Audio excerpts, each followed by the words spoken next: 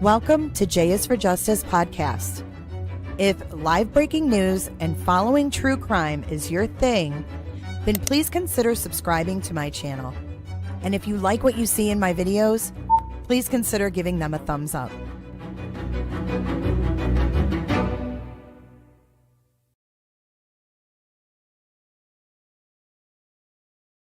Feels fishy to feel, I don't know, it just feels squishy.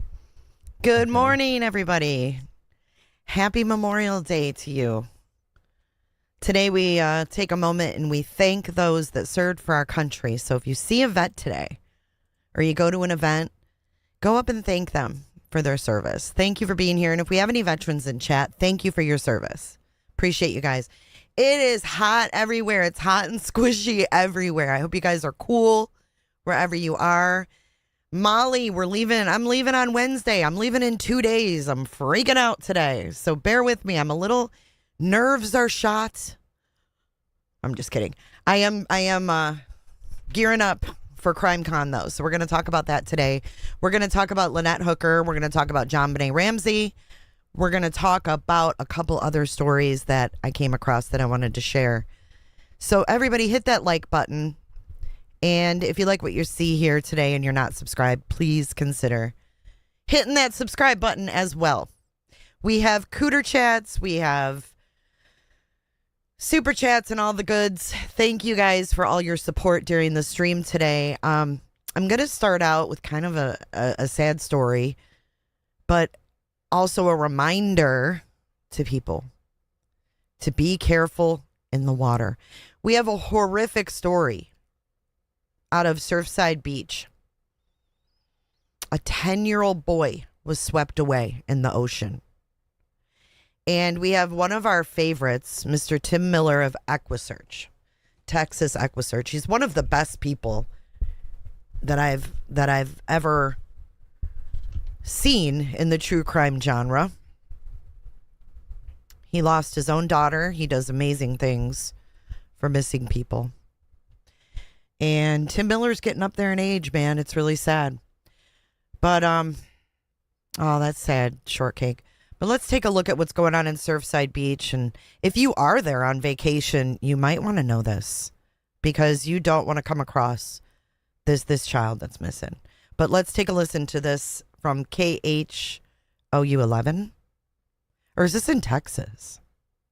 I don't know. Listen. Christina, thank you very much. Right now, the search is underway for a 10-year-old boy that was swept by the water on Surfside Beach. Police say the child is from Richmond and is part of a youth football team that was at the beach. Devon Romming joins us live from the scene with the very latest. Devon. Hey, good morning, Jen and Alona. That search is still active right now here on Surfside Beach. We are at the Ocean Avenue Beach access point. That's where the kid was last seen swimming in the water. We're told that this child was here with his football team from Richmond and Fort Bend County. They were out here enjoying a beach trip. You know, the Memorial Day weekend is here. They were out here with all of their friends when something went terribly wrong and the child got caught up in the water and hasn't been seen since. And joining me this morning as part of the search is Mr. Tim Miller. He is the director and founder of Texas EquiSearch. They're one of the main agencies out here right now. I love this man. I love this man. Assisting Surfside Beach Police with the search efforts out here this morning. Tim, thank you so much for taking some time out of your busy morning here to speak with us about what's happening. Just sort of kind of set the tone here for what's happening and your role that your organization is playing out here right now. All right, well, the police called me about an hour after it happened, and then we did a call out, mobilized our people to get out here. We got here probably 8:30. We've been searching all night long, going up and down the beach with bright lights. We had two drones up with flares on them, and no luck yet. We this certainly isn't the first time we've been down here. Met with the family last night. Of course, they're extremely distraught and I think that they know what the outcome is going to be. I think their biggest fear is he ever going to be found? Is he going to be found? Please find him. They're just begging and crying. So freaking sad, dude. The parents are begging and crying. Sophia, thank you for your super chat. My past 4 birthdays donations were to Texas EquiSearch. They sent me a thank you card once. Tim is a wonderful man. He's the best. Agreed. Thank you for supporting Texas EquiSearch. They do great things. I got 2 helicopters on standby. We're going to get them up here in a little bit. keep doing what we're doing. The current's saying that it's going to carry them probably towards the jetties down there, but we've been wrong before, so we've got a lot of miles of beach to keep checking out. And right now it looks as though it's about a mile just behind us as far as how extensive the search is. It is going all the way to the jetties. Let's hope he doesn't get out past the jetties and keep going. So, we got air support coming in, and I made a promise that family we're here until we get your little boy located. Yeah. And Tim, obviously it's Memorial Day. We already see people that are setting up out here. It's going to be a busy day out here on the beach. How is that going to factor into search efforts? Thank you, White Lotus. The things I'm most concerned is that, again, with families being on the beach and with their children on the beach and stuff, I certainly like to get him located before any family members with their children or anything should see that. So, I'm hoping we can bring it to a close fairly soon. I'm not all that optimistic that's going to happen, but, we're here. Yeah. Well, Tim, we appreciate you for your time, and obviously we thank you so much for the work that you and your teams do to help families around the area, especially in moments like these, which are very tough for so many people who are having to deal with the loss of a child this morning. Again, search efforts are still underway here on Surfside Beach. Of course, this is a developing story, and as we learn more, we'll be sure to bring it to you right here. It's very sad, man. Imagine you're on vacation with your kid and his football team, and he goes missing, and the parents are like, please just find him. I hope they find him, and soon. Thank you so much, White Lotus. CSI on the way for Nancy's case. Where'd you read that? Marcy Brim, thank you for 5 memberships. Welcome to the Truth Seekers, guys. Limey, Bashia, Liz, Molly, and PJ. Thank you so much for your support. Good morning. Good morning, everybody coming in. We are just going over a couple news stories, and then we're going to get into our main stories, which are JonBenét Ramsey, Crime Con, and Lynette Hooker. Happy Memorial Day to you, Ostrich, and thank you for 7 months. And PJ got one too. Welcome, PJ.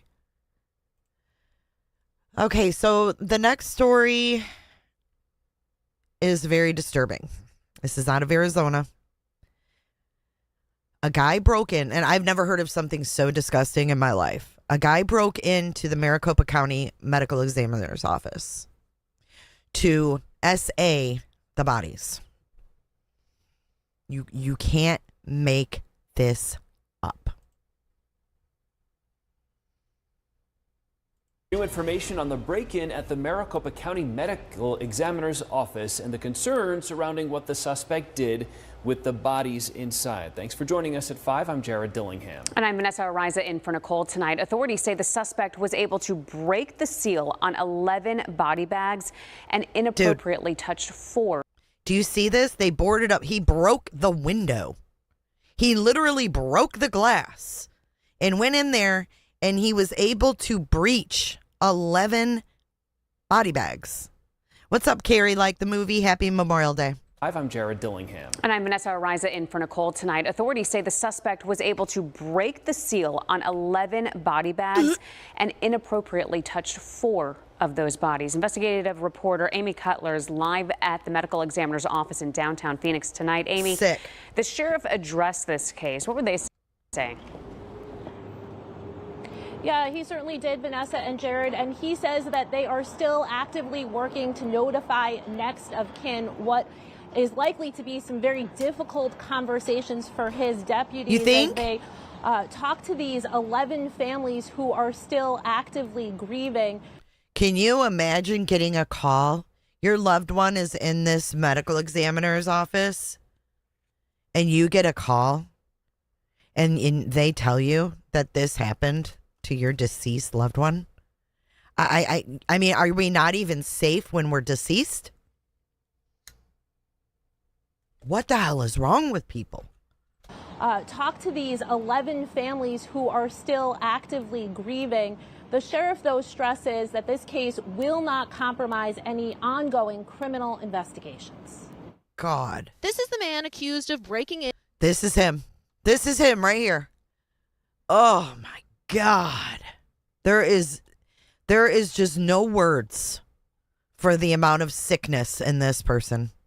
Into the Maricopa County Medical Examiner's Office, Fenris Lou. It happened just before 2 Wednesday morning. The county has its own security services, and they say they were the ones alerted to the incident, calling 911. They called 911. How long did it take for them to get there? That he breached 11 body bags, y'all. Can you imagine?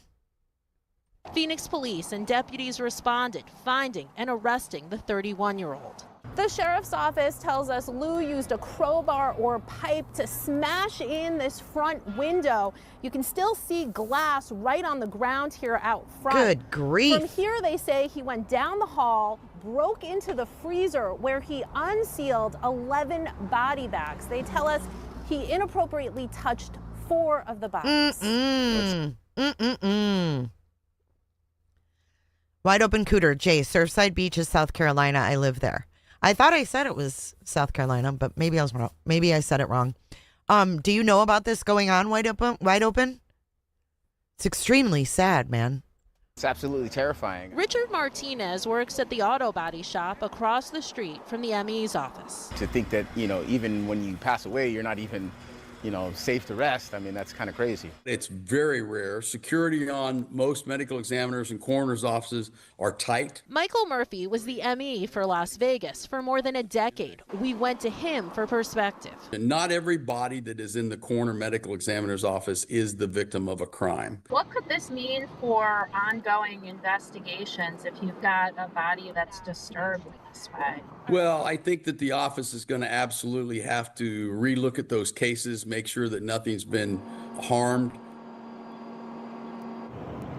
Now, Lou remains. Make sure nothing was harmed? What exactly did he freaking do? They said he touched them, but he's like, harmed. What's up, Alex? Alex cooking with Mr. Good Looking.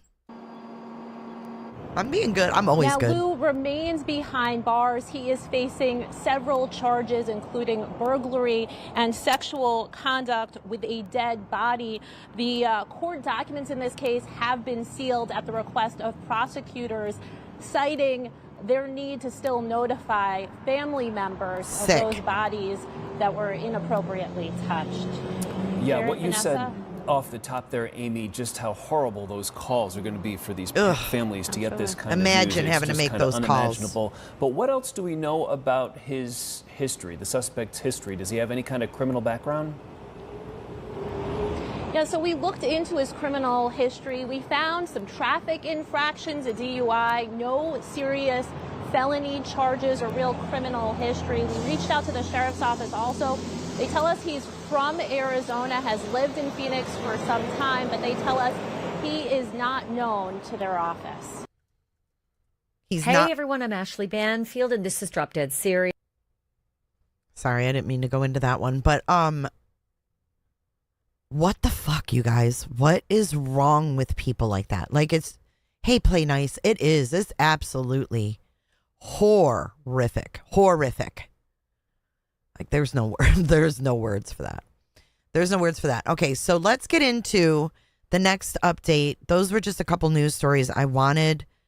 Yeah, they caught him, I guess, inside is where they arrested him. They're not giving any information of how long it took them to respond. I think it's crazy that they were able to, he was able to even breach their system and get into 9 or 11 body bags. It's some gross stuff, man. Did they catch him in action? That I don't know. They haven't really said. Information on the break-in at the Maricopa County Medical. Hang on.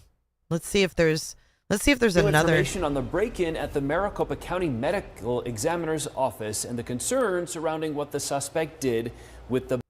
They don't have many reports. They have like a short from the sheriff. Here, let's listen to this one.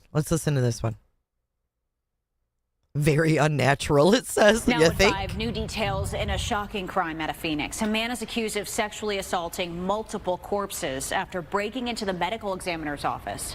Tonight, we are learning whether his actions jeopardized any criminal investigations. Fox 10's Taylor Wirtz joins us now with the latest. Taylor. Yeah, John and Christina, truly a disturbing crime. And if you zoom into the medical examiner's office behind me, you can see that board covering the window that the sheriff's office confirms to us was broken in this break-in early Wednesday morning. Maricopa County Sheriff Jerry Sheridan spoke to us today about this. And one of the most significant things he told us was that these bodies were not victims of an active crime investigation, but others have expressed concerns.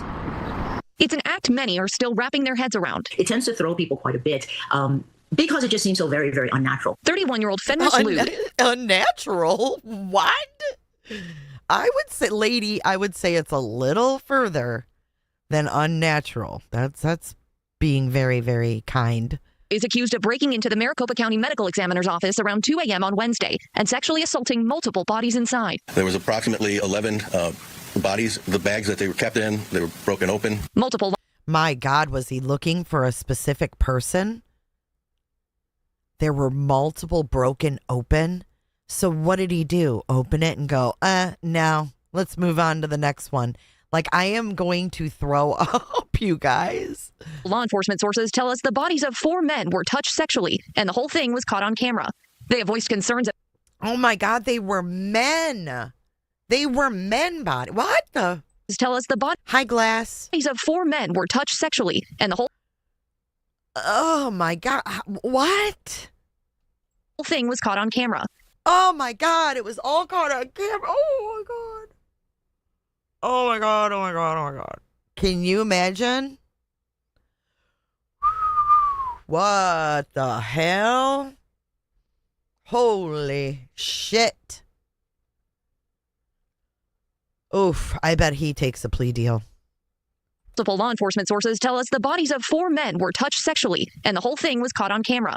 They have voiced concerns about how this could affect operations inside the medical examiner's office, including everything from investigations to organ donation. Forensic pathologist Dr. Rebecca Shue says contamination would be the primary concern in any autopsy or investigation. Remember, body bags are sealed, things are contained so that you know that things have been handled in a clean fashion, in a sterile fashion. If someone has broken that seal prematurely and now has touched or manipulated the bodies in some way, that in... Could you imagine having to be a juror? Can you imagine having to be a juror and have to watch that? Oh, my God.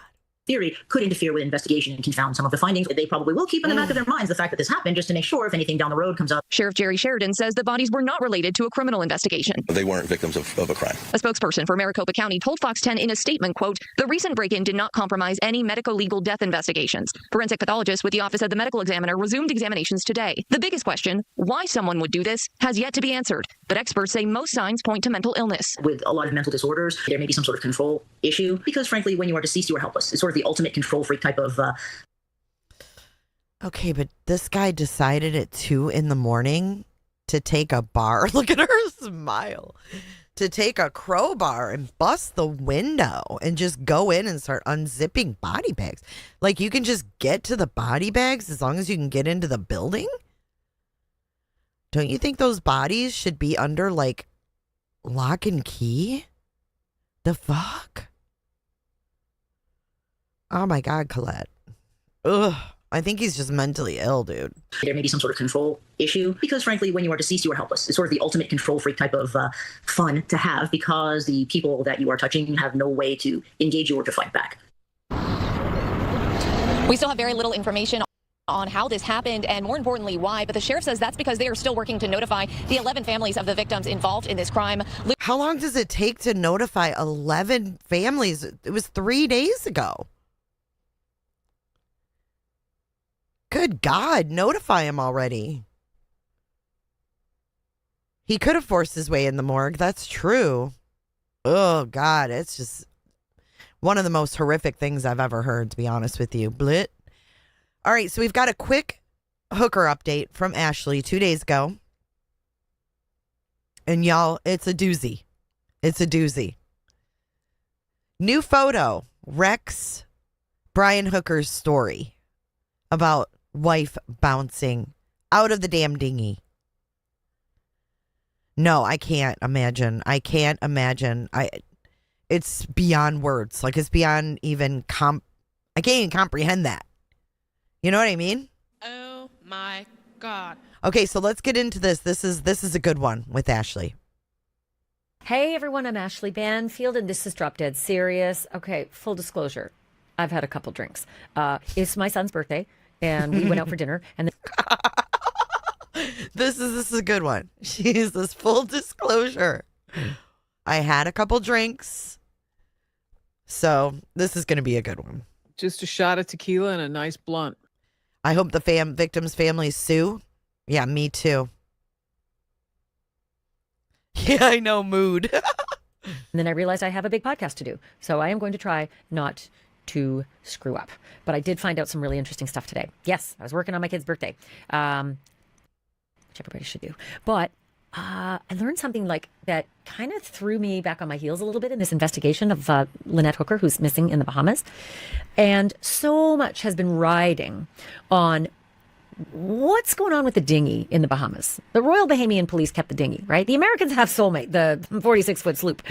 You know, I always wondered what he lifts up here. It looks like a bag of weed. Did you see it? So much has been riding on what's going Watch him right here. on with the dinghy in the Bahamas. The Royal Bahamian Police kept the dinghy, right? The Americans have... Oh, they didn't show it in that clip. Did you ever see him hold up that bag? It looks like a big bag of weed. Soulmate, the 46-foot sloop. Thank God. And all the electronics and the delicious forensic shite that is on board. Soulmate. And the Coast Guard Investigative Service agents are processing that. Little side note here, I have learned that it is done. The processing of Soulmate, the forensic work, all the stuff you saw us videotaping the agents walking on and off and carrying all these things and putting it into evidence bags and crime scene tape going up around the boat. But it's done. They reserve the right to return and do follow-ups, of course, as any crime scene, that happens. But the big, heavy lifting on board Soulmate is done. So that's interesting. So my assumption is that they're going to bring it out of the water at some point. That's my guess. Because this is evident. This is a big effing chunk. I'm surprised they haven't brought it out of the water yet. Of evidence. The boat.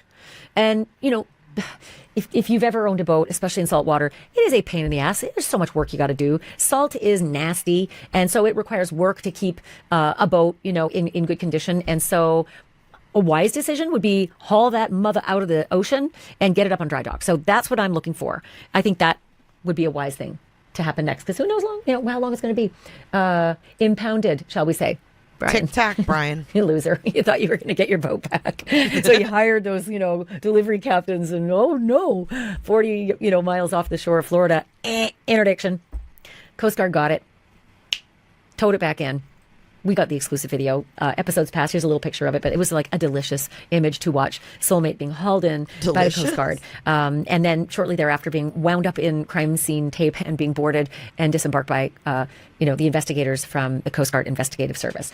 Please remember, it's not the FBI. The FBI is not on this case. It is the Coast Guard Investigative Service, CGIS. CGIS. And they're badass. And they're doing a great job. And I cannot wait to see the resolution on this. To that point. Royal Bahamian Police have the dinghy, but I have learned, because I have sources at the Yang Yang now, having been in the Bahamas and getting my tentacles all out in there. I have learned from my sources He that hates her. the engine that is on the back of Soulmate that is impounded with the Royal Bahamian Police Force is in fact the NT300. Here's what's important when it comes to the engine. A couple years back, Lynette and Brian took a lightning strike, and it really decimated a lot of the systems on the boat, so they had to replace a ton of stuff, a lot of their electronics, and they also needed to replace their electric engine on the dinghy. And Lynette texted her dear friends, Blaine and Marnie Stevenson, that they were getting the NT300, this electric motor, and it has Bluetooth. Lynette was very excited about that text, because Bluetooth means you're going to get that telemetric data on your phone from your electric engine when you're running low on a charge. It's kind of nice just to know, right? Especially when you're having a couple drinks. Well, come and join us at the so-and-so. Well, I may not have enough power to get there. Love that. Love the fact that it could help in the investigation, but big but like mine. The frustrating piece on the NT300, manufacturer says that it does not retain the telemetrics on the engine itself. The telemetrics are retained on the batteries. So I say plural because you can't put two on a boat. Okay, one battery per usage, right? But once it's run out, always smart to have a charged extra. And then you swap-a-roo, charge the empty while you're running the full. Or maybe even a few extra batteries, right? So those are easy to dispose of. All the telemetrics on a battery that could be disposed of, wherever that dinghy actually went on the night of April 4th, April 5th? Because I do not believe for a hot minute Brian Hooker's bullshit story that Lynette bounced off the back and, I'm a former Marine and I just couldn't get her because the seas were angry, my friend. 2 to 4 foot seas, bullshit. And you know why I say bullshit so angrily? Because I have the proof that you're lying. You want to see a picture? Here is a photograph of Soulmate This is it right in here. Aunt Pat's Bay at 7:41 p.m. This is exactly the time that Brian says the sea was angry, my friend, and I couldn't. See that? 7:41 p.m. on the 4th. That is their boat. You are so busted, Brian Hooker. Bing bang. Happy Memorial Day, everybody. Hit the like button on your way in if you're coming in and hanging out with us this Memorial Day. Everybody is welcome. Come on in and weigh in on these cases. Couldn't get to my wife. The raging sea, the 2 to 4 foot waves, and her head was disappearing in between, and I couldn't hear, and the wind was blowing, and we got separated, and I only had one oar, and I'm a Marine. Liar, liar, pants on fucking fire. For fuck's sake. The proof is in the pudding, if you will. Yeah. Liar, liar, pants on motherfucking fire. Hey, Tanya. Because that is the picture at 7:41 p.m. So now what's your story, Brian Hooker? Why couldn't you get your wife?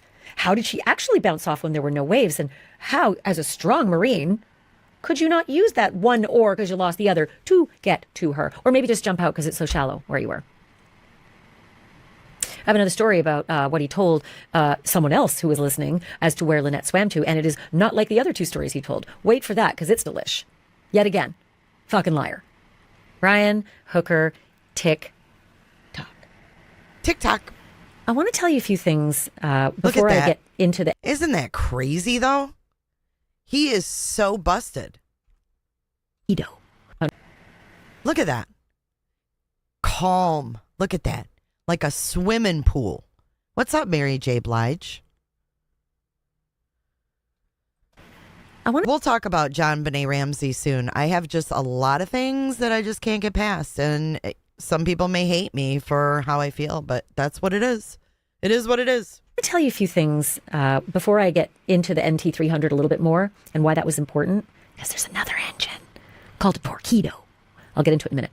Quick reminder, do me a solid if you would. Oh, yeah. The light, how light it is outside, too. He said it was... He said it was so dark. So I may do a Q&A with you while I'm on the road. It'd be kind of fun. Anyway, just does us a solid if you do those things. A couple other stories I want to tell you about that are circulating out there. I don't know if they're going to hit the press or not, but I'm going to tell you right now, the 2 things that I heard today, CBS is trying to run down these 2 stories, and they are not true. Number 1, that there is a sealed indictment. Not true. I've got my sources. I cleared that up as clear as day. There is not a sealed indictment. So the other story that was percolating was that Brian has disappeared. Also not true. Brian is an elusive little fuck, and he has made his way between Sacramento, where his sister lives. Again, can't wait to hear from her in all of this, because she's sure been helping him out. Flew to the Bahamas, helped him get his emergency passport and get the F out of there, and then come to my house, Brian. And also, my sick mom, I got to visit my sick mom. Yeah. So he's done some Sacramento time, but he also showed up in Michigan, and my spies said they saw him there. And then 5 days later, he was gone again. But remember, he got himself a lawyer there in Michigan? Hey, Flash.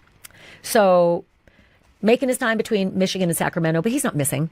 Not yet anyway, but is he? The same reason you are a little fuck, MLS. The same reason you're a little fuck. He going to do a Roman Polanski? Yeah, I believe so. Because I think that this guy would be happy barefoot on a beach in Vietnam in a country that doesn't have an extradition treaty with us. Sure would. And I think that he'd row himself off the U.S. shores in order to, elude American authorities. But you wait, you watch. TikTok, Brian. TikTok. If you're so innocent, you should just turn yourself in if you're going to be indicted at some point, and then tell your magical stories to a jury. And see how that works out. Because, they're completely unreasonable. But you do you, bro. You get yourself that Michigan lawyer and see if you can make them sound reasonable. Again, Brian's not charged with anything yet. Brian is innocent until proven guilty. He is not charged with anything. but his stories blow. I also want to tell you that if you're wondering why isn't he charged, based on just the podcast alone that I've been telling you, federal charges are different. The federal system is different. If this were a state case, I think Brian would have been locked up 3 weeks ago, maybe 4. We're coming into week 6, right? We are in week 6. And if this were a state case, I do believe that he'd have been locked up with probable cause weeks ago. But the feds do things differently. And when they charge people, they've got 90% of their case done. Then they're kind of ready to go to trial, like within months, not within years. So if you're wondering, well, why is this taking so long? Coast Guard is a federal agency, and this is a federal criminal investigation. So it could take some time. But when I say TikTok motherfucker, I mean TikTok motherfucker. Carrie, like the movie, because I appreciate you and I've missed hanging out with you. I have missed you too, and I'm so glad to see you lately. I never got rid of that. Good morning, Vibrator. By the way, Vibrator, I did not make up that story about truth. I don't know why you ran to nonsense last night and started that. That's so weird. That you said I made up that disgusting theory. Why'd you do that? In it, because the success rate of the feds when they prosecute, Diddy aside, is high. It is well over 90%. I think even upwards of 95% conviction rates. So they get their eggs in the basket early, and the state will arrest and then jail and hopefully keep people without bail if they're flight risks, and then continue to investigate, get their cases all set up, and then go to trial.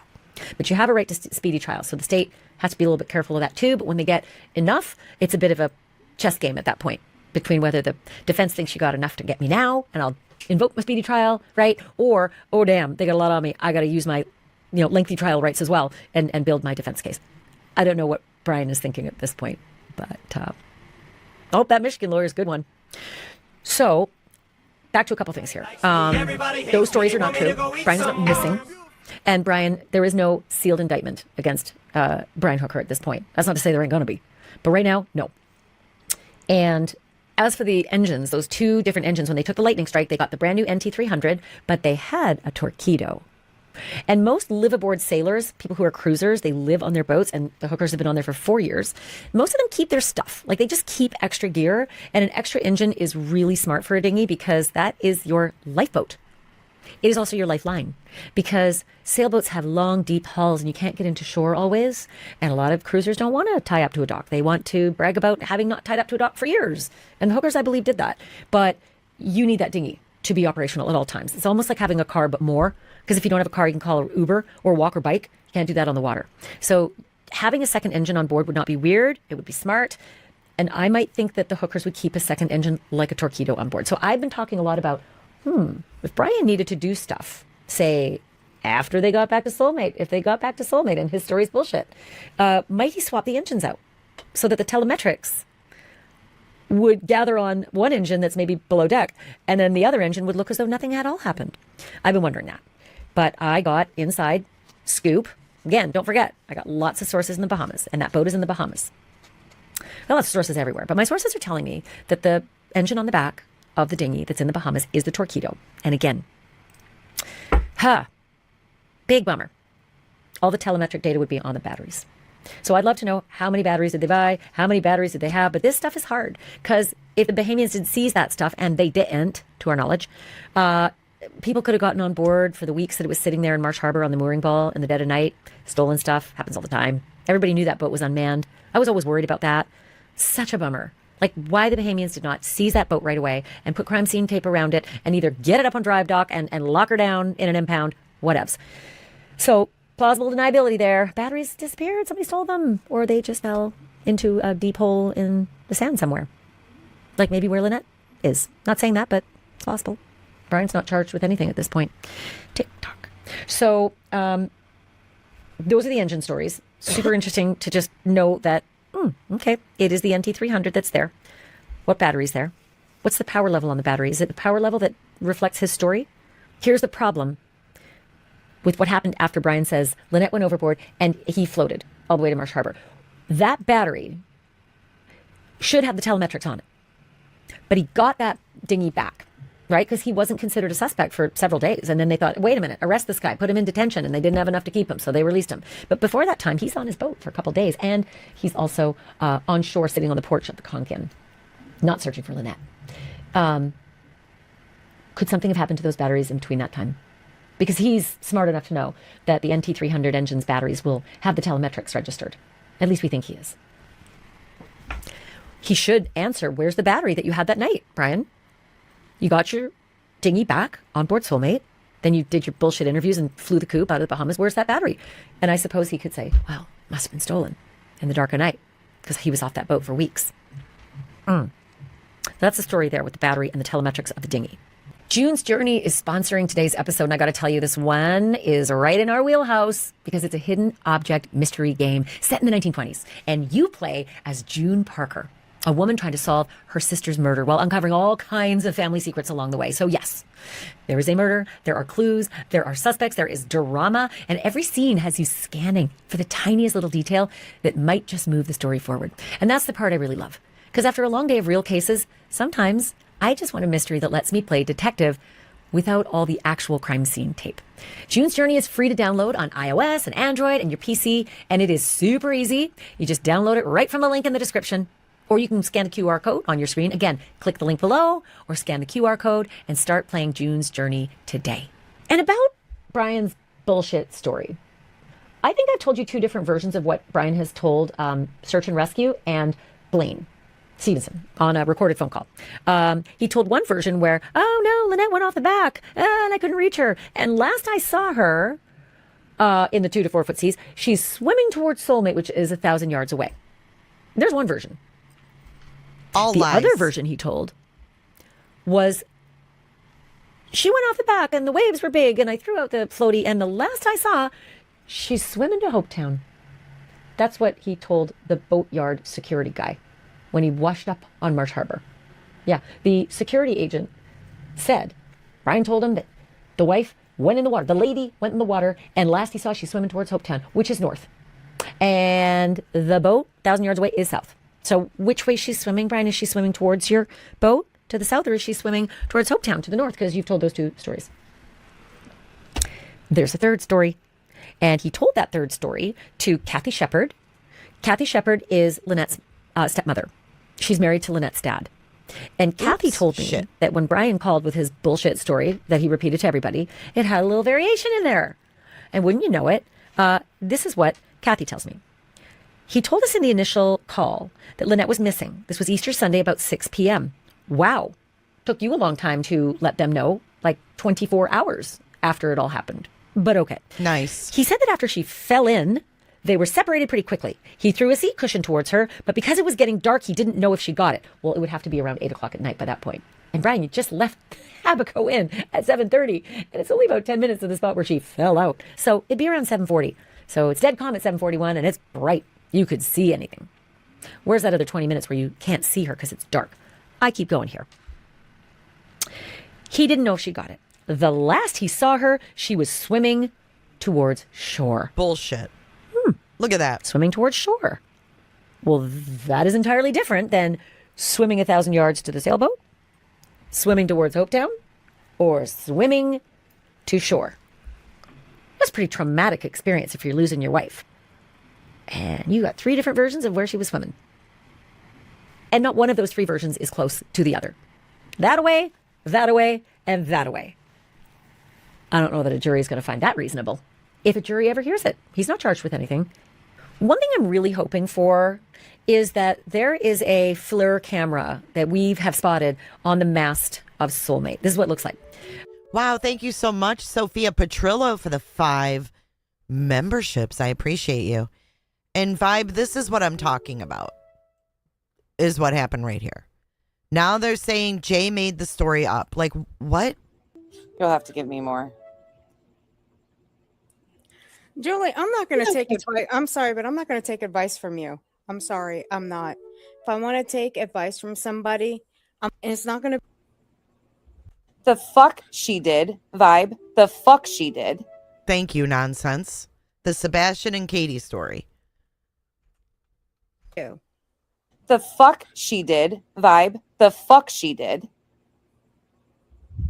So Jay made that up. That wasn't something her and but Truth himself has admitted that that was a conversation him and Granny had, which was communicated to Jay, which is why he was so pissed off, because the only person he told was Clue. The fuck she did.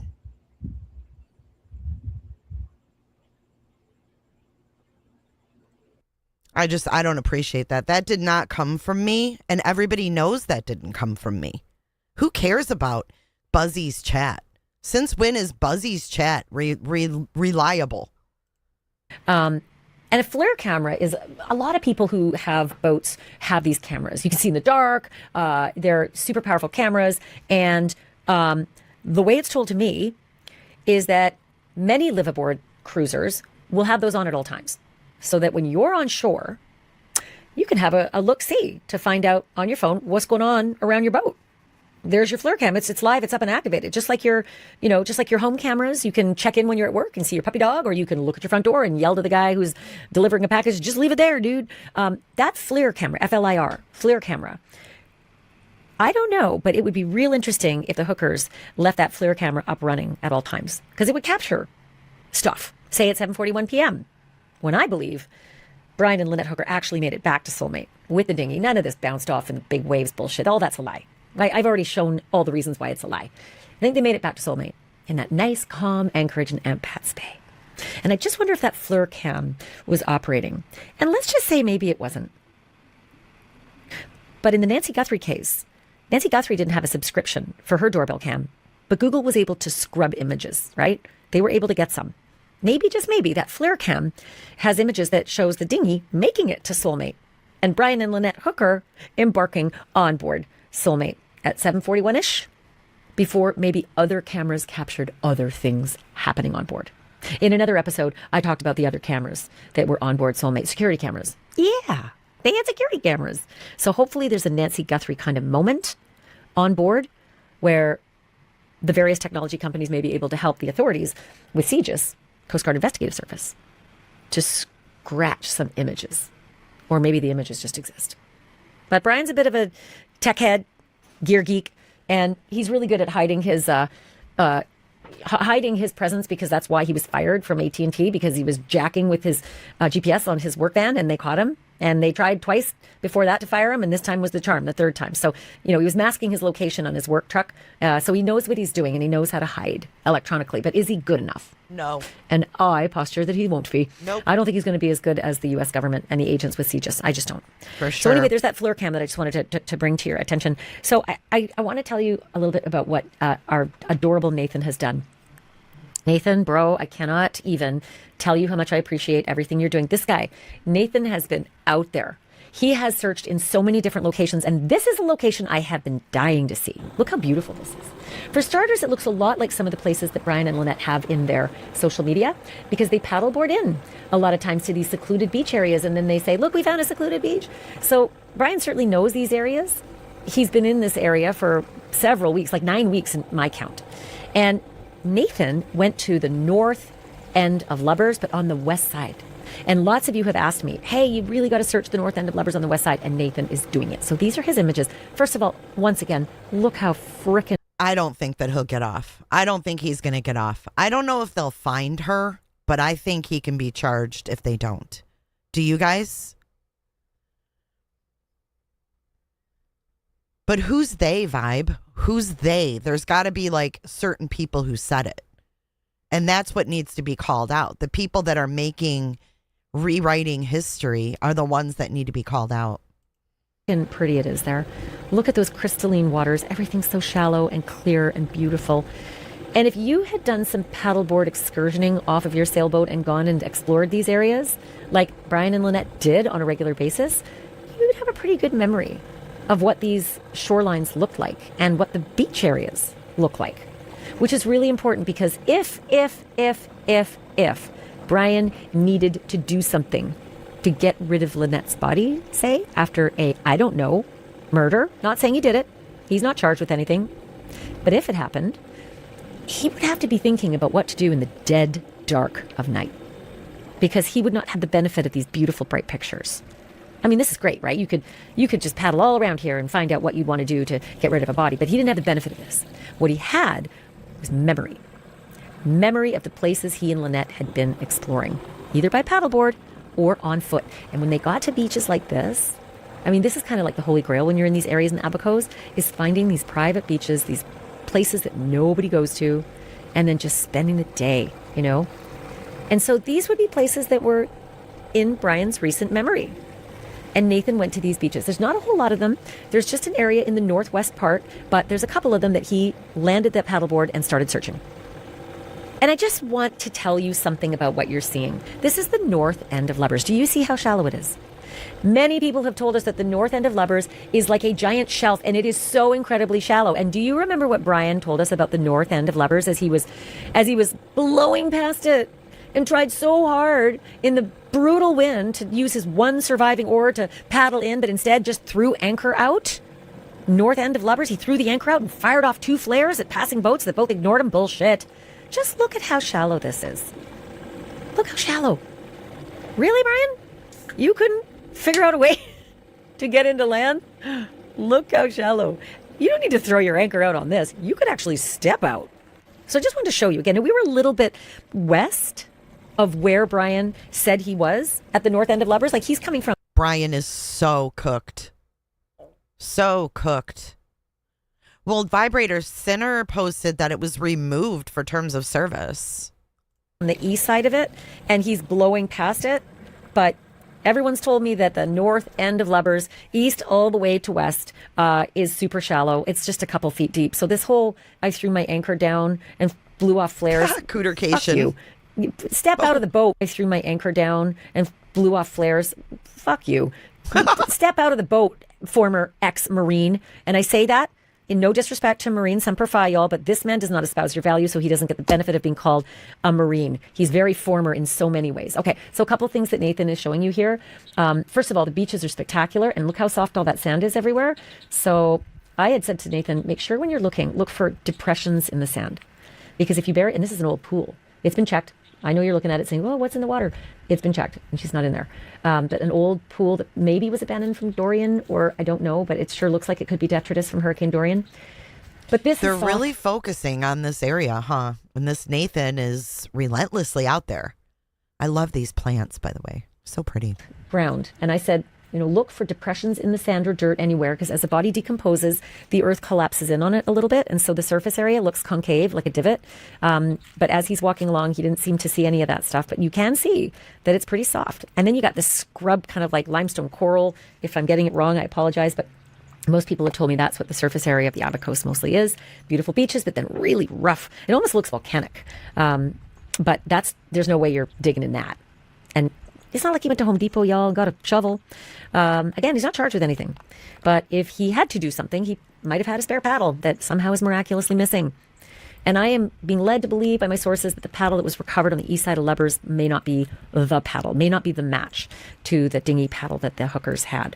But this is what it kind of looks like on that north end of Lubbers.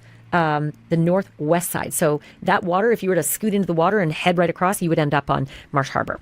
This is not quite the halfway point. It's about the 1/3 of the way there point. If you're floating from Elbow Key, you'd pass this particular area, the north end of Lubbers, and then you continue floating in the wind west until you landed on Marsh Harbor, where he, so to speak, washed up. But I still don't believe that story either.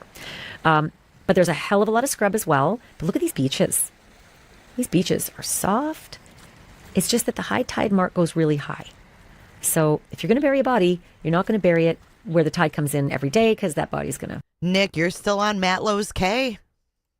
Show up and, murder. There's no statute of limitations on that. So the high tide mark is up in here where the mangroves are and the scrub. And it's a little harder, not impossible. But it is dark, remember. Dark, dark, pitch black. No lights anywhere except for whatever you got with you, an iPhone or whatever. And that's what might have been the situation if Brian Hooker did these dastardly things that he might have done. I'm not saying he did, because he's not charged with any crime.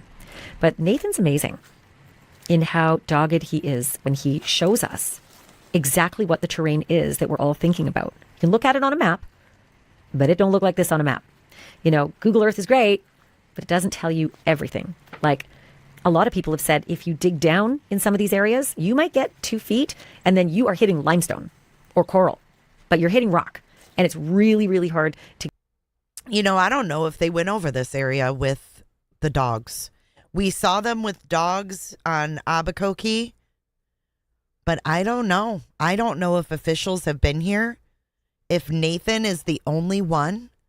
And don't forget, Brian Hooker had that headlamp in many videos. I don't know what the officials are doing there, guys. It's weird, right? Because Nathan's out there and we don't see anybody else searching. To get beyond that. So super fascinating just to see the topography here. It's also, again, I can't help but think how pretty it is and how in Lynette's social media, she would sort of really appreciate the beauty of this area, all these rugged, undeveloped, secluded, private, sandy beach areas with that gorgeous water. It stays in your mind. If you've been paddling around, this stuff stays in your mind. But again, you'd have to think about this in the pitch black. Hey, Jiggy. And thank you to Nathan again. And he's so good at showing us the thickness of the scrub and how the high tide mark comes really. And think about Brian's fingernails. Think about Brian. Hey, just Jan. I had to take a break on all YouTube except for Jay. Picked up on replay. Well, I'm glad that you feel comfortable here, and it's good to see you. High up on these white beaches, and then it sort of becomes this. So this is hard to dig in and then make it look like that afterwards. Very, very hard to make that look like it's not, recently disturbed earth. Not saying that it's not impossible. It's been 6 weeks, but way harder to make that look like it's undisturbed earth. But you get these sandy patches, and I'm just very curious about all of these areas. I think cadaver dogs in these areas are going to be key to finding Lynette. The cadaver dog from Broward County, Maggie did search the north end of Lubbers on the east side. Thank you, but Maggie. This is the west side. And again, if your dinghy was powered and you're skulking around at night, it's nice and shallow, you can make those turns around the north side and come right into these areas where Nathan's doing the searching. But look how thick the brush is. Pretty hard to get through that stuff. So you're kind of relegated to staying out in the open and on the beachy areas. And again, I can't repeat it enough how dark it is at 4 a.m., or let's just say between 8 p.m. and 4 a.m. I can't really tell you what this is, but I can say this. Hurricane Dorian did a number on all the islands of the Abacos. And I'm not sure if this is sort of the detritus of Hurricane Dorian. Maybe there was something that was settled in this area before, maybe a little pathway or roadway, or maybe it is just beach storm sand that remains piled up there. I can't tell you. It just kind of looks angry. So I just can't tell you how thankful I am for Nathan having done this. Just, my God. And somebody out there watching has offered to send Nathan some money. We're trying to figure out a way to do that because it's a little tricky banking between America and the Bahamas and all the rest, but I intend to. And if others want to, let me know because Nathan's spending a lot of time and a lot of boat gas and it's expensive. I'm going to tell you right now, it's not in the tens, it's in the hundreds. The amount of boat gas that he's spending to cross the Sea of Abaco all these times to go to Lubbers, to go to Elbow Key, to go all the way down to Tahiti Beach area, up near Hopetown, back around near Lubbers, around the west side, over to Marsh Harbor, all the places, of interest. And to that point, guess what? Again, Nathan, the saint, is searching other areas of interest as well that you are going to want to see. Couple things. Over on Elbow Key, not far from where Brian and Lynette's soulmate was anchored, there is this beautiful Tahiti Beach where they spent the afternoon. I've got that stuck in my head because it's top of mind for Brian Hooker. It's where he just was, and he would know it in the dark. You could beach your boat up on Tahiti Beach in the darkness. Nobody would see you. And you could drag a body. Oh, Tahiti Beach is where they were partying. So remember when we looked at the map and Tahiti Beach is the one that had the float up bar and all of that? Up into the Coconut Grove area. And you could bury a body. It's a little tricky. It's pretty overgrown, but Nathan is going to show you what it looks like. You could also get that body around the Atlantic side of Tahiti Beach, where not many people go. Nathan might just end up being Lynette's hero, to be honest. And maybe dig and bury a body there. So God bless Nathan. He's going to actually take us around and show us those areas. And that's really helpful. Again, I think cadaver dogs are going to be key here, but it's really interesting to get eyes on. So you're transported to these areas. They aren't just sort of map images in your head. They're actual images. And Nathan is also doing something that's really interesting. He has shown you a couple of things over on Marsh Harbor already in past episodes. But in an upcoming episode, he's going to show you what Brian said he did. right? Like, oh, I washed up on Marsh Harbor and then I saw all these lights on the right, as I was floating towards Marsh Harbor for hours and hours, but I decided not to go to them 150 yards away. I instead went into the blackness, into the scrub, into the thick, black, jungle-like scrub. And I found a subdivision. Well, Jim Todd with Hopetown Volunteer Fire and Rescue, please give generously, has told us that's next to impossible. Even with a machete, you would not be able to get through that easily. And certainly not in the pitch black of night. And you made your way, Brian, all the way through it, through like ravines of water and everything as well, and got to the subdivision and just knocked on 2 doors, because there were loads of other doors, and then made your way all the way back through it, and then to the boatyard. That is such horseshit. Let's give him another way. So you went through all the scrub, got to the subdivision, knocked on 2 doors, nobody answered, didn't bother knocking on any others, decided to walk the roadways now for like miles to get to the boatyard. Again, horseshit. And some car just at 4 a.m. just stopped, looked at you, and took off. Just like the 2 boats that decided to ignore you after you fired off 2 flares. You are so full of shit. People in the Bahamas and boaters in general don't do that. Like, boat in distress is stop what you're doing. You know that he is burning up every time he sees these. He's like, my God. He's probably thinking, this bitch did not even stop on her son's birthday. What does that tell you, Hooker? She's not going to stop at all until you're in the clinker, the big house. Don't go to jury duty. You got to help this guy. I mean, it is like that. That's the code. And folks in the Bahamas and Marsh Harbor, I couldn't believe how nice everyone was. Can I help you with the bag off the water taxi? Can I do this for you? I mean, they're really, really nice. They're not going to look at you in the middle of the darkness and say, I'll leave you abandoned on this roadway. But apparently Brian thinks we're going to believe that. So in the upcoming episodes, you're going to see Nathan's amazeballs work.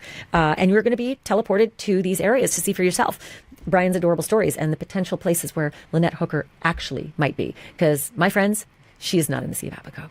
His story's horseshit. Everybody with expertise in that area, the locals, the rescuers, all the folks who know, the marine experts, say, get your votes in right now. Let me know. Do you think that he put her in the water somewhere, or is she on one of the islands, one of the little keys? Get your votes in. And thank you guys so much for accepting me for me. Not accepting me for what you think I have or should be living like, but you accept me for me. And I accept you for you. And I appreciate all of you. Thank you. If Brian's story were true, and it ain't, we'd have found her. Or even particle of her, if a shark had been an issue. We'd have found something, because it's like a giant bathtub. And we'd have found something. And no one's found anything. And the dry bag, sharks won't eat that. Where's that? That would have popped up too. Nice. But what if he went out to the Atlantic? You know what I mean? Nice and buoyant, on the shore, bright green. That hasn't shown up either. So TikTok, Brian Hooker, TikTok. Everybody watching, me and the agents from CJIS, we are on your ass. And we're not going to get off it till we get to the bottom of the bullshit that you have been feeding us. And we get the facts. And we're getting them. Thank you, everyone, so much for listening and watching. That was great. Thank you, Ashley, for taking time out of your son's birthday to focus on Lynette. I think that shows her determination, her heart, and her care for victims in cases. So everybody who says bad things about her can fuck directly off. I was trying to find my thing, but God bless. What? America. Get your votes in. You guys are 50-50 split. Holy cow. I think those mangroves, I think it might be a mix of the two. I probably should have made that an option. Because remember the mangroves, it was water and trees and shit. You know what I mean?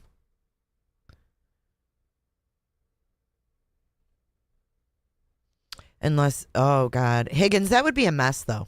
There would have been a mess. They would have seen that. Hey, Tobeans.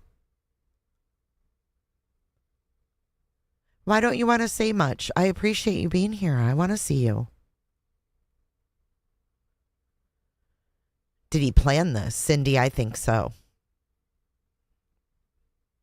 Wow. You guys are literally 50-50. Shake it, don't fucking break it, baby. Consider the mangroves land. Okay. So if you consider the mangroves land, then you would choose land. Thank you, Flo, for the membership. He's too lazy, but there's a broken oar. Can I make a soundbite of Jennifer Coffindaffer saying nevertheless? I can. Flo, thank you so much. And welcome in, Ann Mountain. Ann Mountain, if you're here, congratulations. I think the mangroves might be a key in the case, because then he could make it look like she just floated up, right? Like she could have washed up to the shore. All right, before we get into the Ramsey thing, that's going to be our last thing because it's long. I want to go over a few of the Crime Con festivities, shall we? Shall we? And then we're going to watch John Ramsey. I have a lot of thoughts. I'm going to be cutting in and giving my opinions. You guys don't have to love them, but I am going to give them because it was kind of maddening last night. Not going to lie. And I get the Cold Case Foundation is now trying to find JonBenét, find out what happened and stuff, but I don't know, man. It missed the mark for me, and I've followed JonBenét Ramsey's case for a very long time, like since it happened. And I did an awesome podcast with the Zell brothers, and the Zell brothers have followed it since the beginning too, and they've done a shit ton of research. So here is that podcast if you guys want to listen to it. Let's end our poll. It was very biased. Oh, that's okay, Tobeans. I understand. Thank you. 50-50, you guys are crazy. I don't know what to make of it. If mangroves are land, then that's what I think. Belinda, you weren't either. Maureen, you are going. You're going with me. Y'all are all going with me. Yes, you guys save this to your watch later. I'm telling you, those guys have got a lot figured out.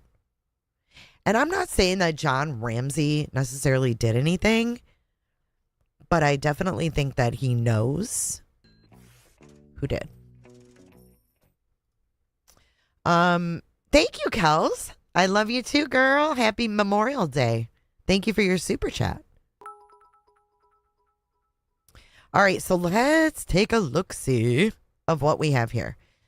So obviously we're going to Vegas Wednesday. So first we're going to take, hang on, I got to get my popper. I got to get my paper. Hold on.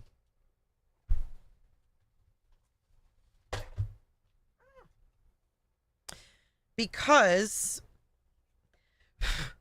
I want to know from you what you want to see. Because that will determine the directions I take. So let me get a pen. This is part of the interactive part of this. So let's take a look at the creators who will be there, okay?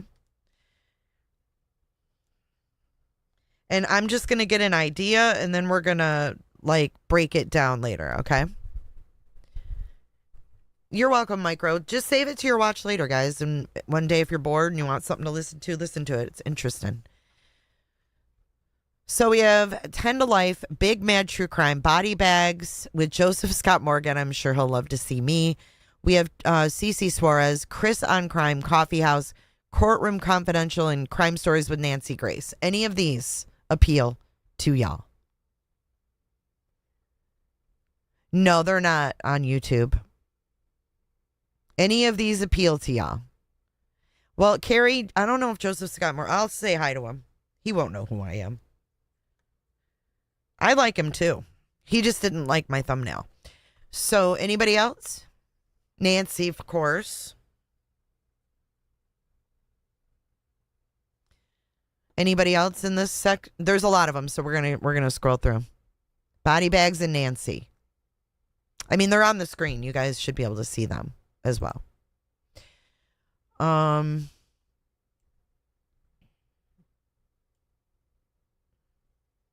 CC says Flo. Okay, let's go to the next 8. We're gonna do it like this. You know I'm going to go talk to Scott Reich. So, Reich for sure. Some of you don't even know who he is. I love Scott Reich. Any of these. Scott Reich, Crime Weekly, Crime with Kylie, Criminology, Dog with a Bone, DNA ID, Dirty Money Moves, or Detective Perspective.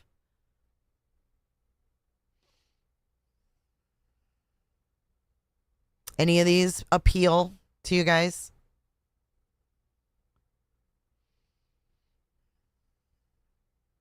Crime Weekly, you like Stephanie? Okay.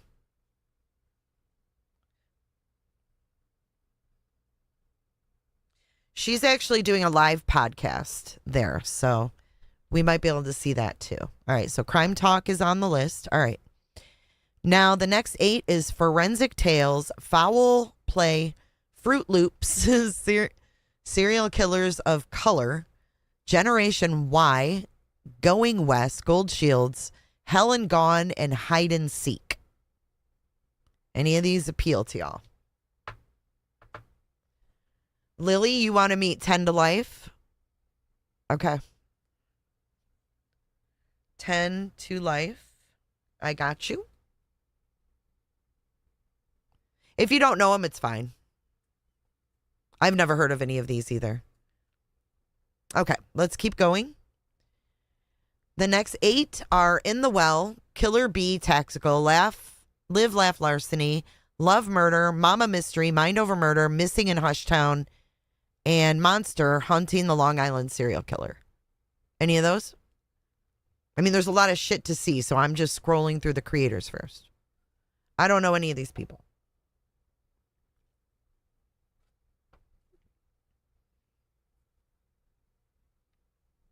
Snazzy says Hunting Lisk. Oh, Lily, I like Scott Reich.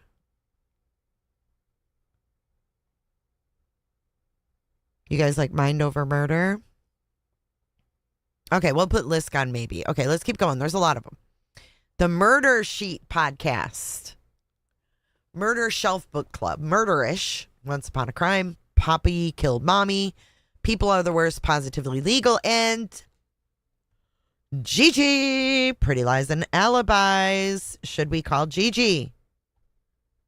I called Gigi. If you call Gigi. Do you want me to call Gigi?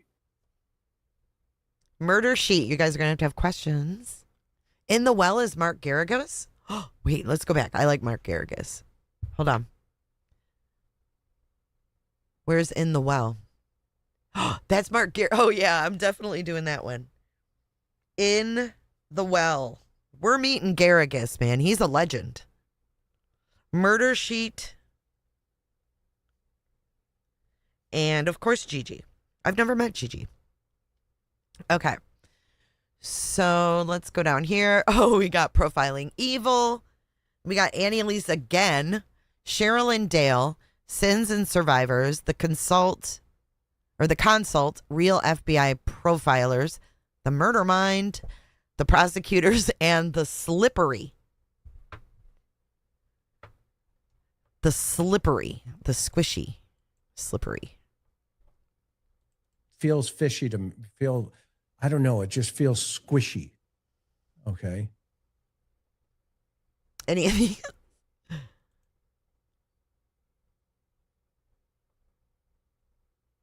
The FBI Profilers?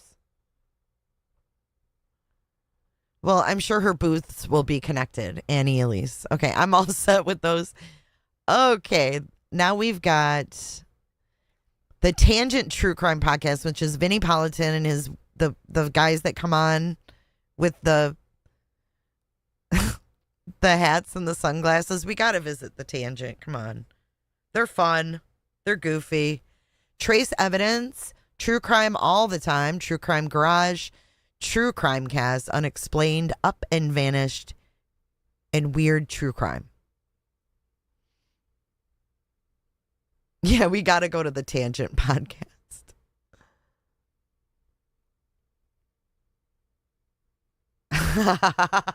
I know, but they're goofs. Any of these besides the Tangent? We're almost done. There's 3 more. Okay, so the last 3 are Where Are They? And then your host, Jules, True Crime with Purpose. I don't know. In Zone 7, Cheryl McCollum. We're going to Zone 7.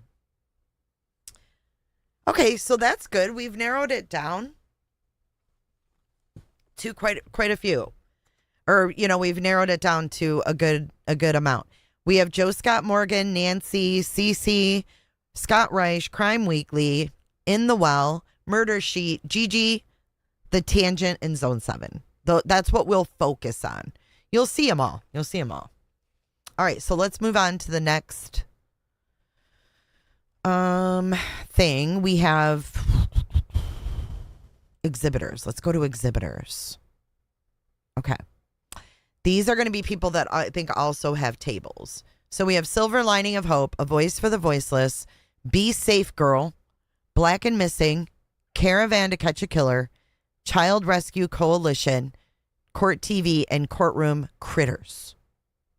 Well, I'm going to tell you right now, I'm going to see the Courtroom Critters because I want to know what that's about. Courtroom Critters. Maybe the Courtroom Cooters. Hey, Sally, welcome in. Anything else?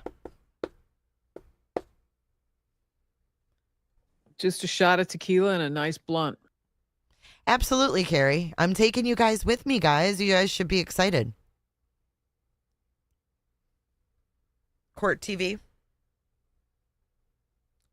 Now owned by Law and Crime.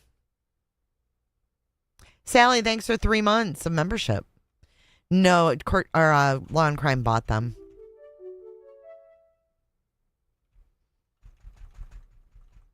All right. Crime Crunchies. Crime Online. Crime of Passion Museum. We're going there. Crime of Passion Museum. Damsel Ninja Nancy. Dead Man's Hand Forensic Consulting. Dead Serious Media. Doug Kari Author. And Duck Groom. Any of these appeal? I mean, even if they don't appeal, do you have questions for any of these people? Why they're there, what they do. You don't have to know of these people.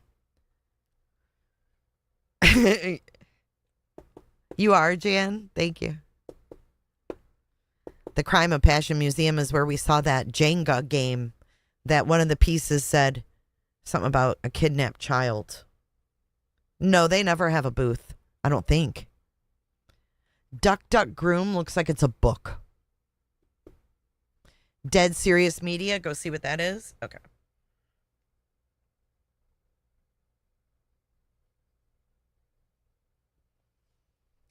Okay, let's go. Oh, EMU's going to be there. I love their videos. EMU Media. You guys want to see them? Ethan Almighty's Blessings. Exposit. That's the lizard. Fair IGG. That might be interesting. The FBI Card Game by Elephants and Flowers LLC. We might just have to stop it in all of these. I'm just showing you guys what's here. Find Christopher Albeda. Finding Shelton Sanders. We'll definitely go to those. Forensic Friday Crime Psychology. Gabby Petito Foundation. We'll definitely go there. Forensic Pathology Services. Fowler O'Sullivan Foundation. Gamma Time. The Gavin Buchanan Memorial Foundation. Genius Books and Media, Hide and Seek, Hope for Allie, Missing Teen Alexandra Lowitzer. All the missing booths I definitely would want to stop by. Hunter of the Damned, A Walk Through Hell. The Ugly Underneath, International Association of Human Trafficking Investigators. That's dark. Investigate for Tate. Iris LLC.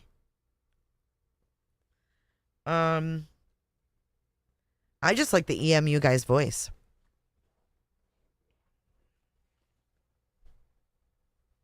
Iris. I'm just jotting them down so I make sure, I don't miss anything, but we'll keep going.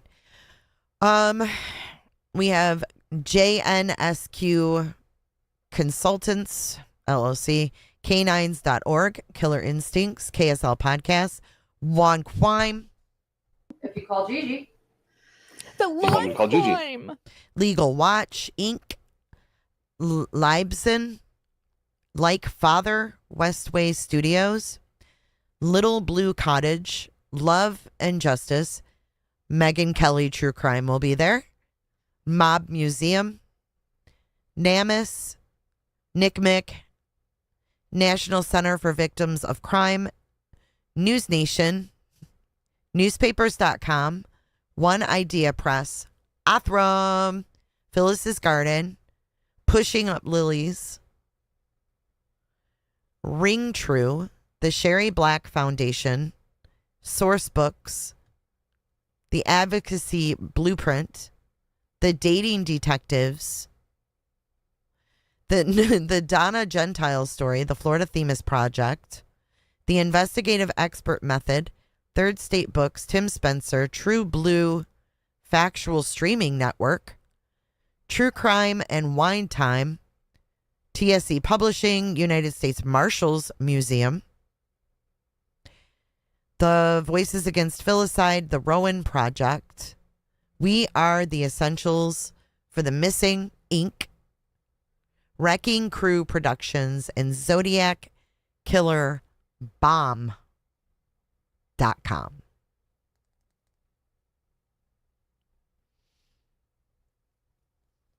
Megyn Kelly for sure. Othram.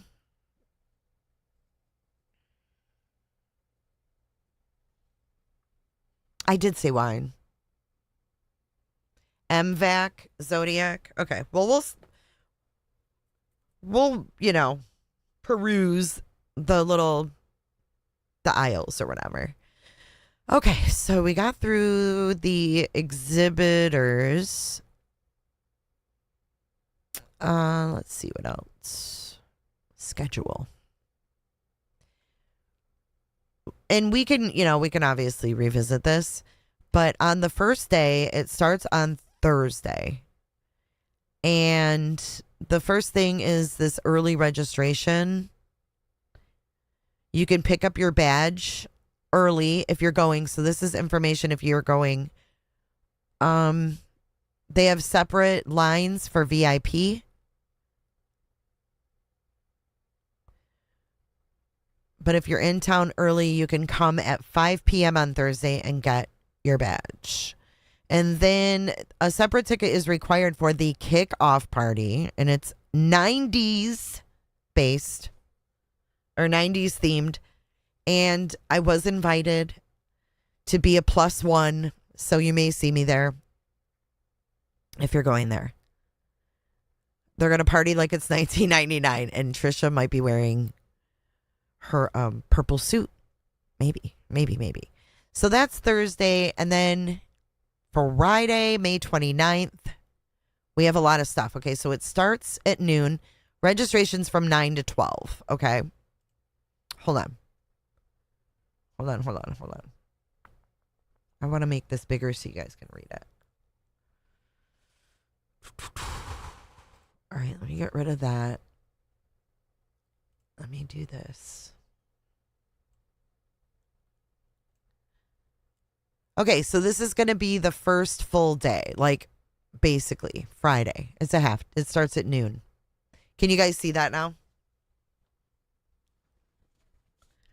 The kickoff party? Oh, shit. You can make up a new email if you're not comfortable giving people email. You know what I mean? Mad chatter. Okay, so on Friday at noon, we have Vanished. Nancy Guthrie ripped from her bed without a trace. This says the FBI is honing in on Nancy Guthrie's kidnapper And then it says they're doing, that's with Nancy Grace. That's a deep dive with Nancy Grace. So I think we should definitely attend that. That's Friday at noon to 1. Then they have this Ohio dentist. I don't know, dental might want to go there. Yeah, already talking about Nancy. It's Nancy Grace, though. Then we have something about a rape kit, missing in the system, serial killer DNA gap. They said this is a fireside chat. I'm not interested. After Nancy Grace, they have Profiling the Profiler, a conversation with John Douglas. Hunting the Boogeyman, Paul Holes. We have The Housekeeper. This is who? Ann Emerson, criminally upset. I'm not interested in that. Forensics. Okay, this is Joan. Oh, look, Dave Mack Attack from Nancy Grace. Join Joseph Scott Morgan and Dave Mack for a taping of the hit podcast Body Bags. Author of Blood Beneath My Feet.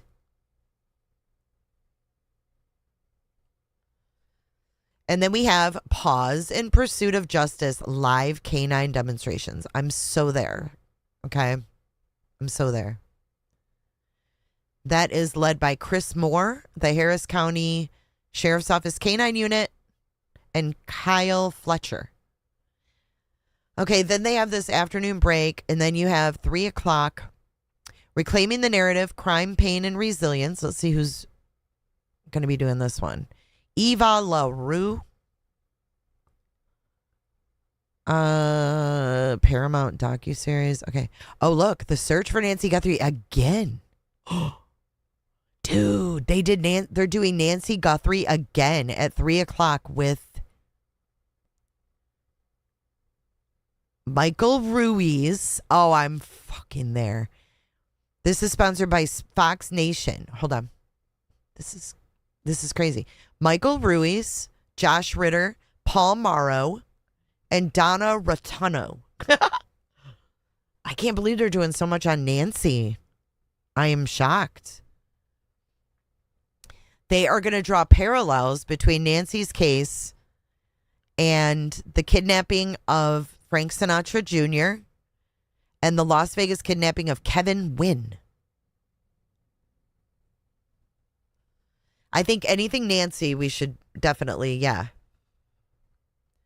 Okay, so we've got Scammers, Scandals, and Schemes Exposed. Then we have Pause in Pursuit at the same time as Nancy Guthrie. Okay. Then we have at 4:15 Alcatraz, Beyond Betrayals, and The Badge. No Body, No Crime. How prosecutors prove murder without a body. This is former Assistant U.S. Attorney. Crime Weekly, live taping with Stephanie and Derek. We have a VIP only, which I'm not in. Then we have meet and greet with these people. Eva Pilgrim, Inside Edition, Athena Klingerman, Eva LaRue, Amber Rasmussen, and Susan. I don't know who the fuck these people are. I'm not going to that meet and greet. Okay. Then we have Chris Hansen. Who wants to meet Chris Hansen? Arrive early. We have Schlepp, a child safety advocate, Martin Gould, an attorney. And oh, it's not even Chris Hansen. Who's Schlepp? Child safety advocate? Oh my God. This guy was groomed on Roblox and now he helps catch them. Oh my goodness. Poor kid. I never heard of him. Okay. And then this is a separate ticket for my Inside the Mind of a Criminal, John Douglas. But that's extra. But it does say Chris Hansen's going to be there, though. See? Chris Hansen, Schlepp, Martin Gould, and Liz Merrill meet and greet. So he is going to be there. That's Friday. That's Friday.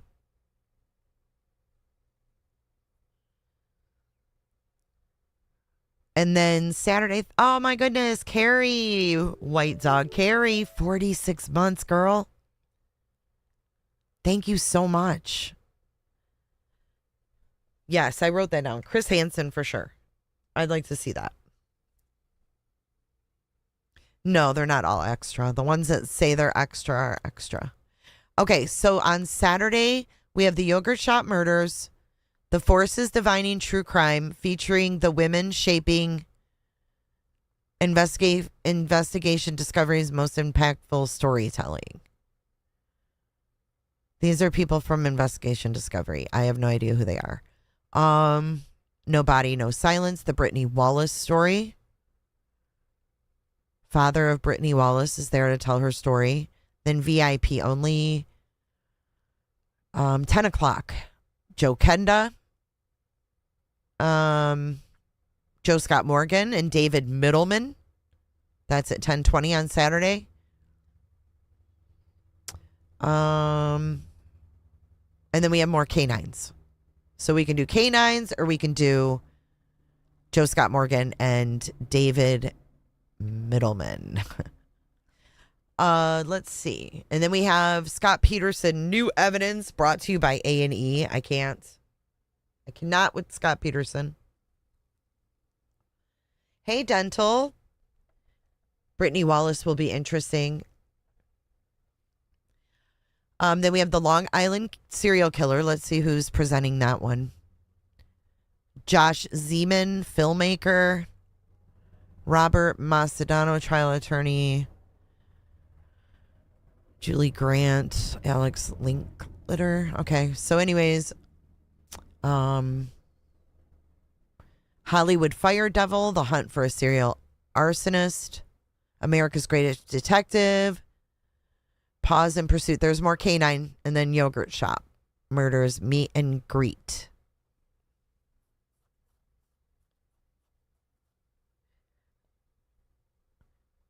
Then we have at 2 o'clock or 1:45 or whatever, Epstein Survivors Stand. No More Secrets. No More Silence. I want to see that. Chris Hansen. Chris Hansen and 3 Epstein survivors. Are you guys down?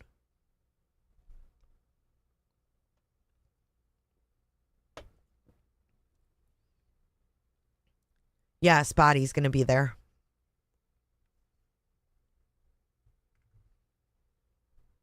That'll be a good one. Okay. For sure. Then they have, I'm just going to read what else they have, though, just so you guys know. They have What Makes Them Tick, Inside the Mind of a Psychopath. Is that Ramsland? Let's see who did that one. Is Ramsland there? Kent Keel, neuroscientist. Deep Fake Danger, Cracking the Case of a TV format. Then we have a VIP, and then we have Josh Zeman, blah, blah, blah, meet and greet. 3 o'clock on Saturday. 48 Hours Correspondence. Datelines. Josh Mankiewicz sits down with allegedly host Ellison somebody. How I Solved My Mother's Murder. Behind the Facade. Social Media. Domestic Violence. And the Courtney Clenny Case. Coffee House Crime Host does that. VIP. Then we have some meet and greet of people that I don't know who they are. So 3 o'clock, maybe I'll take a little break. Okay, let's see. We have 4:15. Oxygen True Crime presents Kelly Siegler. Vanished Before the Bus, the 40-year hunt for Sherry Joe Elliott's killer. Othram Labs' Kristen Middleman is running that one.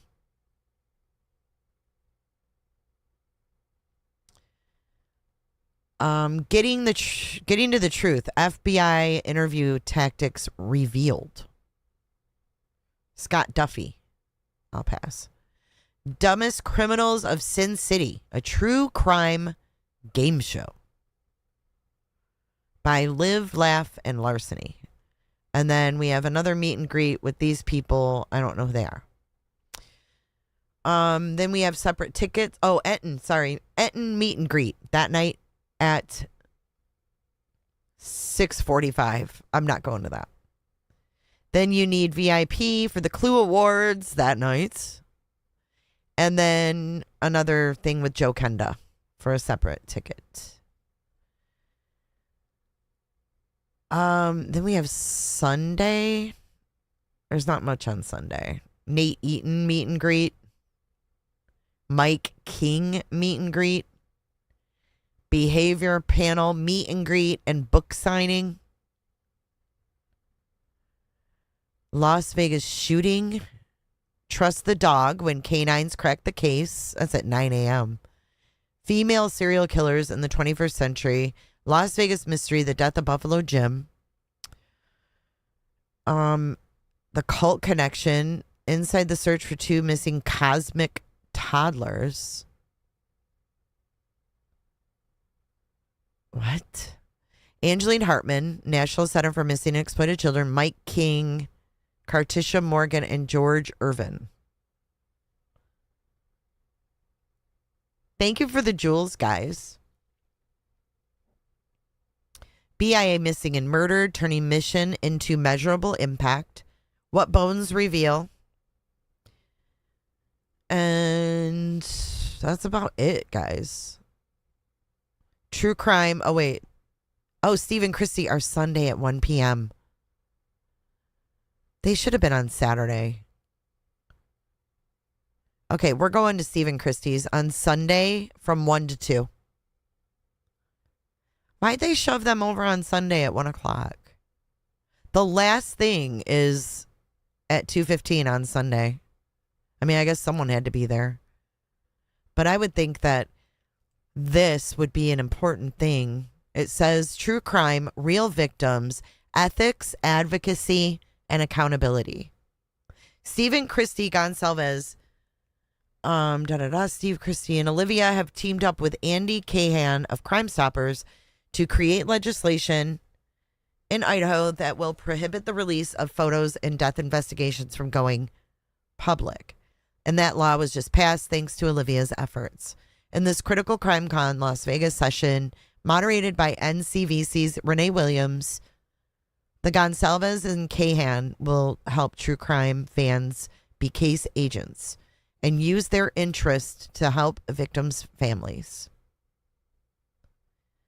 The panel will also cover how content creators should responsibly strive to empower and not exploit victims, and how the industry as a whole can and should work better together to benefit the victims and their families. This should have been a headline. This should have been a headline.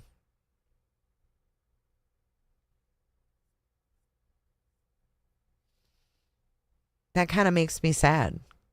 Because I've heard that Sunday a lot of people don't even go. And then to have it in the afternoon like that. But the ones that matter will be there, I think. I definitely will be there. I love the Gonsalves family. I think they're amazing. I think they're absolutely amazing people. I really do. Okay, so we went over the schedule. Sorry. Let's see. Let's look at the venue map. So we're going to be at Caesar's Palace. And let's take a look. I haven't looked at this yet. Ooh, okay. So on the Emperor's level will be the Augustus Ballroom and Palace Ballroom. They're going to have a breakout 1, breakout 2, gold VIP. I won't be in that area. Demo stage. And then down here, okay, so this is where the Creator Studio will be, main ballroom, CrimeCon event sales, the Diamond VIP Lounge, the Meet and Greet 3, Meet and Greet 1 and 2. And then on the pool level will be the merch and bookstore, Expo Hall, and Creator Row. Seems pretty contained. That doesn't seem too overwhelming.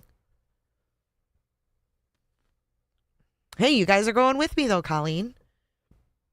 For real, real.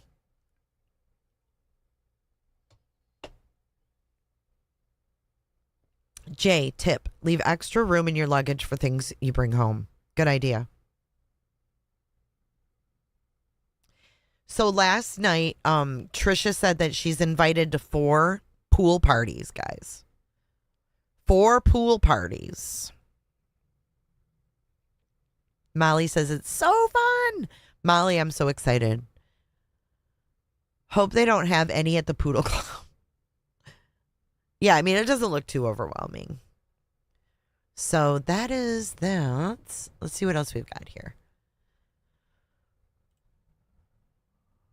These are the sponsors of the entire event. Did you hear she's going to wear a burkini?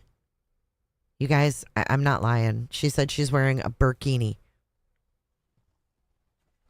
No, she said a burkini. Do you know what a burkini is? And we'll have plenty of time to walk the strip and do other things too.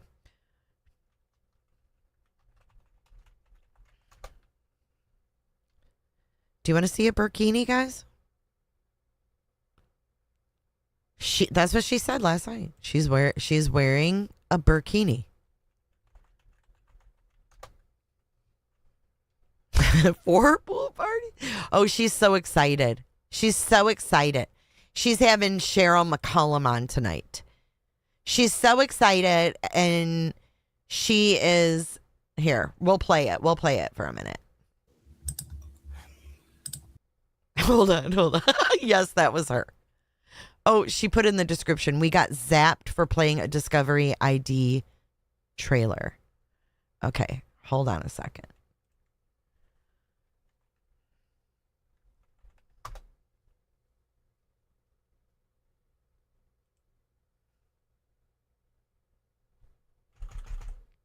Okay, here we go. You ready? Dee dee dee dee. Yeah. See, I had no idea. I'm so out of it. Yeah. And Red Like Wine again. So it says, when is CrimeCon? It actually starts this coming Thursday. I'll be arriving at Caesar's Palace Thursday morning. Well, the plane lands in Las Vegas Thursday morning. And again, I'm going to be wearing this goofy cowboy hat. So if you see me, I would love to meet you, have a friendly conversation, and maybe we can hook up. I know there's several pool parties that are happening. We'll see what happens. Because, again, a lot of you have my cell phone number. If you do, text me. If not, you can email me. And again, if for some reason I don't connect with you, please forgive me. It is not for lack of trying. Trust me. Okay? So. She might be at the... Oh, that's right. There's Malibu Barbie. I forgot about that. Oh, yeah. So Skipper Red Like Wine again. Skipper. Wait. Hold on. It's me. Okay? So.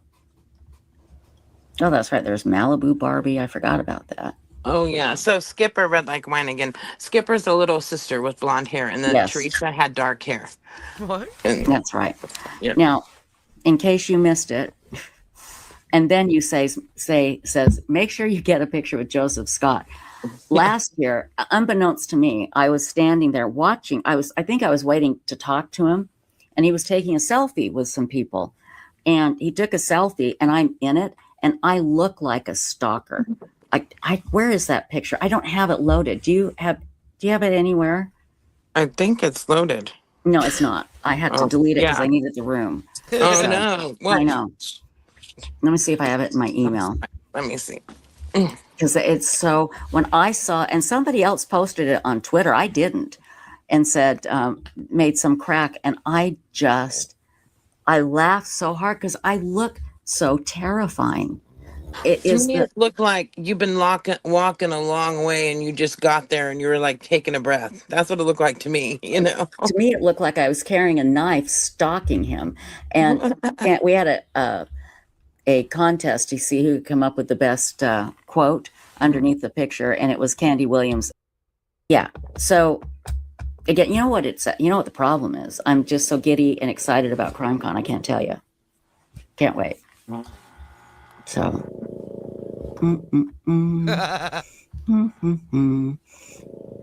Can you guys hear Offie in the background? Oh, yeah. I know there's going to be people going, what are those noises coming from Trisha? They're not coming from me. They're coming from my pug, Othram Tex Bug Nugget the First. Yeah, I was so excited when we had talked to Cheryl and she's like, oh, yeah, I want to do, like a presentation with my book and you guys there and all that stuff. That's Cheryl McCollum that's going to be on the show tonight. For the book club. Hey, Trish, you're welcome for the promotion. Club and stuff. And that was so cool. It's going to be fun. Now, I'm not sure exactly what we're going to do with Cheryl's book at CrimeCon, but I'm sure we're going to meet up. And again, everybody, just you have my email. Most of you have my number. You can text me, and I'll do my best to keep track of everybody. But please forgive me if I don't get in touch with everybody. It's not because I don't try. I promise. Here's her book. Give me a list. I'll help you remember. Okay, thank you. I will. Here. I can't find the spot. Damn it. Where she talked about, maybe it was the one before that. Hold on.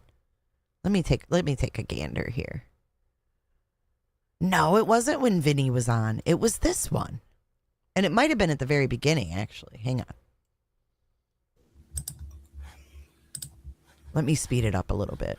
It's grueling.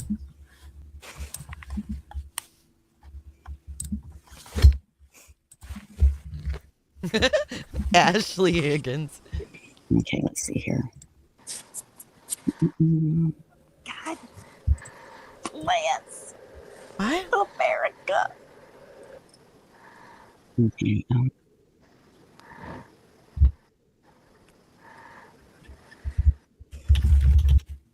I don't know what's happening. Hold on. I'm skipping Oh, forward. I guess I came back. Shit. I came back. Oh, damn it. That's what I was afraid of. See, I didn't. Oh, what happened? Okay, can you see and hear us now, everybody? Oh, I guess I came back. Shit. I came back. Oh, damn it. That's what I was afraid of. See, I didn't know what to do. Yeah. Whoa. I came back. I thought if I just waited, I'd come back. But then everybody said they couldn't see and hear me. Dang it.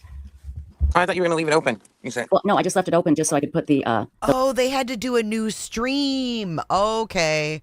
The first one got taken down. That's why I can't find it. The first one got taken down. That's why. Because she says we got zapped for playing Discovery ID. So the original one I saw is gone. Is gone. the link up there in the chat so people could see it. So, shoot. Let me go see. Well, it's closed out now. Yeah. We'll wait for everybody to get here. So they had to start all over. I'm going to email the documentary people here right now and tell them what happened. Yeah, I mean, I can appeal it and I'll win, but it doesn't matter, So, it makes me so mad. Hang on, let me get to here. Okay, so that's why I can't find it. But she said she was invited to 4 pool parties, FYI. Okay, so let's go back to our directory of CrimeCon. And I think we've covered pretty much everything. We will revisit this again before I leave. So I just wanted to kind of, let you guys know what Trish might be wearing. And these are burkinis. She said that there's no way anybody would want to see her in a swimsuit. So this is what she got for the pool parties. Thank you for 9 months. Only a few days to go. Hell yeah. Let's get some turkeys. She took Jolene down last night? Oh my goodness. Yeah, I'm imagining she said a burkini. And these are examples of burkinis. Poor Jay. Got invited to the community pool. But yeah, that's what you missed in the deleted stream. She's going to be wearing one of these at the pool. Well, I think it is like a burqa on this one. The purple one on the left. It's a burqa and it's a modest swimsuit. On another live, she said she was invited to meet Brian Enton. Yeah, she played Investigation Discovery and it took it down.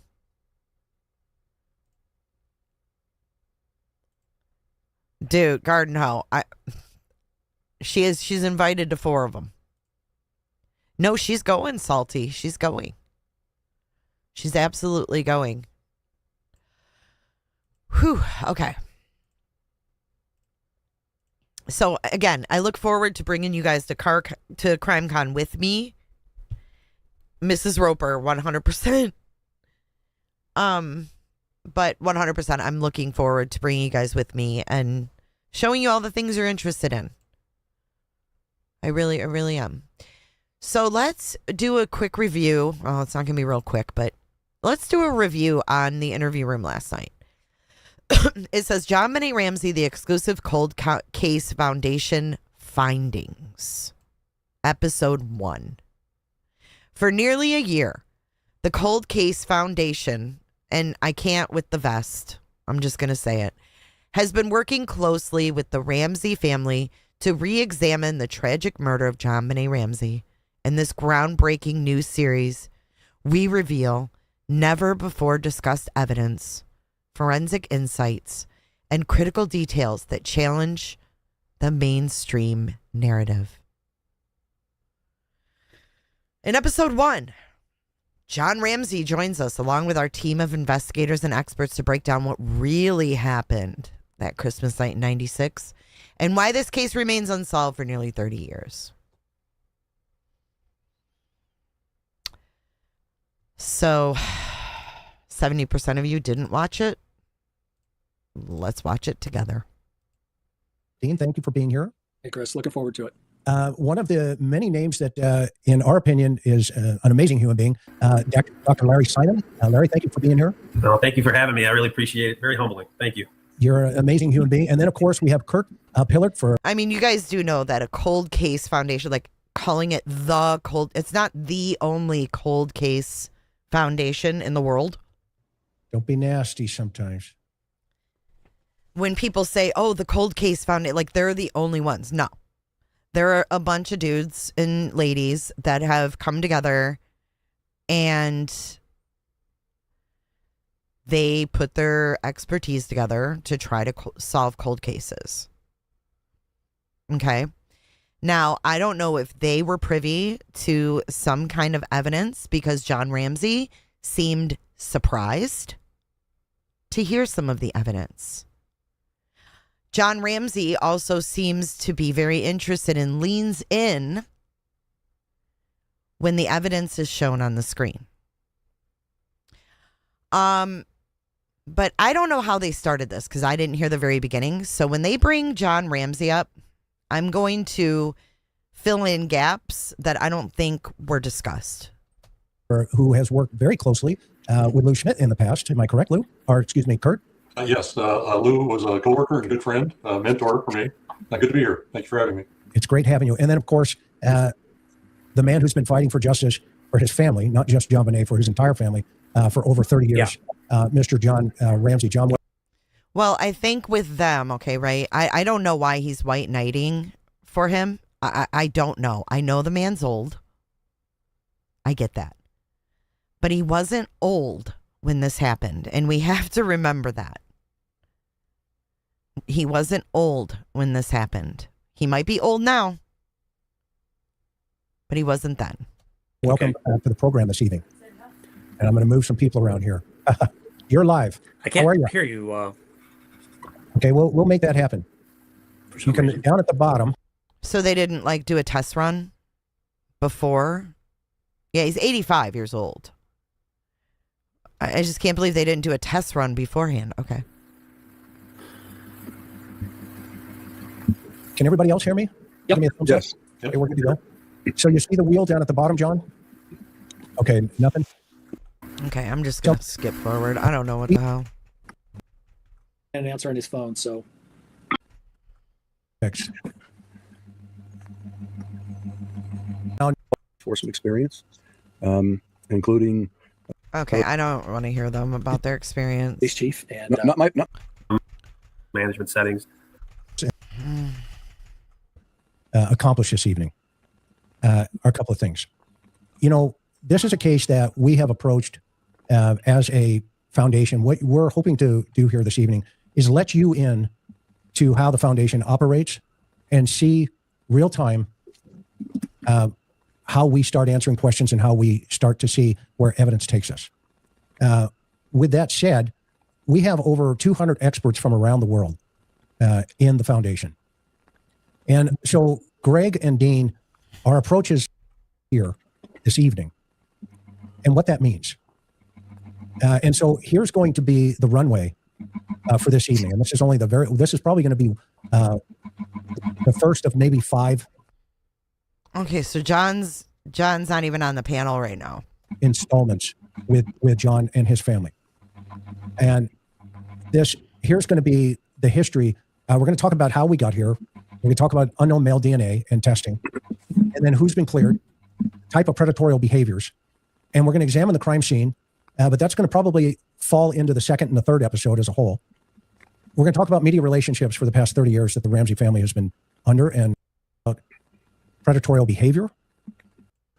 Come on, where is he? John had mentioned as during our discussion that there was a circle, if you will, of potential people of interest that naturally fall within an area of consideration, and which the first circle or tier, which is what I like to refer to it as, is the family, particularly for certain characteristics of this type of crime, mostly not having to do with the behavioral aspects of this crime, but rather the crime scene, the location of it, and the environment, and some of the circumstances and situation. And our discussion centered around that. And so I took John out to the airport, dropped him off, which he was supposed to go home. But I just want to say, this whole DNA thing, they started out the show reading this 2008 letter from the DA there. And the whole thing is convoluted. And to me, it seems like it was bullshit. instead, he had changed his flight plans to go out there to Boulder and visit with John Ramsey and his legal team. Haven't you ever heard of elitists covering for elitists? It happens all the time. This dude was an employee of Lockheed, y'all. And review the case. So that was my first exposure to this case from a perspective of interest. And but John Ramsey could certainly talk about the follow-up visit that he had with John. So I think we ought to probably at this point hand it over to John Ramsey, talk a little bit about his experience when John Douglas came out there to visit he and the attorneys. Yeah, John came, I didn't know of him at the time, but was introduced to him and without any, preface or any really background on who he was. But we spent a fair amount of time with him. Actually, he came to Atlanta. We were going back to Atlanta, which was really our home, and we were going back there for JonBenét's funeral because we had a cemetery plot there, and that's where we wanted her buried with my other daughter. And then John came to Atlanta, as I recall, later, and probably spent a couple, 3 days with us in our home, as I recall. But we just talked, and the main thing I remember about John, after we spent quite a bit of time with him, he said, well, if you had done this and you can act the way you do now, you're the most diabolical criminal that's ever walked the face of the earth. And I guess that was That doesn't... Well, he certainly was an elite.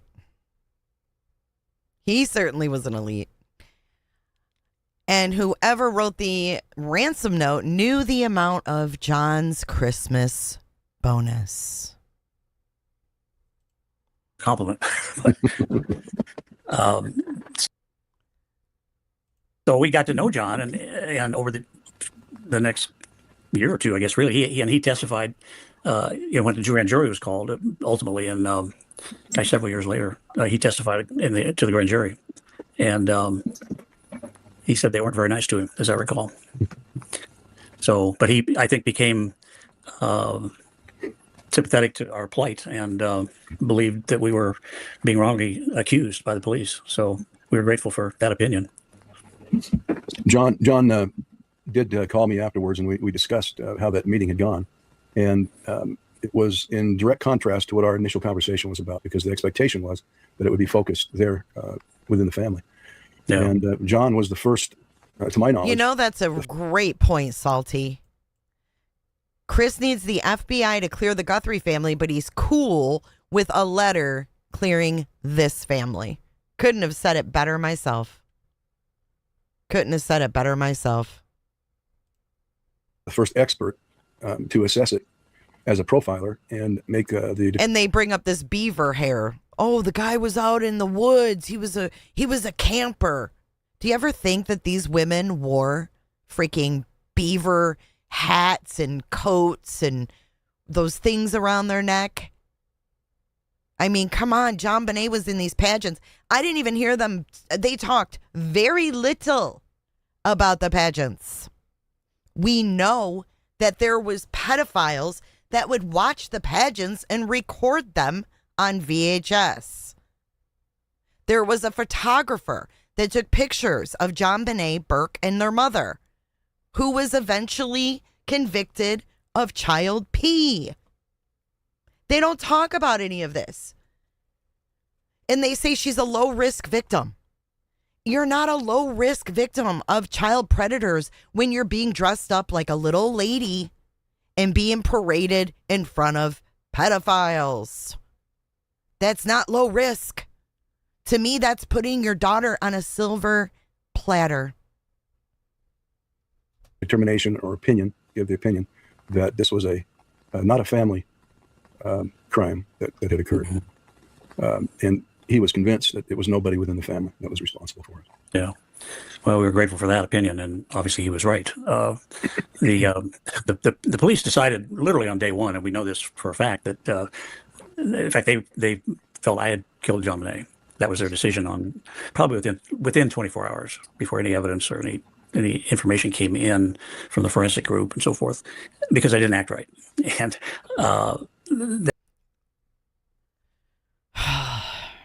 you know, I want to give this guy the benefit of the doubt, but dude, they glaze over all of the things that put her at risk, all of the things that don't add up.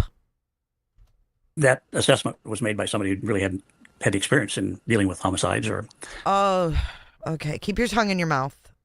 Keep your tongue in your mouth, Mr. Tongue. That kidnapping situation, which it was at the time. In my mind, my oldest daughter... Yeah, and there was no kidnapping, okay? There was no kidnapping. There was no kidnapping. But now we're going to hear about the death of his daughter in the car accident, and Chris is going to emotionally connect with that, and I think that he's off on this one. You know what? My parents lost a daughter at 23 years old to a car accident. It's sad. It's really, really sad. It's a loss that is never filled. But it has nothing, and I mean nothing, to do with JonBenét and what happened to JonBenét. It should have been kept completely out of it. Why aren't they just saying, okay, tell us what happened at the party the night before. Tell us JonBenét's last 24 hours. Isn't that where the Cold Case Foundation should be starting? Why are we listening to this? That kidnapping situation, which it was at the time. In my mind, my oldest daughter had been killed 4 years before JonBenét died in a car accident. I got a call at the middle of the day from my brother. Beth was in a car accident and she's gone. And of course, I was devastated beyond words, but I couldn't do anything. I couldn't help her. I couldn't get her to a good doctor. It was over. No alternative. No way I could help her. JonBenét wasn't over that morning. I really thought I could get her back if I kept my wits about me. And so that's what was driving me. I'm going to get her back. I could do something. I just got to be sure I do everything I possibly can to do it right to get JonBenét back. And if the so-called detective that was there that morning expected me to be crying in the corner, beating my head on the wall, that wasn't going to get it done. I wanted to get my daughter back, and I thought I could if I really kept my wits about me. So if that was not acting right, then I'm sorry, but that's the perspective I was coming at the JonBenét's kidnapping with. So right now in modern technology, the Ramsey family we will tell you from the perspective of our foundation, they have been 100% open with our organization. 100%. How do you know that? How can you say they've been 100% open to you? See, I don't like this. This is not. They have not held back. They introduce us to Kurt. They introduce us to anybody or anything the foundation needed to follow the evidence and discuss, some of the ideas that we're going to be talking about tonight. And so one of the things I want to point out to the audience, I want to bring to everybody's attention once again, the reality of Texas what Ranger is at stake here. Is everything okay? What's at stake here is over 30 years of information with the 30th anniversary coming up in December. And there's a lot of galvanized opinions in the world about this gentleman right up above us here, from FBI profilers who, feel that they had, some insight into, certain things. And that's okay. I have no idea what he's doing right now. Yeah, I did know that, Sophia. He always marries younger women, blondes. I don't know what he's doing right now. They're entitled to their opinions. Okay. However, we don't take a position as an organization. We follow the evidence. Whatever that might mean for you, the audience, we hope you will trust this process as we go along here.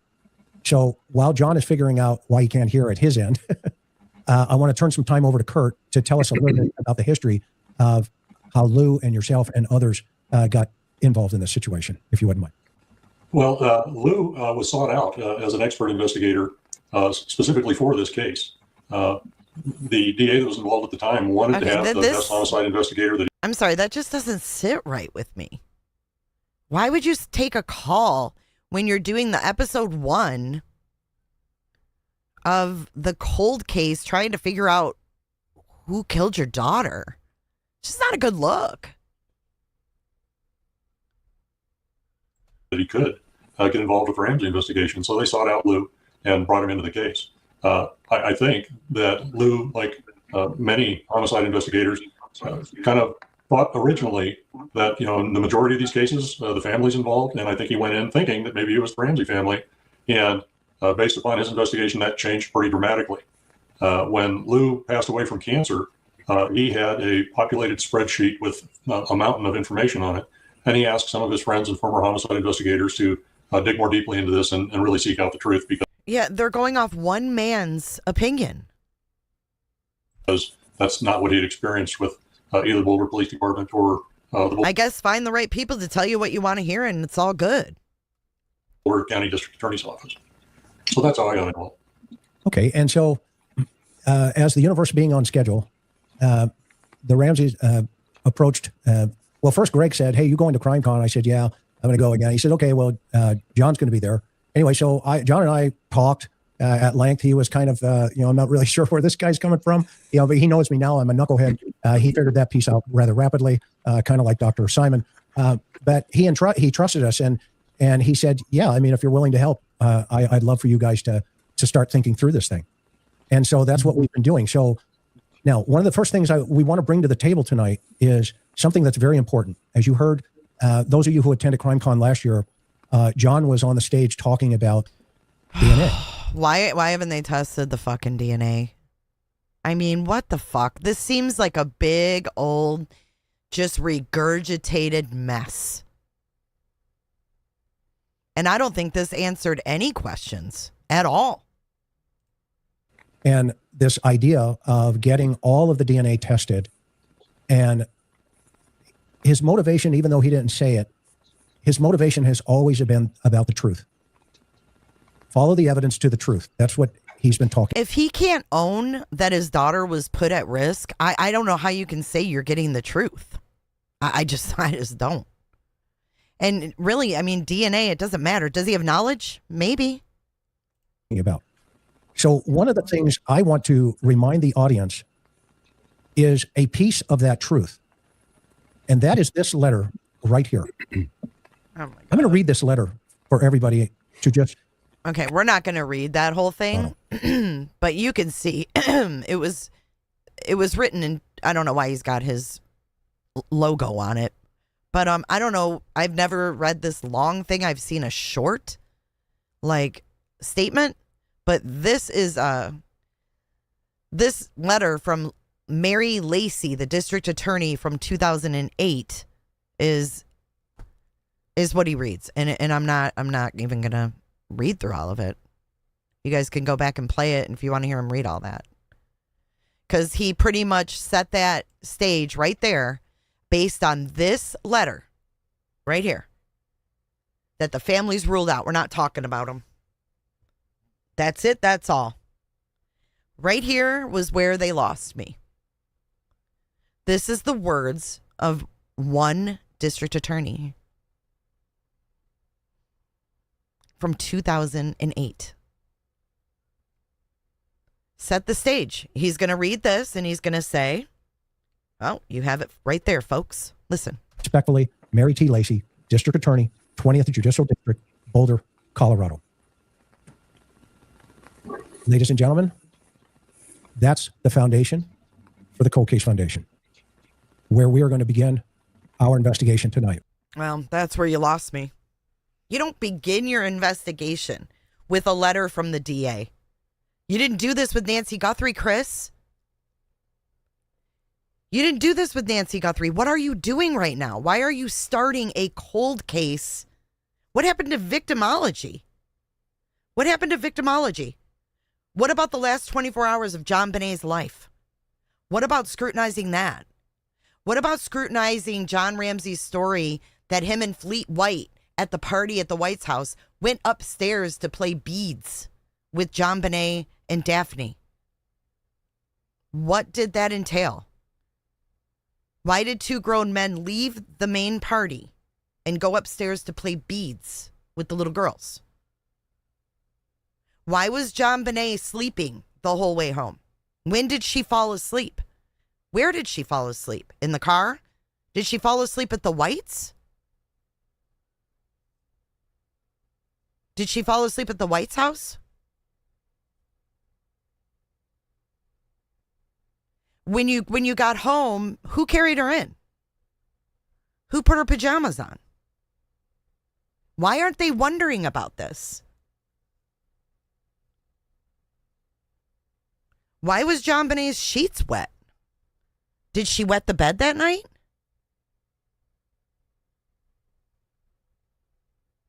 I mean, these are questions that should be asked, you know? With an open mind. And we hope you will come along with us and learn about how we're going to do this. We're going to approach this methodically. We're going to approach it with 200 experts from around the world, if necessary. 200 experts from around the world? What? Every one of them. If not, those that we can bring to the table, like Dr. Simon, like many others. We'll bring DNA experts. We'll bring handwriting analysis experts.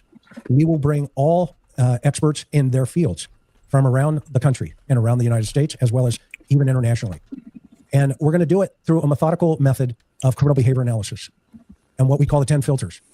And we're going to start off in filter number 1 tonight, which we call victimology. And with hold that, on, hold I'm on, going to hold turn on. that piece of the puzzle over to Greg to explain what this and what the methodology is going to be, or the methodology. Hold on a second.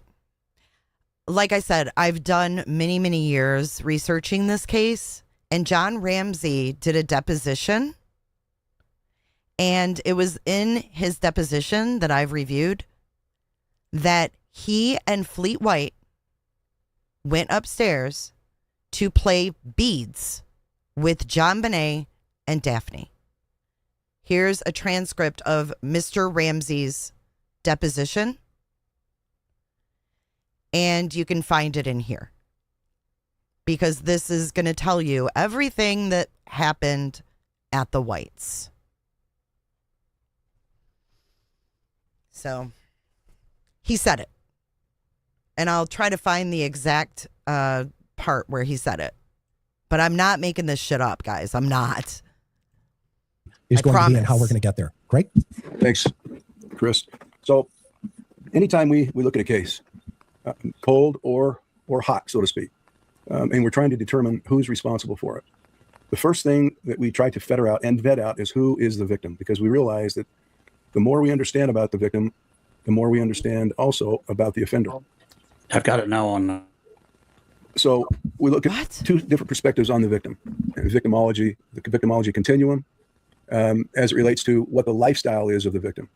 And then secondarily, we look at that victimology continuum as it relates to what's going on in the life of that victim proximate to the time in which the crime was committed. For example, say that within 48 or 24 to 48 hours to up to 72 hours, maybe the last week. It may encompass what's going on the last month or 6 months. And so what we look at based upon the lifestyle of the victim, the first area, is we look at several different perspectives. We want to know, of course, the age, the background, the experience, the domestic lifestyle, the family situation, what their hobbies may be, what their educational level is, what their social life may be. And based upon that, we make a determination as whether or not that victim is low risk, medium risk, or high risk to becoming a victim of this particular type of crime. And what we're trying to determine, is there anything within that lifestyle that may have contributed to influencing that risk level, either recklessly and negligently or innocently and naively. And what we have found is that the lower risk, the lifestyle, and this is where we would look at JonBenét, very low risk. She's dependent upon her family, her parents, most of all. Okay, low risk? You think low risk was her life? No. I don't agree with that. I disagree with that. Low risk. Victim was specifically chosen by her offender. Prior relationship or targeted selection based on personal knowledge. All the associations that she has is related to family and relatives, close friends, neighborhood, etc. And by the way, did you guys know that the Ramseys used to go sailing with the Whites? Remember the garrote with all the knots? Remember that? Galen. Thank you for your super chat. She says, we have to remember the Cold Case Foundation is a charity funded by wealthy people, and sometimes they donate a portion of an estate at death. Not saying this is the case, but we should consider it. So true. Thank you for that. Thank you for that thought. Yeah, there's a lot to this case. They're skipping over a lot. Any type of activities beyond that is under the direction and control of her family. So we would look at JonBenét in this situation as a very low risk type of a victim. And what we have determined over many, many years of and thousands upon thousands of cases is that the lower risk level, the lifestyle to begin with of the victim, the higher the probability that the victim and the offender may know each other, and that the victim is a known and even a targeted victim. Now, I can get down with this. I think that definitely she knew. I think she knew the offender. Most definitely. Missy girl. If I could give you a hug right now, I would, girl. Or another has identified and targeted this particular victim for whatever their rationale and motivation may have been. At the other end, or the opposite end of the spectrum, is high risk. And that would be, again, going back to this lifestyle situation. The higher risk lifestyle, let's say gang members, hitchhiking, drug addicts, prostitution, etc. Those types of lifestyles, because of individuals or people and activities that they're involved in, elevates their risk level to certain types of crimes. And what we have found there is that the higher risk the lifestyle, the higher the probability that the offender and the victim are strangers, and that the victim is a victim of opportunity, unlike our low risk, as we mentioned. I found Anything it. in between. I found it. And the fact that they ignore this shit. Here's the deposition. I'm going to start up here. Do you remember anything else about that Christmas dinner at Fleet White's? John says, nothing notable. It was a family dinner. What, if anything, did you do after Fleet White's dinner? We left. Patsy wanted to drop 2 gifts off at the Walkers and the Steins, which we did on the way home. We pulled into the driveway, into the garage. JonBenét was asleep in the back of the car. I carried her upstairs and put her to bed. Is that the last time you saw JonBenét alive? Yes, it was. All right. Do you know if Patsy joined you in the bedroom when you put JonBenét to bed? I don't recall she was in the bedroom when I was in the bedroom. Do you remember what JonBenét was doing that evening when you were over at Fleet White's? She was playing with Daphne upstairs. She and Daphne had both received a little bead-making machine. She and I and Fleet and Daphne sat on the floor and made necklace beads. He said it. I didn't make it up. Do you remember anything else? That's the highlight of my memory. That's the highlight of his memory at the Christmas party with a bunch of adults? Huh? Do you have any memory of what she was doing after you left Fleet Whites? She was asleep. How soon after you left Fleet Whites did she go to sleep? I don't know. Sometime between the time she got in the car and we arrived home. Do you remember whether she woke up at any time between the time you saw her asleep in the car and the time you put her to bed? She did not. At that point, after you put her to bed, what, if anything, did you do? I went downstairs to get Burke in bed. He was putting together a little plastic toy. I helped him finish it so he could get off to bed. And we did that. And then I went to bed myself. When you say you went to bed yourself, do you remember exactly the sequence by which you prepared for going to bed that night? I think I took my clothes off, brushed my teeth, put my pajamas on, and crawled into bed. Did you do anything else? Not that I remember. Did you use anything to help yourself go to sleep? I took a melatonin tablet. I mean, I could go on, but yeah. She and I and Fleet and Daphne sat on the floor and made necklace beads. I always thought that was weird. That's just me. Jay, can you do a poll? Do viewers feel different of John Ramsey's involvement since he was on panel? Thank you, Salty. And yeah, I can do a poll. What do you think the poll should say? You want me to keep reading? Okay. I've done this before. I'll keep going. Do you know the amount of melatonin you took? No, it was over-the-counter tablet. Was it a single tablet? Half, two? I think it was a single. Do you remember the brand? No. Do you remember whether or not you read anything before going to sleep? I read for a few minutes, as I recall, before I turned the light out. Do you remember at any point Patsy joining you that night in bed? Patsy was in bed before I went to bed. Well, that's funny, because Patsy the next morning was wearing the same clothes she wore to the Whites party.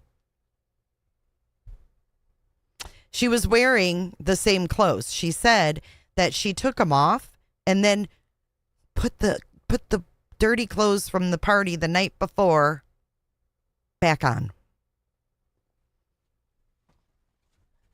I don't remember specifically. No. All right. Did you wake up during the night? I did not. Was this routine pretty much the normal routine when you went to bed at night when you were at home?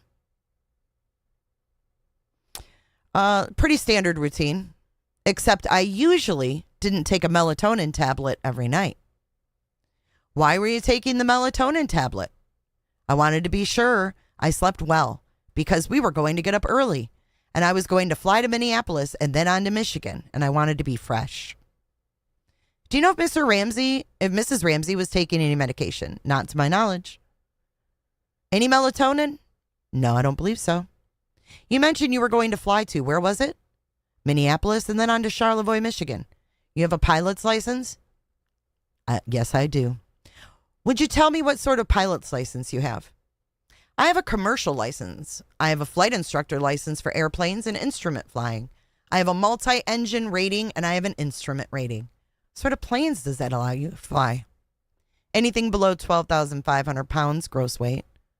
Does that include twin engines? Yes. Blah, blah, blah. We're going to keep going. So if you'd like to get into a rabbit hole later, let's do a little Google search. Fox Island, Michigan, land strip, John Ramsey. You want to go in a rabbit hole? North Fox Island is an uninhabited Lake Michigan island featuring a 3,000-foot grass airstrip. It was developed by a Detroit heir, Frank Sheldon. In the 70s, Sheldon used the airstrip to fly vulnerable boys to the island for a fraudulent charitable camp, which was actually a child SA and pornography ring. Because the JonBenét Ramsey and the Oakland County child killer are unsolved, And because the Ramsey had ties to Charlevoix, we have, hold on. Where the fuck is it? JonBenét John Ramsey's dad designed, hang on. John Ramsey's father designed. They're saying there's no documented, but I've seen it documented. I have seen it. Yes, here it is. Here it is. He worked for, her grandfather worked for the Michigan Aviation. Shit. I wish I could find the name of it. Michigan. And Sheldon took off and left the country. Michigan Aviation.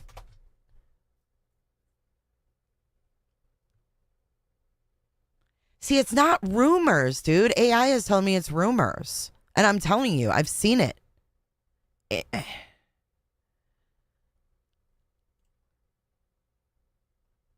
Okay, here's Fox Island. There's the landing strip. John Dudley Ramsey was the director, yes, of the Michigan Aeronautics Commission for 22 years. He was the grandfather of JonBenét Ramsey. Francis Sheldon purchased North Fox Island in 1960. He had a huge landing strip built on the island. This would have required notice to the Michigan Aeronautics Commission and the FAA. Oh, man. It's horrible. If you look it up, it's...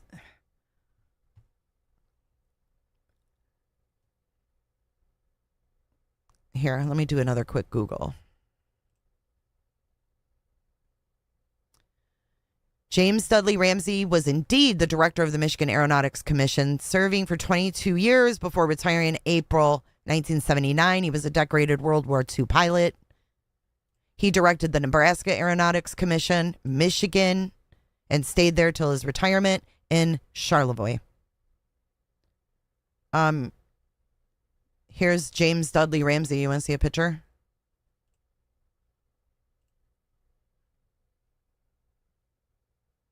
That's his dad. There's his dad at work on the Michigan Aeronautical. Hang on, I'm going to go grab a drink really quick.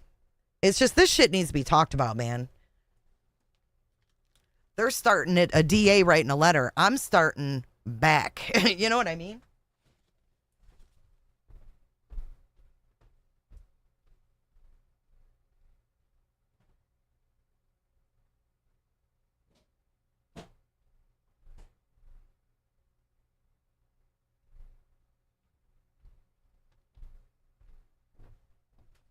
Okay, hold on one sec. Sorry.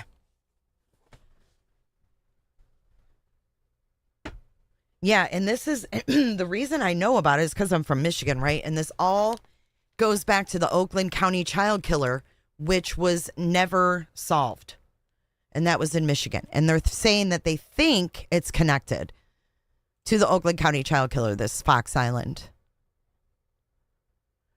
So, that's that. And then I want to tell you what Sheldon did.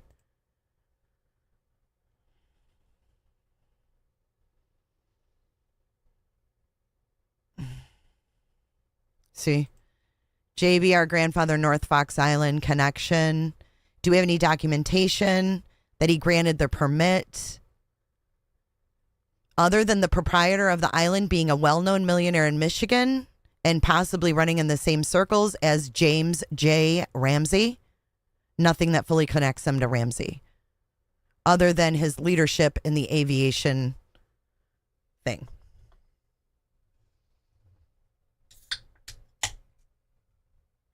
Yes, but they're starting YouTube bad actors at a letter from the DA saying the family's not involved. That's interesting, Galen. That's really interesting. Another interesting tidbit is Sheldon's connection to Charlevoix, where John and Patsy later owned a house. Sheldon apparently owned the Monroe Creek development in Charlevoix. Many residents of Charlevoix who knew Sheldon as a gentlemanly scholar who was willing to share his good life have yet to fully recover from the shock of his alleged sexual deviation and his disappearance. It's so wild. It's so wild. Sheldon, North Fox Island. Hold on. Let me show you this creep. This is him. This is the Sheldon guy. Right here. Pedo. This is a pedo. He took off. Whoops. He took off. He left the country. And he was never arrested. Here, I'm going to play a quick video for you guys. Then we're going to get back to the interview room. But listen to this. Tonight, our look into the cold case of the Oakland County child killer takes us on a road trip to North Fox Island in northern Michigan. Police were investigating a child pornography ring on the island back in 1977. Now, just months after 3 Oakland County children were killed and just weeks before another, Timothy King, was abducted. The pornography operation was run by a man with ties to Metro Detroit, and police were anxious to find out if he was involved in those serial killings. Kevin Dietz joins us now with more on that. Kevin. Yeah, one theory in the Oakland County child killer case is that it was part of a group of wealthy pedophiles who were trafficking in child pornography and groomed underage kids who became victims. Oh, not an underage. What? Wealthy people doing wealthy pedophiles covering for wealthy pedophiles? You don't say. Massive investigation led to 2 people. Frank Sheldon of Grosse Pointe, who owned much of North Fox Island, and Jerry Richards, a teacher in Port Huron who recruited young boys to fly to the island on field trips. Francis Sheldon was born into wealth and prominence. His father was a real estate developer who built Rosedale Park and Grosse Pointe Farms, I believe. His family was very wealthy and owned major properties in the city of Detroit. He had property on North Fox Island, and we accessed the information about him through the school teacher that was arrested by the detective sergeant, St. Clair. He would fly friends and males that were interested in interacting to his property on North Fox Island. Had a filming operation there and had, horrible, horrible things. Frank Sheldon was introduced to us as Mr. Richards' uncle. This is my Uncle Frank. So, okay, well, this is Frank and Frank. This is one of the victims of North Fox Island. This is horrible. No one talks about this. No one talks about this. Owns the island and whatever, and we're, so. I remember getting on the plane, I was so excited. Me and Mike, and there's 2 other kids. I think one was a grade above us, and one was a grade below us, if I remember correctly. And I remember landing, I remember getting our stuff, getting our cabin, and, within an hour, we were naked on the beach. Hear this shit? Within an hour, they had these boys naked, and they were flying them in. That's just how it was. If you live on an island, this is how they do it in islands. So. And there's cameras, a lot all over the place, really. It's just because of the trust and innocence that children have, and for someone to steal that away from them, you're basically taking part of their life away, and it's not fair. I was angry at the school because of how could you hire this man and bring him into our school? So a lot of mixed emotions. I'm not afraid to tell the story now. You know why he was put in the schools? You know why he was to pick out the boys. Come on. They picked out these boys. Even as a grown man, you know, you got that little boy inside you that doesn't want to tell anybody. But that little boy died a long time ago. Poor guy. So sorry, man. Sheldon fled the country and was never prosecuted. Richards was prosecuted for child pornography and has since died. Investigators do not believe they are the Oakland County child killers, but they do believe the killer could be someone they victimized. You'll see how it all connects as our investigation continues. It's something that people really need to pay attention to. Messed up. Messed up. Sorry to take you guys off track like that, but I mean, these things just connect, and it's like, you know, I mean, we could continue like reading this, and I think I've read this before, but let's get back to their victimology. Between that, as it says that their victim may have been loosely acquainted with the offender or selected due to a routine or accessibility patterns. So it depends on the environment, the situation, and circumstances. So now, see, what I think is that something happened, it had been a long-term thing, and it went too far. Because a garrote, it's to tighten and loosen, and you can very easily go too far. Well, I'll go back to the deposition if we need to. Let's keep listening to them for a minute. now what we're looking at is what's going on in the life. The first thing is we know that JonBenét was a very low-risk victim.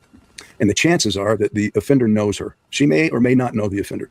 And if she does, she may know them from intimate all the way to a passing by, a cursory type of a connection. So once we've made that determination, we want to understand now within the last approximate time frame, what has elevated that risk level for her to become higher in terms of her risk level of becoming a victim of that particular type of a crime. So we're interested particularly in knowing what's going on in her life. Here are some victim activities that we'd be interested in knowing, the key factors in a victimology analysis. We want to know what the victim was doing in the days and hours leading up to the event. Okay. All right. We want to know what they were doing in the days and hours. Let's keep going. In the crime. What are there any triggering events? What specific actions or circumstances may have set that crime in motion? Well, we know she played beads with her dad, right? Because he said it right here.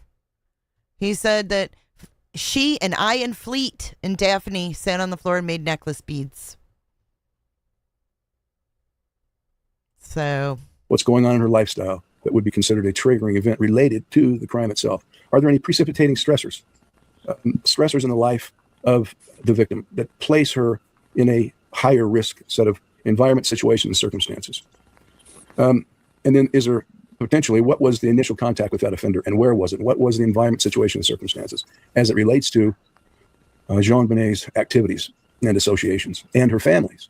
Because let's make this very clear. Let's make this very clear. John went and tried to find JonBenét, right? He looked all around, but he didn't look in the wine cellar, which wasn't really used as a wine cellar, but that's where her body was found, was in the wine cellar. But after the police arrived and Fleet White was there, Fleet and John went right down in the basement and went straight into the wine cellar and found her body. This is not just a crime that's been committed against JonBenét. This has been committed against her whole family. Everybody has been victimized that know her at various levels, and particularly her own family, who we would consider as secondary victims. Hey, so with that, this is a great segue, John, into educating us and the public about, let's talk about some of the significant events before the crime and walk the public through what was going on with your family at that time. You know, I think the public understands. What was going on with your family at that time? No, tell him to get off his phone and tell us what happened at the White's house. You know, the narrative of, you know, that you guys are going on a vacation, et cetera, but walk everybody through a day-to-day life. I don't know if he can hear us again. Can you hear? Can you hear? Let me make sure he can hear. I mean, why wouldn't they go back to his deposition when he's in his right sound mind back in the fucking 90s when he did this deposition? You'll get all the information you need, Chris. We don't need this 85-year-old guy on this panel. Why wouldn't they just do this without him?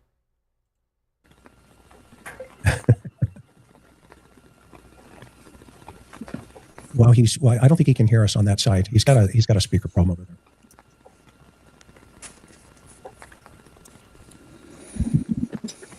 We'll let him. We're going to hold there just for a second. We're going to let him get his phone working. He's traveling. He's not in his normal house. He's up. I think he's up in Michigan. Yes. Oh, you're back. I've got audio again. Okay, good. Oh, good job. Great to have you back. So we kind of great. No, this is great, man. Well, I'm glad that at least they didn't show prep, but at least Chris remembered to go grab that vest and put it on. Right? Thank God. I mean, show prep would have gone a long way, but damn it, he got that vest on. He's got the vest on. Good job. Great to have you back. So we've kind of laid, Greg. No, this is great, man.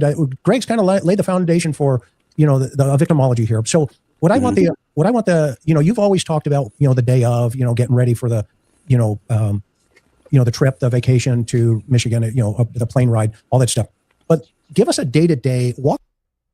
The plane ride to Michigan and all that stuff. What's he talking about? Walk us back through JonBenét's habits, what Patsy and how you guys. I thought it was supposed to be the days leading up. Habits? Okay. What kind of dance classes, all the kind of stuff that John. Nasty sometimes. Dance classes? What? Because he is a celebrity in their eyes. That's why. And you can't be biased. You can't be fair when you look at this dude as a celebrity, because he's not. He's not. He's the dad of a girl that was murdered in her own home. Murdered in her own home. Maybe. I mean, she might have been brought home murdered. I don't know. Burke was involved in and that JonBenét was involved in. Things that the public has never heard or considered before that. Oh, this is a great question. Wait for this. This is profound. From the guy who sat down on the floor and made bead necklaces, but never went to any of her pageants. Okay. But listen to this. Yeah. Well, Patsy had the theory that... we didn't ask you what Patsy's theory was. Okay? That wasn't the question. The question was, and look at Chris, he's like, oh, fuck. You're not doing yourself any favors. That's not the question. The question was, can you tell us the types of things that JonBenét and Burke were involved in that the public has never heard? Yeah. Well, Patsy had the theory that she wanted her children to try whatever they're interested in to see what they'd be really good at. And some things they were good at, some things they weren't. What? We didn't ask you if they were good at things. They're kids. What are you talking about? And you can't blame this on old age. Burke played soccer. JonBenét took dancing lessons. She took piano lessons. Come on. Dancing and piano. Okay. I think she took violin lessons, actually. Oh, wow. Not violin. Can we talk about the pageants? In the pedo that was charged that used to be the photographer? Can we talk about that? Because this is weird. Took dancing lessons. She took piano lessons. I think she took violin lessons, actually, for a short time.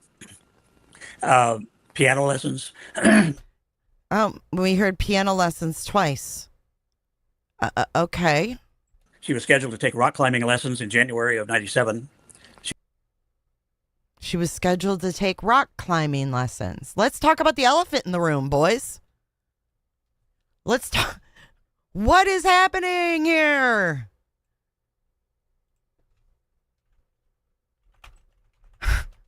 We're hearing someone squirm, in my opinion. Let's talk about this.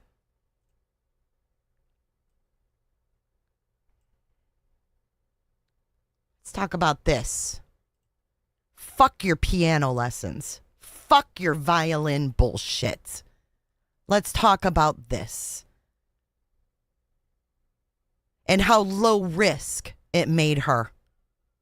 Right? How low risk it made this little girl. And that's not even the worst of it. I could go worse. I mean, that's natural. She doesn't have a whole lot of makeup on there.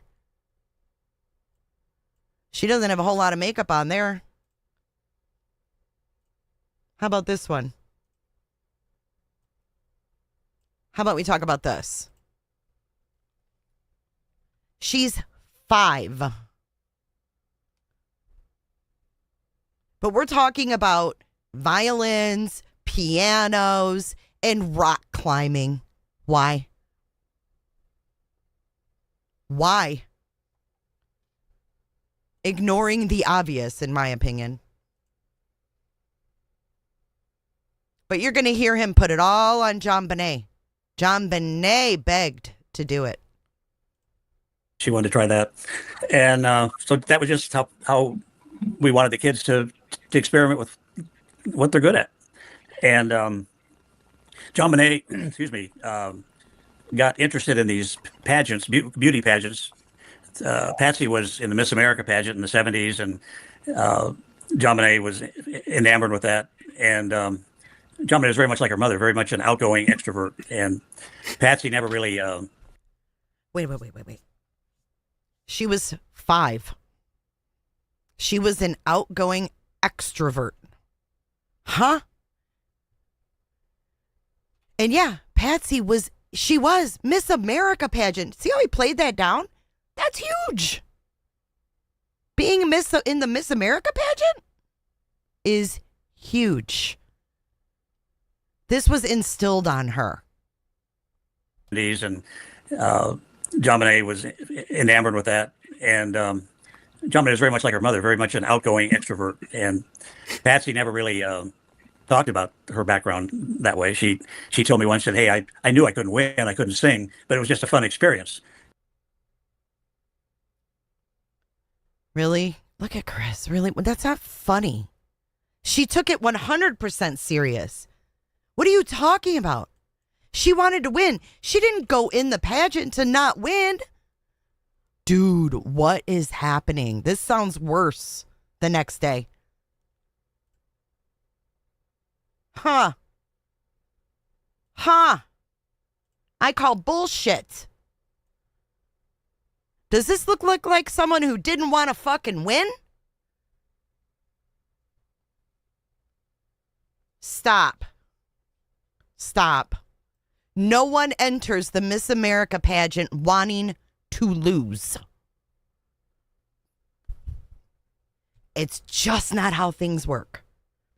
You want to win. And that's fine. Yeah, this is Patsy Ramsey. Of course she wanted to win.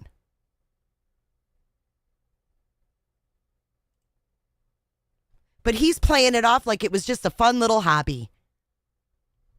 Going extrovert. And Patsy never really talked about her background that way. She told me once. Oh, she didn't? How did JonBenét get enamored with it if she didn't talk about it? I don't understand. Like, that doesn't make sense. Hey, I knew I couldn't win, I couldn't sing, but it was just a fun experience. And I got a scholarship from the Miss America associations. So it was a fun deal, but I didn't have a prayer to win. So, and she never talked about it. But somehow JonBenét. Oh, so she never talked about it, but somehow JonBenét became enamored with it because she never talked about it. Scaring you? Why? I'm passionate about this case, dude. This is a 30-year-old case of a dead little girl who was tortured. I didn't have a prayer to win. So, and she never talked about it. But somehow JonBenét became aware of that, and she wanted to try it. And I don't know whose idea it was first, but You don't know whose idea it was first. Okay. Patsy entered JonBenét a little bitty contest, and she did, I don't know, half a dozen of them maybe over a year or so. One of which was just a week or two before Christmas, '96, and so that was one event that was unusual. The other thing that I've always wondered about is our company, which we were a computer products distributor, and in that business you had to sell a lot of stuff to make a little money because your margins are not very good. And we were not big in our industry, but we had in December realized we were going to hit $1 billion in sales, and by that time. So now we're into money. I thought he asked what the kids did that the public didn't know. Hey, Hexy. We'd been bought by Lockheed a year or two. You've been bought by Lockheed. Yeah. They were loaded. Loaded. Before. No body language experts are going to tell the truth on this. None of them. No one you see on YouTube is going to tell you the truth on this. And so we were proud of that. We were a little surprised. Actually, we weren't keeping track. And so our marketing lady said, "Oh, I want to put this in the newspaper, local newspaper." And I thought, I'm not sure that's a good idea for a lot of reasons. But pride got in the way, and thought, okay, that's good. And I want our employees to be proud of their company. And so I let them go ahead and contact the local newspaper. And they came and interviewed me and had a picture of me in the paper. And such Access hits $1 billion in sales. So by that time, I was an employee of Lockheed. And so, and of course, people thought, well, he must be a billionaire. Well, that wasn't true at all. I was a salaried employee.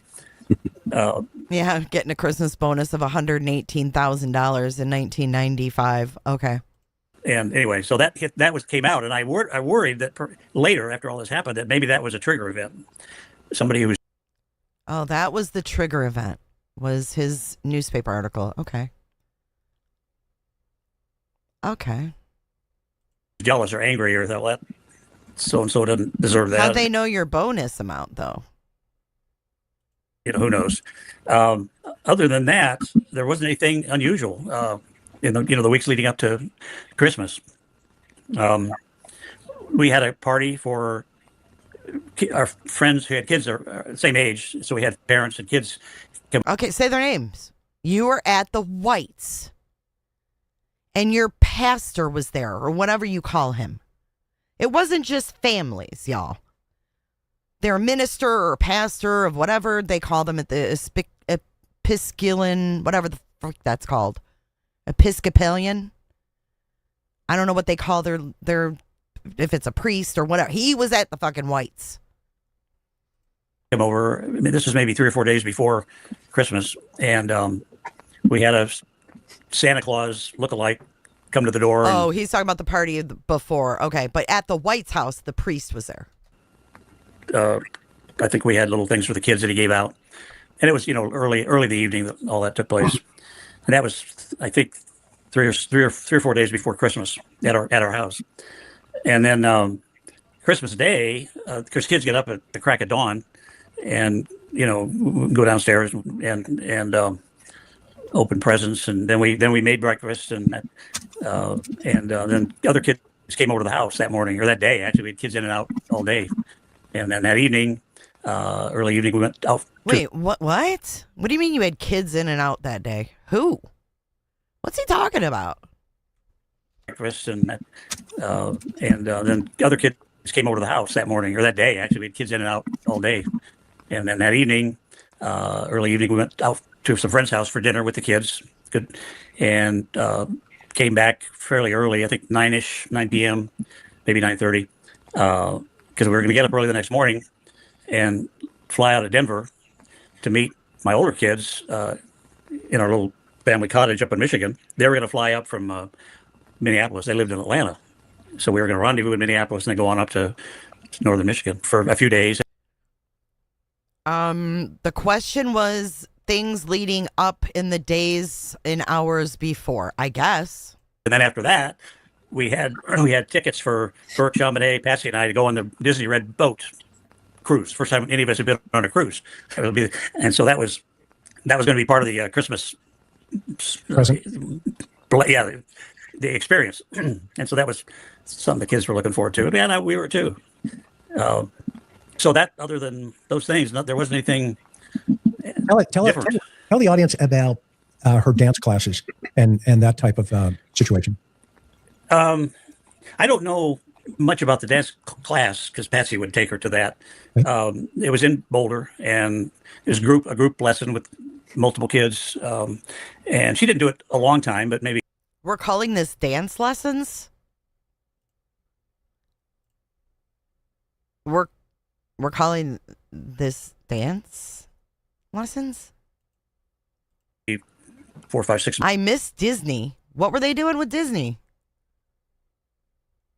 Months, as I recall, and she I don't remember ever seeing the results of her lessons, so I'm not sure what they taught her. Oh wait, what? remember ever seeing the results of her lessons. So I'm not sure what they taught her.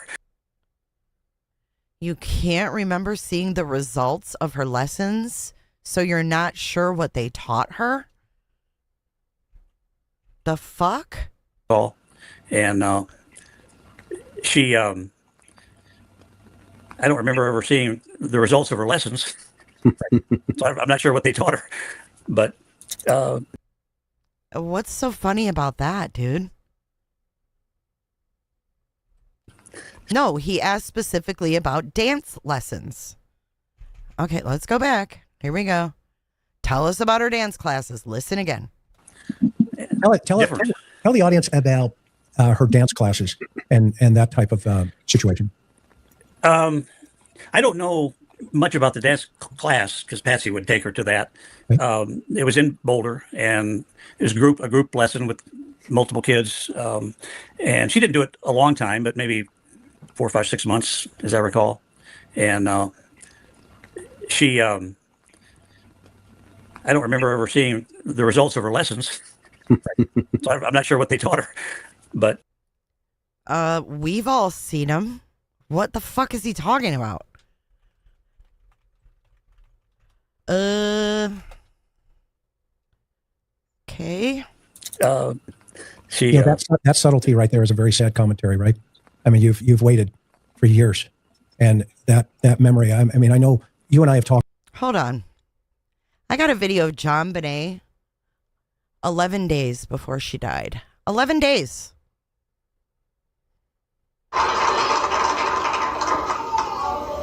Keisha is 6 years old. Hold on. December 15th, 1996. Look. 11 days before she died. Keisha is 6 years old. And her favorite food is macaroni and cheese with hot dog.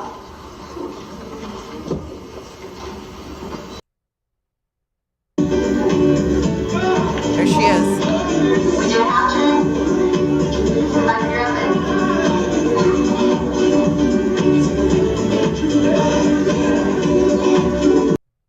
This is her in the purple dress with the black stockings and the hat with feathers.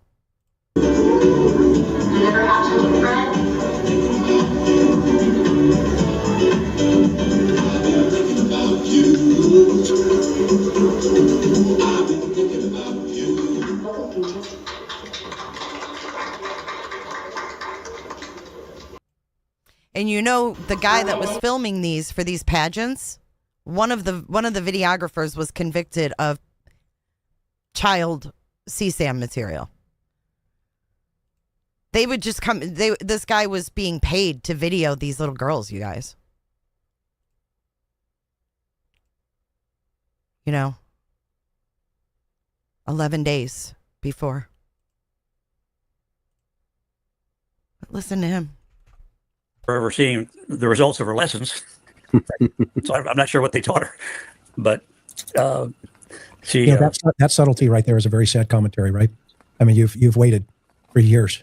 And that memory, I mean, I know you and I have talked offline many times about the loss of a child. Yeah. And the fact that you. There you go. That's the first problem, number one. Get him off the panel.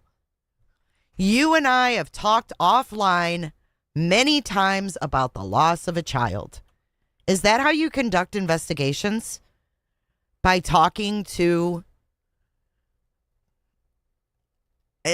the victim's dad about grief? Is that part of an investigation? For years. And that memory, I mean, I know you and I have talked offline many times about the loss of a child. Yeah. And the fact that you make a comment like that, that hits me pretty hard because I understand that gap, that void. It makes total sense to me. But I think the world sometimes has perceived you and read you differently because of those little gaps like that. And so why are you explaining his behavior away? What the fuck? Sometimes has perceived you and read you differently because of those little gaps like that. Wow. No, come on now. Understand that gap, that void. It makes total sense to me. But I think the world sometimes has perceived you and read you differently because of those little gaps like that. And so I really appreciate your honesty in saying what you just said about I don't know what the results were. I mean, that simplicity aspect, and I'm going to leave that to the docs to kind of analyze, the total things of that. But it really does show, to me anyway, there's a piece of your soul, and I know Patsy's soul and your sweet wife now, I can only imagine, that, it's sitting there, and we'll get to that piece of the puzzle. So I think this is a pretty good break in terms of. Wait, we're stopping there? We talked about dance lessons. We didn't talk about this. Why are we acting like this didn't exist? I've been thinking about you. What an inappropriate song. We talked about dance lessons, violin, piano. We didn't talk about this. They called her a low-risk victim.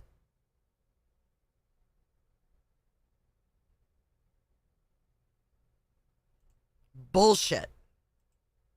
Kind of giving us a little understanding of how we got up to that particular day. Anybody have any questions or want to dovetail into off of what John was thinking or saying, or Greg, Dean, Kurt, Larry?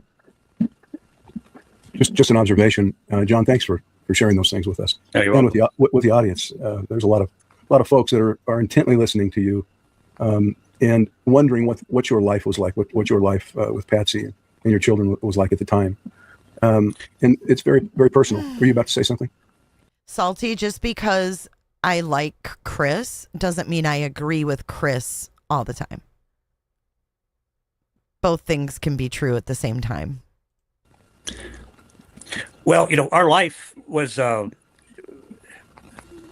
pretty good. Patsy and I had been married, 12 years, I think, when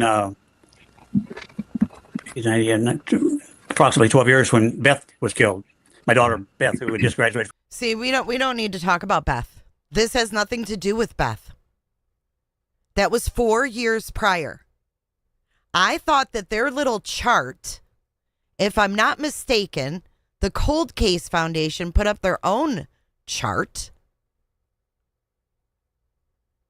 And I believe it says here, let's see, where is their little chart? See. Oh. Finding out. Hold on, where is it? Said she was low risk. Oh, here it is. Significant, these are the activities. Significant events before the crime.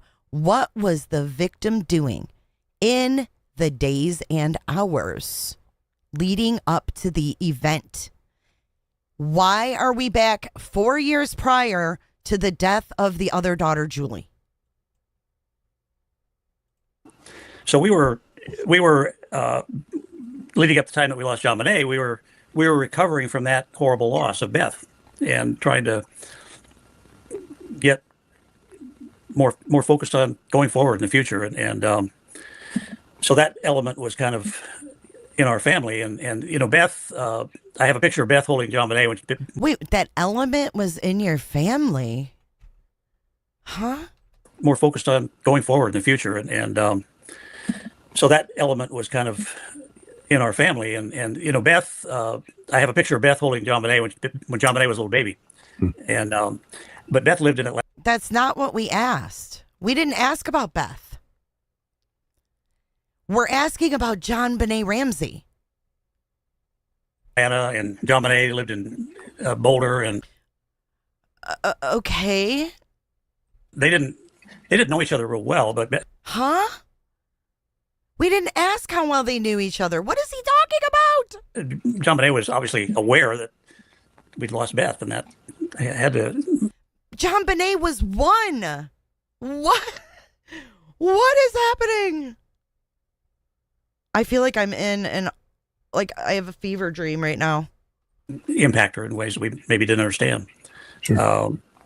But we had a good family, and I don't know, things were going well for us. And, we didn't, Yeah, but their chart says hours and days, right? What was going on in your lives in the hours and days? Not 4 years prior. Don't blame it on dementia. Don't blame it on dementia, because I've got his damn deposition from the 90s. Okay? We're not using old age as a fucking excuse. We were, frankly, kind of naive in terms of worrying about who was around us, what was going on. We lived in Atlanta for years and years, and you live in Atlanta.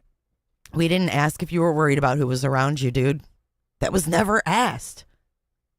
You worry about your burglar alarm, and do you have lights that you can flip on when you hear a noise? And it's just a big city, and there's good people there and bad people. And so we moved to Boulder. We thought we were in some Ozzie and Harriet La La Land. Flowers coming up everywhere, and no bad people here. We don't have to worry about that kind of stuff. And that was just, frankly, very naive. Sure. And that's, I regret that. And I've told people there are bad people, there are good people everywhere, and there's bad people everywhere. And just don't be stupid. Your home should be your sanctuary and your castle. Don't be stupid. And make sure it's secure, and particularly at night when you're asleep. I never worried about people coming in and stealing the silverware or something. Oh boy, he likes to talk around everything, huh? He likes to talk about everything but JonBenét. I don't really know what she did. I don't really know what she learned. JonBenét and Julie, they didn't really know each other. Very distant. But we tried to keep the doors locked, but we weren't religious about it. I never, ever worried about somebody coming in and murdering one of my children. That just was not possible. And it never crossed my mind that was a risk. Sure. And I lock the doors now all the time. Even during the day. I had a friend in Boulder I'd go over to his house for lunch, and he'd lock the door. That's kind of weird. What the fuck? Look at these guys. They're like, they can't be buying this, can they? And you guys, just because he's 80s doesn't mean he has dementia. He seems pretty sharp as a tack to me. He's cracking himself up. He did. He compared silverware. Yep. Sure did. You're in the house. Why would you lock the door? But I do that now. And that's just practical and smart. Yeah. But regretfully, we were not, we just thought we lived in a very safe little town, and it turns out it was not at all. There's a lot of weird people around us, as it turned out. Mm. Yeah. Oh. What? There was a lot of weird... Oh, do tell. Please listen to my podcast with the Cell Brothers.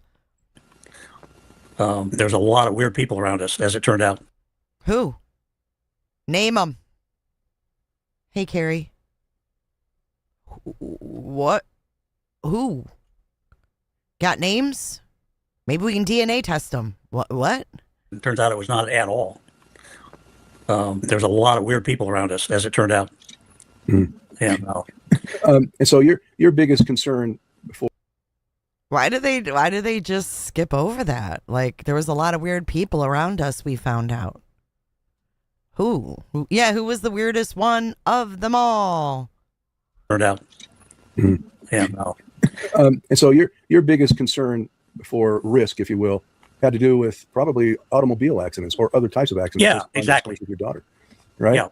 That's what you worry about. So I would assume that you would be very vigilant about ensuring that everybody, when in the vehicle, they're strapping on their seatbelts, for example. Yep. Right? After we lost Beth, she was my oldest daughter. My next daughter in line, Melinda, I got her this diesel monster car. Wouldn't go very fast, but man, it was like a tank. And that was because of Beth's accident. I didn't want her to be at risk in a car. Yeah. That was a very real He worry. still has one of those cars. So he's the big protector. I see where they're painting. John. What they're painting. All right. Well, you could stomp on the gas and it would kind of creep up in speed, but it wasn't going to go very fast, very quickly. But I would guess you're very vigilant with Patsy and JonBenét. Also, Oh, yeah. as it related to the motor vehicles and transportation. Yeah. No, absolutely. Because, I mean, that was the big, Yep, go ahead. that's the big thing you worry about as a parent, particularly when bet. kids get to be driving age. You bet. Okay. And, but never did I worry about somebody coming into our house when we were there. That's the last thing on all of our minds, really. So you know? that's actually a good place to pivot here for a moment to talk about some of the methodology we're going to approach the House here. And so, Oof. I didn't catch that, Robat. Let me pull up the transcript so I can follow along. What did he say now? My next daughter in line.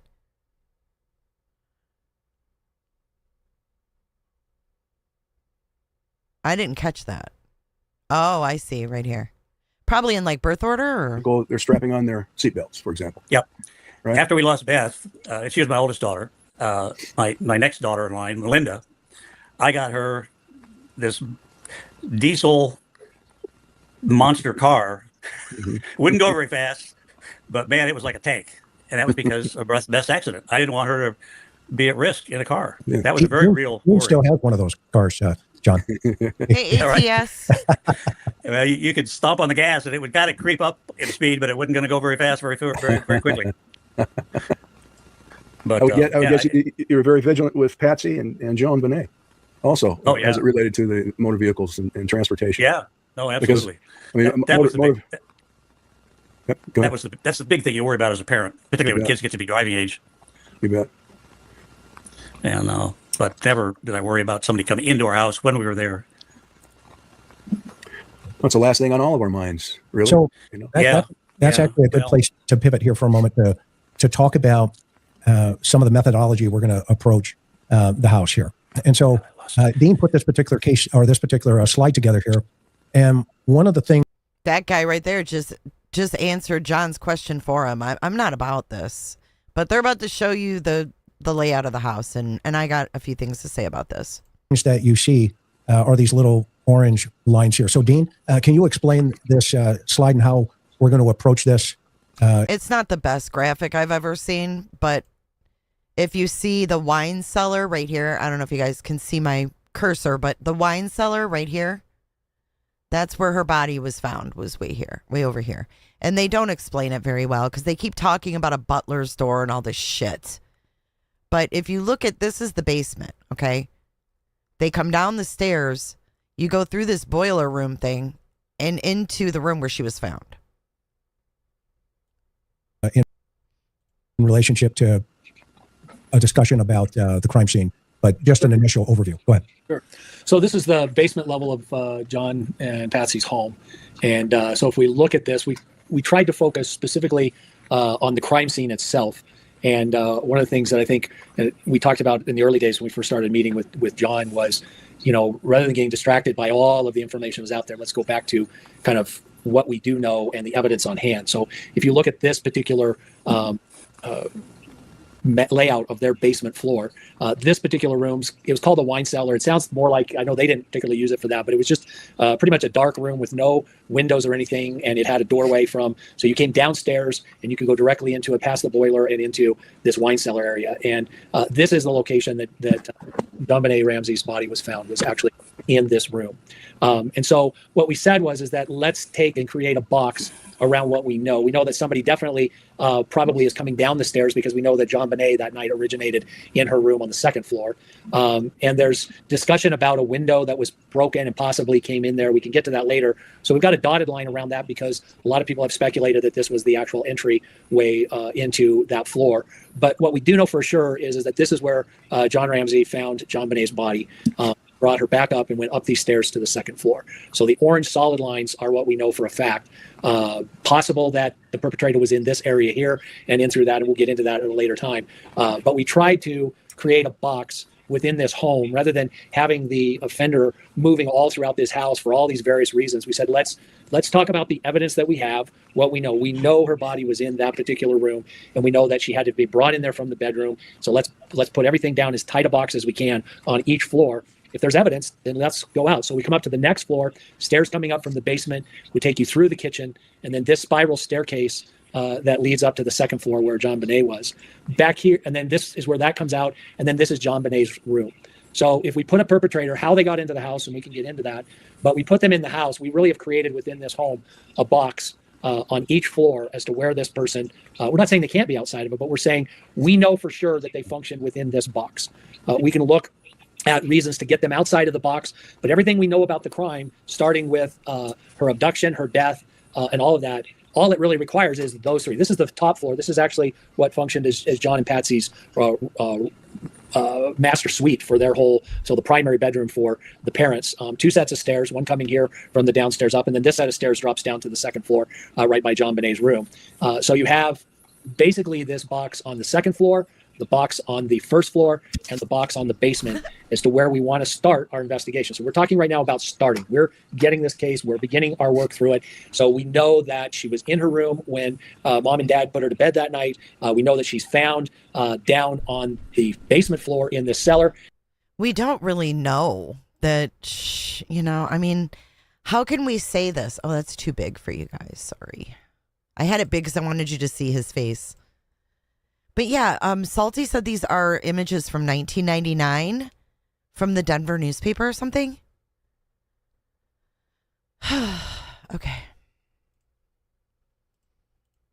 And so as we move through these boxes, we see how this person had to move through that particular area within the home. Doesn't mean we can't go outside of it. Doesn't mean we won't get outside as we start looking at more and more evidence. But for this moment, the starting point is to stay within this box. And I'll just throw this out there. One of the things I think that we've been looking at is a lot of talk has been about this broken window, and somebody came in through this open window, and that may be their entrance point. One of the other things we talk about with evidence, don't complicate it any more than we have to. As we've talked with John, there's a lot of questions about whether or not that window had been broken previously. There's a lot of things surrounding that. We're not saying they couldn't come through that window. But what is interesting is that in the files, we do know that this back door on the first floor was found ajar, was open. And so we found 2 or 3 locations where this is referred to as an open door to the outside. So what it begs the question is, why we have to start there and say this is definitely a place where they could have exited. It's also a place if it's open and was left open for whatever reason, or a perpetrator was in a period of time before and came in and left it open. We can literally, without ever looking at that bedroom or that extra spare room in the basement, we can at least start with the possibility that somebody came in through that door, went up and got JonBenét, brought her down to the cellar, then went right back out and went out that door. And that's the simplest and quickest and keeps them kind of confined within that box. Now, as we unfold through this investigation, there other evidence we'll start talking about, and then that begins to look at, okay, do we go outside of the box or do we stay within that box? So we're kind of at the very early stages here of talking about where in the home. So we don't want to get a picture of people wandering through this whole house and all these different places, because I think when we start getting into the behavior of this individual, there's some specific things going on. Oh my God, I can't even listen to him right now. I'm over here on YouTube. Sorry, I wasn't looking at your chat, but look at these. Look at this thumbnail. Oh my word. But what I wanted to show you guys was like their house. So here is a tour of the Ramsey house. Let's stop for a minute and let's watch this. Stairs to the living room. Makes the house look much smaller than it is. It is a massive home, 7,000 square feet. The size comes from its length and height. It stretches back and upward on the lot. There are 4 floors in this home. JonBenét's. And they were on the very top floor. Like, I would never want my kids below me. Like, I would have put my kid on the top floor. Just saying. Body was found in this corner of the basement of the home. Her bedroom is here on the 2nd floor. This is the balcony outside her bedroom. Inside, it is all white. It was a very colorful room with wall hangings, toys, stuffed animals, a bright... She's got a huge balcony that goes to the outside. How do they know that someone didn't come up the balcony? Was her door locked? Colored bedspread. This is JonBenét's bathroom. Next to the bathroom is the door leading directly from her bedroom to the balcony. To give you some perspective, JonBenét's bedroom is behind and above me. On the other end of the house is her brother Burke's bedroom. Above Burke's bedroom is where her parents' bed was. Shown from the outside of the home, this is JonBenét's bedroom. Across the house on the second floor on the east end of the home is Burke's room, a room partially covered with wallpaper that has model airplanes. Above Burke's room is Patsy and John Ramsey's bedroom. Their bedroom stretched across most of the third floor. Their bed was here, the opposite end of the house from their daughter's bedroom. The morning of December 26th, Patsy Ramsey says she walked from the bed and across the master bedroom, down the back staircase from third to second floor. At this point, she is a few steps from JonBenét's bedroom. She continued from the second floor to the first floor on the spiral staircase. Patsy Ramsey told police she found the ransom note on one of the bottom steps of the spiral staircase. This is the much talked about spiral staircase in the Ramsey home. There are 9 outside doors in the Ramsey home. There are 104 windows, 100 of them open to the outside. There are a variety of locks on the doors and windows in the Ramsey home. Whoever killed JonBenét Ramsey walked down these stairs from the main floor to the basement. The killer turned right onto a small landing and then walked straight ahead to a room at the end of the hall. There was a plywood board here acting as a door. JonBenét's body was found in this room. It is a plywood board as a door. The hall. There was a plywood board here acting as a door. JonBenét's body was found in this room. It is roughed out concrete from floor to ceiling. That's it. That's the room. Her mouth and wrists were wrapped in duct tape. There was a knotted rope around her neck. John Ramsey found his daughter's body in this room. He carried her up these stairs to the living room. The living room was the gathering place for the family and the police. A Christmas tree was here, decorations, the police, Patsy and John Ramsey, friends, and JonBenét's body. Paula Woodward. They were all in that room with her body on the floor. Crazy. The police, Patsy and John Ramsey, friends, and JonBenét's body. Paula Woodward, 9 News. Yeah, talk about soundproof. Reminds me kind of like Summerwell's bedroom down there. Yeah, he carried her. He carried her, what did they call that, carry? Like under her arms. What do they call that?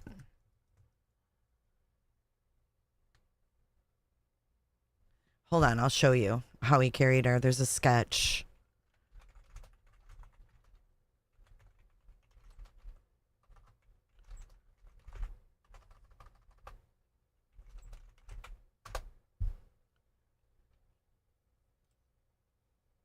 Like this.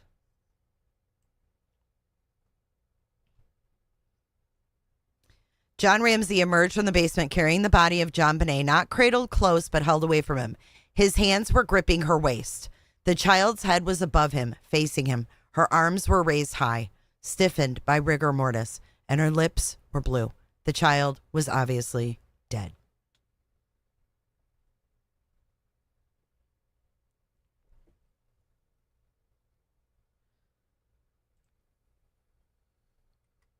Okay, back to the behavior panel, the interview room.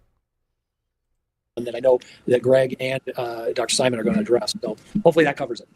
Yeah, no, that's perfect. And when we first started looking at this as a group and an organization, to Dean's point, which he tied it up really very succinctly, is we started looking at what, these boxes as almost compartments of behavior, where we're not looking at the total picture just yet.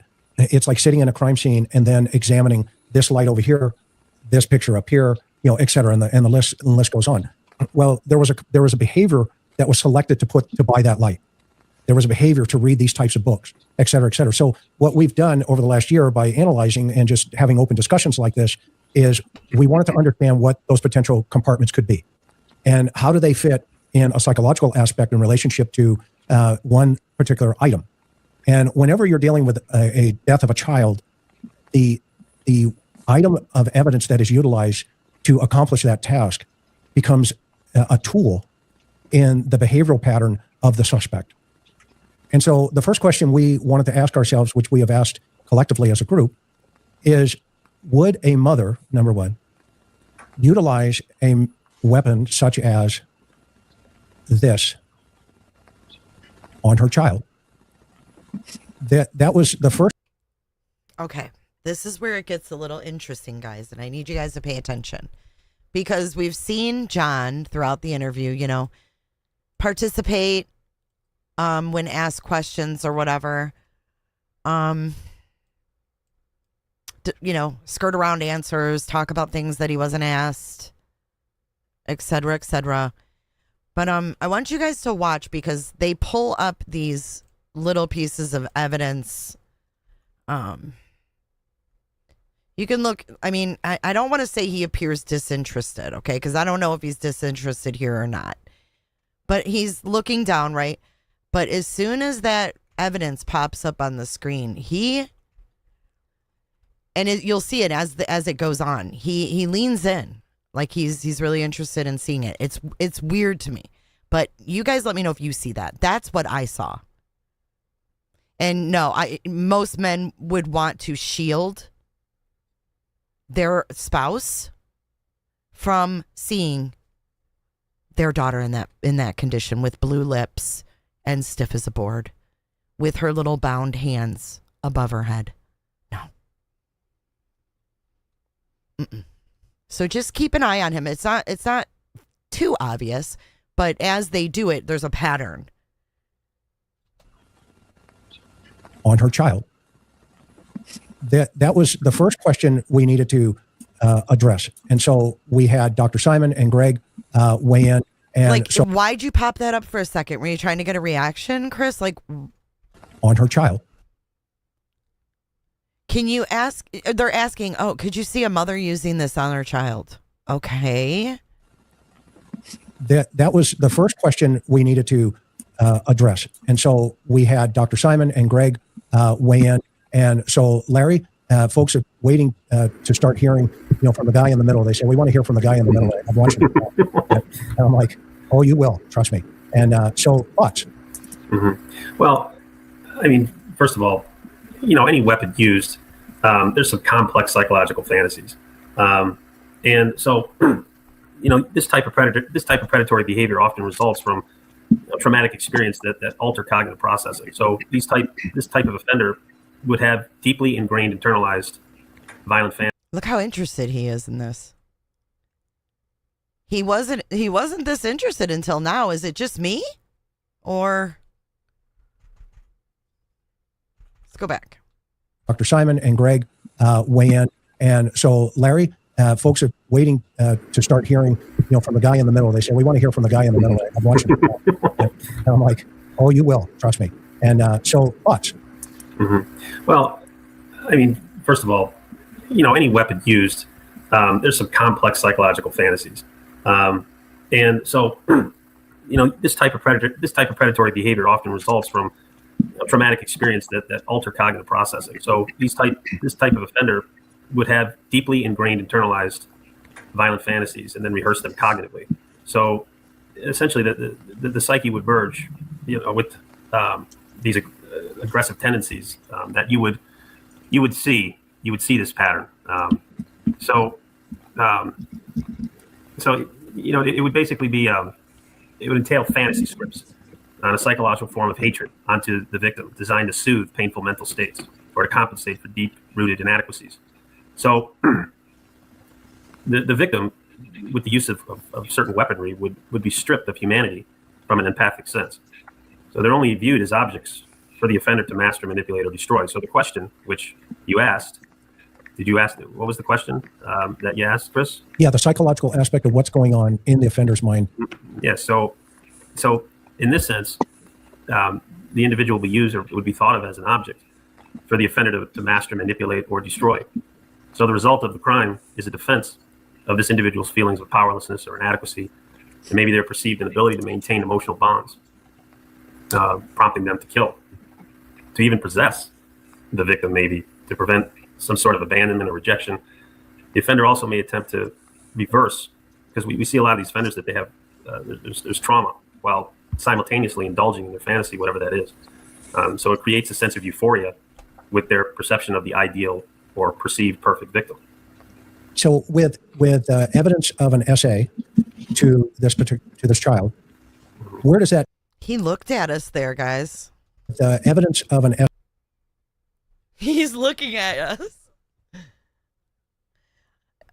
Gary B was too busy on the lab. Gary B, I don't think buys this. That's probably why he wasn't there. Gary B doesn't glaze over. He would not glaze over those pageants. I can tell you that right now. Dr. Gary would have been all over those pageants. Ideal or perceived perfect victim. So with evidence of an SA to this child, where does that take us in terms of what type of offender, what category, where does that move us on the scale? Does it take us closer to a 9-year-old boy? Does it move us away from a 9-year-old child? They're insinuating Burke, which is the dumbest thing, because Burke has already sued CBS for like $250 billion. Why are they even bringing up Burke? Oh my God. No, it moves away from a 9-year-old boy because you would have seen. It's very difficult. Now, okay, so we already what is he doing? We already asked about would a mother do this. Now they're asking, would a 9-year-old child do this? Because you know what's coming next. What's coming next is this something that a father could do? Right? From a 9-year-old boy because you would have seen. It's very difficult. Now, it's very atypical. It would be atypical for any 9-year-old to have this level of violence. But if that was the case, you would have had some rehearsal, some abusive. They could have taken it out on other organisms, and even with a limbic system. So you'll see that in their history. So for someone to just to do this without being recognized or seen, their behavior would almost clue into something like this. So the short answer would be no. Very atypical. I mean, first of all, it's atypical to begin with. So, but you would certainly see. What I mean by that is that I've seen young children. They've done some horrific things, but you would see sort of that rehearsal before you get to this point. It just doesn't happen blindly, if that makes sense. Yeah, it does. Explain to the audience what, in your opinion, based on interviewing thousands of these guys. I mean, you're in the prisons even today. We can't talk about it, but you are working with these guys as we speak. What would be the typical? How do they feel about the buildup to the child? Well, they certainly do have, in my experience, these intrusive, repetitive fantasies that involuntarily create the circumstances of their trauma, whatever that is. And in psychoanalysis, they actually call it repetition compulsion. But it's an unconscious attempt sort of by the brain to process the trauma and rewrite the narrative. So it allows that individual to gain some sort of sense of control and empowerment that they originally lacked. So basically, they're converting the trauma into triumph, where the fantasy is the mechanism for revenge. So the perpetrator is faced with overwhelming, chaotic inner world of fantasy. They rely on this sort of primitive psychological defense, and we most commonly refer to it as disassociation. So the offender is able to disconnect from reality and compartmentalizes these aggressive impulses from their conscious everyday persona. So this allows them to commit these heinous acts without. Hear that? Most commonly refer to it as disassociation. So the offender is able to disconnect from reality and compartmentalizes these aggressive impulses. And who's disconnected him from JonBenét the whole time? Did we hear one endearing thing about JonBenét Ramsey? I don't know how good she did at those lessons. Never saw her perform. I never saw nothing. That was Patsy's thing. They ask about JonBenét, he talks about Julie.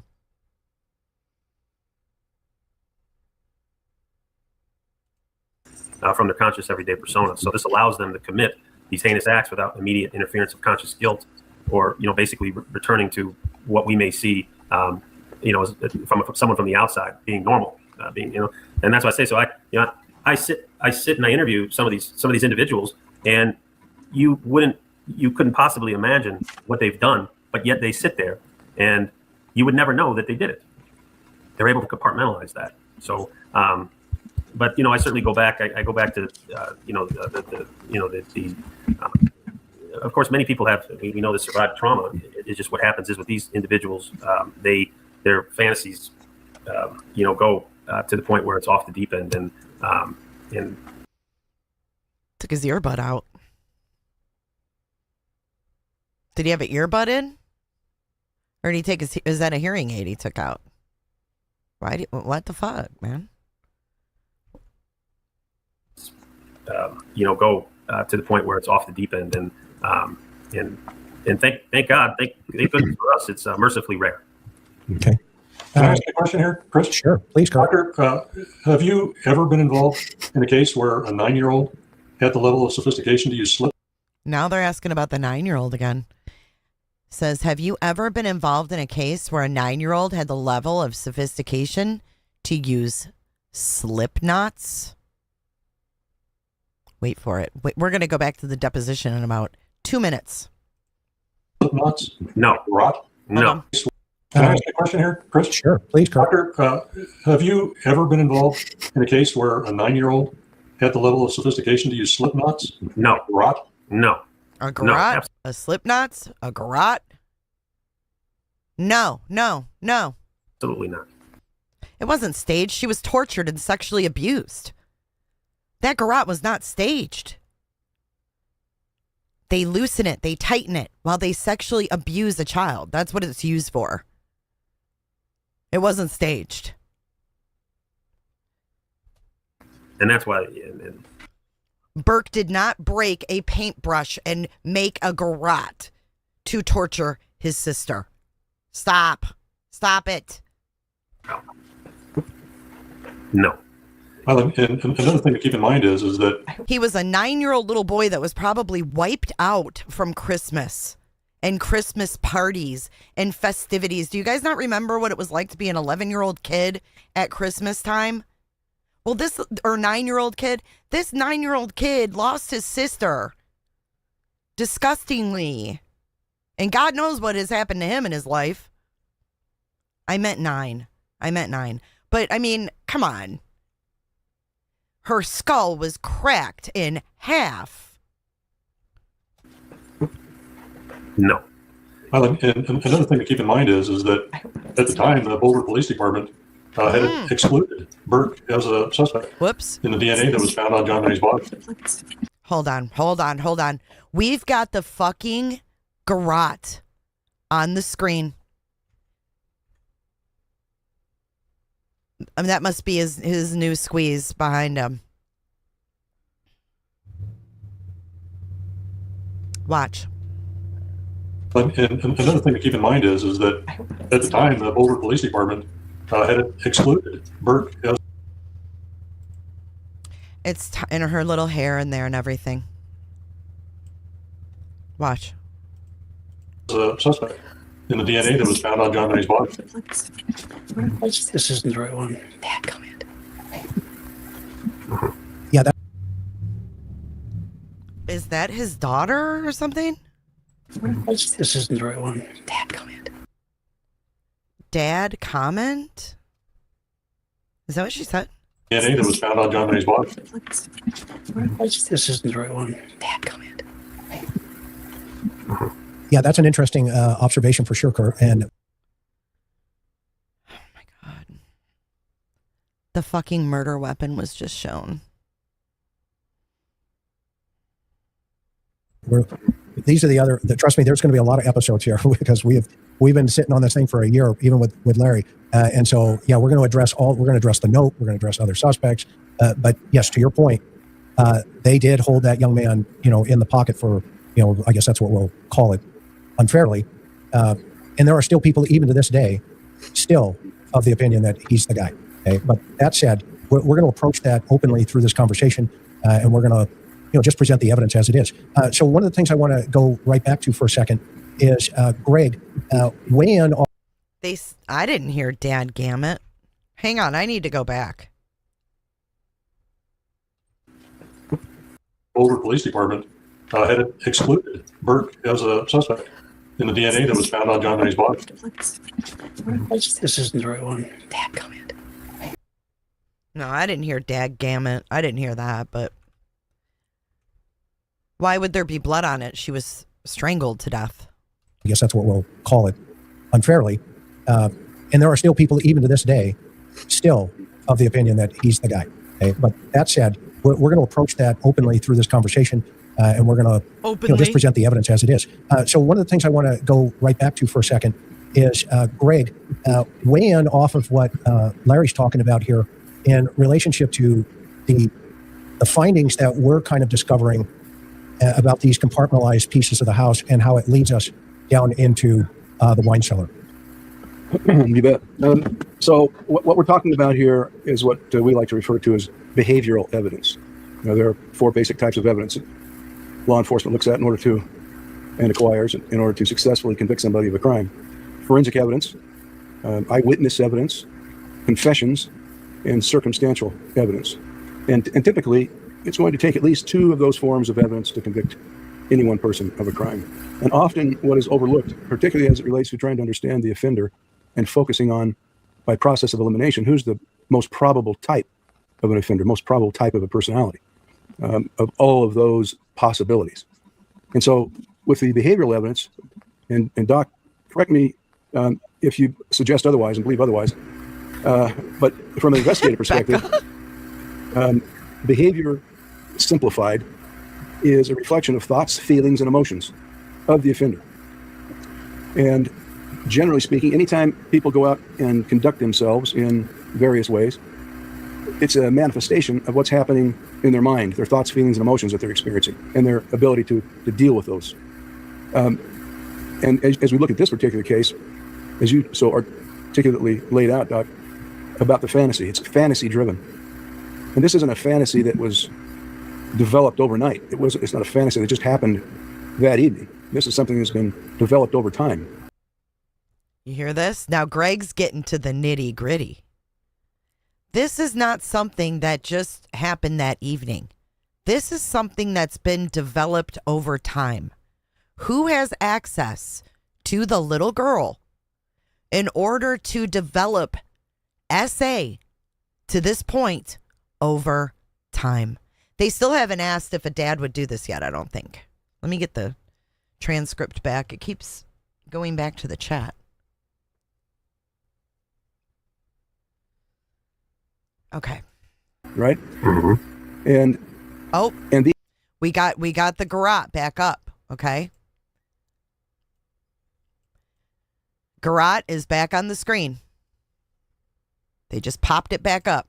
These specific types of behaviors that we're talking about are associated with an individual who has, by process of fantasy, identified those things that are of interest to them, something that has that stimulates them, that gives them a sense of power and domination and control that they seem to have lost at various levels in their lifetime. And now they're exerting these things, and by association and the successful commission of these acts. And like I asked you guys before, the engagement level of him is crazy to me. He's so engaged right now. They sense and have this sense of power and control that they most likely don't experience very well in their own life, generally speaking, right? Yes. And so as we look at the layout of the house and what it took for an individual to commit these acts, what type of a person, just physically, let's just talk about the physical capability. And going back to the house, the individual obviously had to be familiar with the outlay of the house, had to know where JonBenét's room was. And this isn't a crime that an individual is a stranger to, both in mind and possible perpetration. There you go. Not a stranger in mind and perpetration. Listen. But there may have been before and may have been since certain crimes that have been committed that may have common characteristics.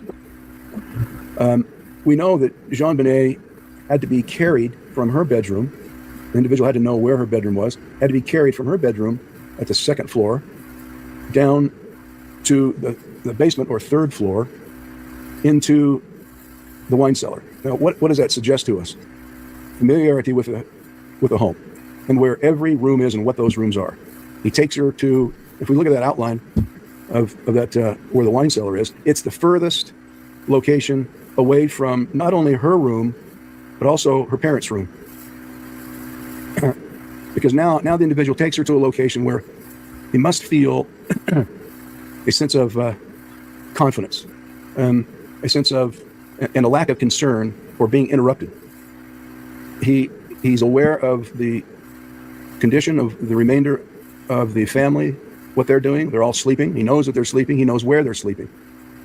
And he moves JonBenét now from her bedroom He has to control her in order to do that. Well, a 9-year-old boy is not going to be capable of doing something like that. And there are other activities that we'll talk about in the process that may have helped facilitate her state of consciousness to get her down there without waking and resisting or crying for help. Would a 9-year-old boy be capable of that level of organization and capability? We can always say, well, it's possible. It's possible there's a man on the moon, but it's not very probable. Dude, we have no idea what went on inside their house. And don't pretend that you did. I interviewed the Zell brothers, Carrie Lynn.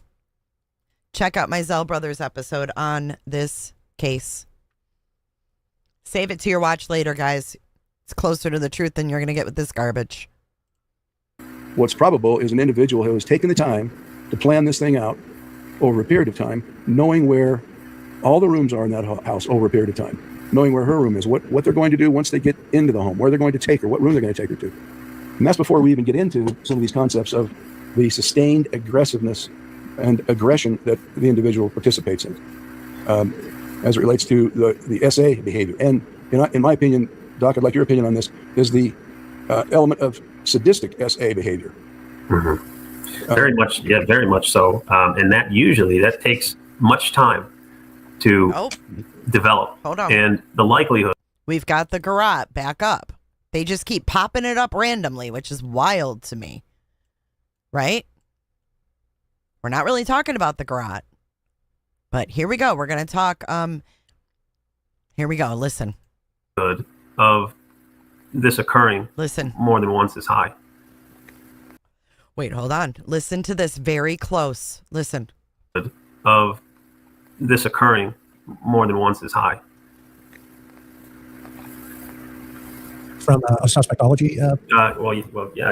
This would likely have been the first time. So obviously then critically thinking here as a group, is a 9-year-old then in play in anybody's opinion here, excluding John, of course, because we love, his opinion, but it wouldn't be appropriate. But anybody have an opinion based on your training and experience that what is going on here? A 9-year-old's in play here? Absolutely not. No. Absolutely no. With this weapon. No. Okay. Which leads us then to the second question I want to help take a look at is do you when we look at this, and as we started to look at this, we noticed a couple of things in this box here. In this particular box, everything is in this box that was ultimately discovered, and the note, the flashlight, everything is in this particular box, and a possible point of entry. One of the things we were talking about, and I want your opinion, Larry, set the stage for the fantasy process probably going on. If this is the intruder theory, where somebody is coming into this environment, what's going on internally for them? Do you believe? Again, remind the audience one more time. I think that this individual was set on. He would have targeted this individual, and going back, this going back to, if this individual survived some complex psychological past, he would recreate some of these unconscious attempts to want to get in touch with his inadequacies, and the victim would have served this purpose. And this is somebody that likely would have made this selection well ahead of time. And as you've pointed out, Greg, it's probably, and both Dr. Simon, you're both of the opinion that this is probably not their first rodeo. That's correct. This is probably not their first rodeo. What is he doing? Okay. Which now leads us into, one of the obvious, positions. If we take the sophistication, or not the sophistication, but the fact that the suspect has gotten away with this, if that is our, one of the avenues we're going to go down here, do you believe there would be post-incident events that the authorities should be looking at? Very much so, from my perspective. Yeah. Past behavior is predictive of future behavior. It's kind of a simple, common quip that we like to use, and particularly for for individuals who are achieving levels of gratification that they can't achieve it in any other way. So they have to repeat it, and they want to improve it. So it matches that fantasy that they've been developing over time. And piggybacking off what Greg said too, is that you would have there would be a trail. There would be something that individual was looking at, that it could be subtle, it could be hidden, it could be in plain sight, but you would see, because everything with these individuals is visual, and you would see something that you would. What is going on here, you guys? There'd be something there. It basically just wouldn't go. I mean, when they find the individual that did it, there will be a trail. There'll be something there, because it's very difficult to hide this. So what they'll do is they'll submerge themselves in other types of things, fantasies, if you will, and that he got thirsty too, didn't he? may be sufficient for a certain amount of time, but that only lasts for so long.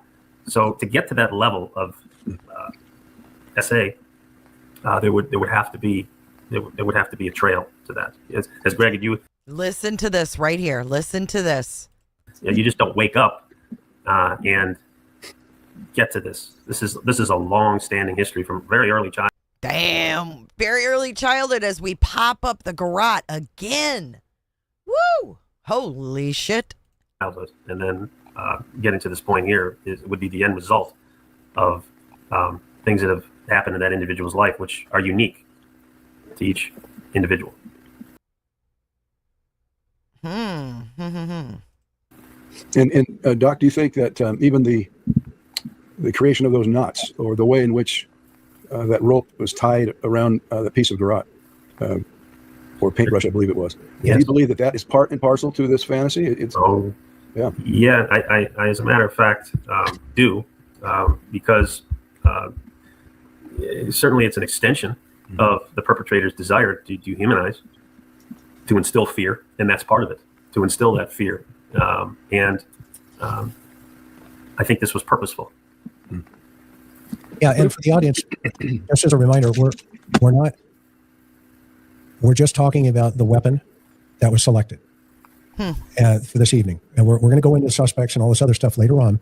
But right now, we're talking about we're processing this idea of a 9-year-old utilizing this type of weapon, and or somebody else, a mother, utilizing this type of weapon. What about Dr. a father? Simon, do you see a mother utilizing this type of weapon on her child? Oh, here it comes. No. Do you see a father utilizing this type of weapon on their child in this type of circumstance? No.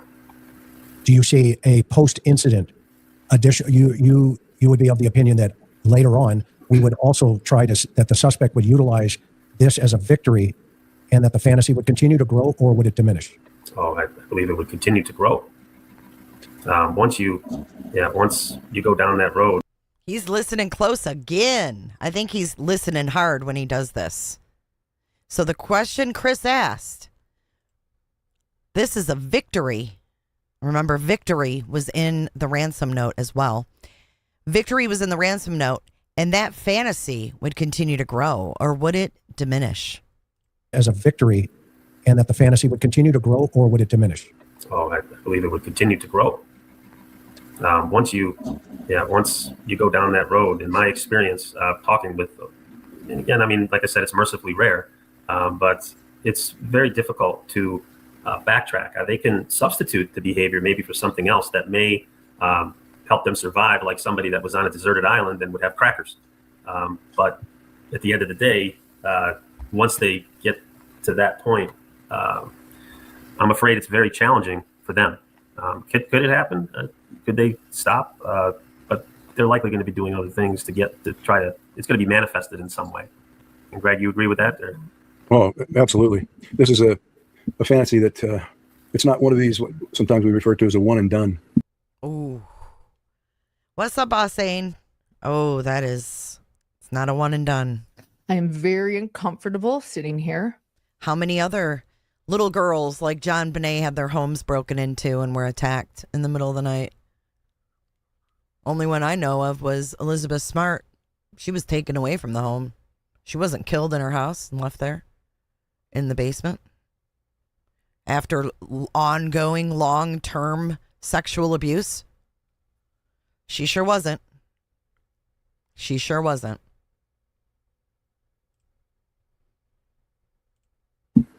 It's taken a while to get here, and it hasn't been perfected yet.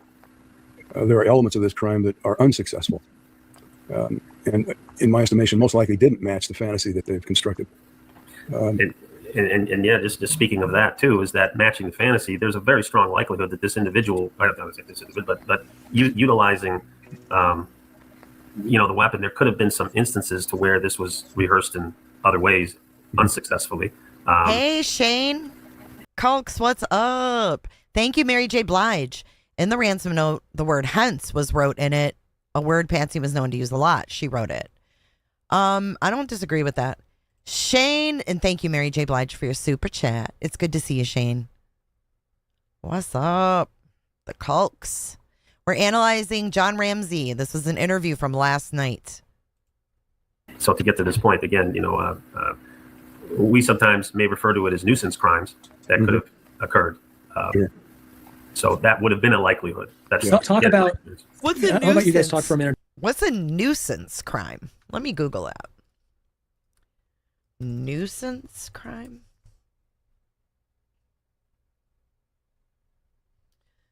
This was done to disrupt community order, quality of life, and public peace, rather than causing direct physical harm. I don't think this was a nuisance crime. Unsuccessfully. Someone had used a garrote on her before, in my opinion, in a sexual way, and went too far. So to get to this point, again, we sometimes may refer to it as nuisance crimes that could have occurred. Sure. So that would have been a likelihood. That's Talk about. How about you guys talk for a minute about the possibility that this individual had been in the home before and fantasizing, understanding the inside of this home, knowing things, doesn't need to move around the night of the incident. Is that a possibility that, he had been in the home before and that was part of the fantasy? Oh, sure. I think we would be in agreement that this individual has been in the home a number of times. Mm. And this individual is no stranger, most likely no stranger to the family. Maybe. You see his face? Come on now.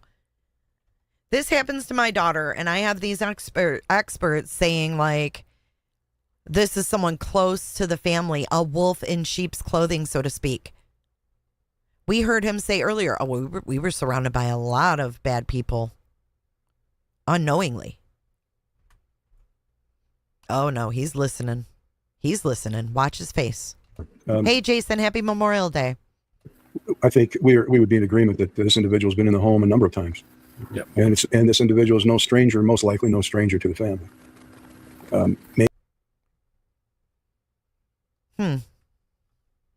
No stranger to the family. And he's like, Yep. And this individual is no stranger, most likely no stranger to the family.